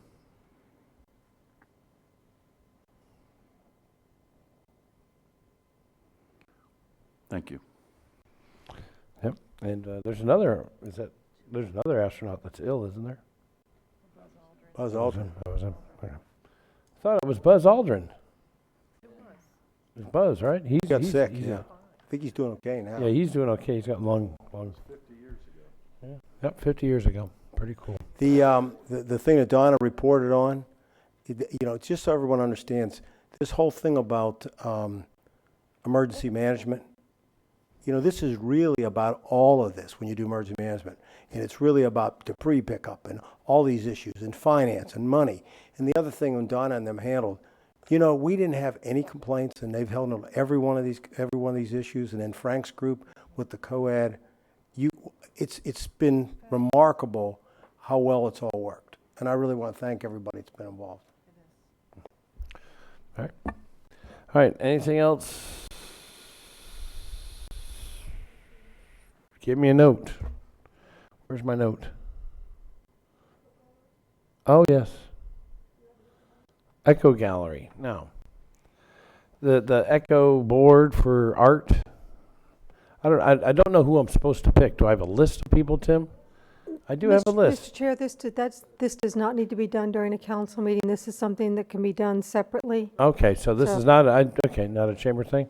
Yes. Okay. All right, cool beans. It's not a chamber thing. I'll deal with it tomorrow. Is that okay, Tim? Just call you. We'll have lunch, your buy-in, and we'll figure it out. Okay. Unless there is any objection, our next council meeting is December 15th. Am I correct on that date? Yes, sir, next week. And be right here. It will be the final council meeting of 2016. Unless there is objection, we are adjourned.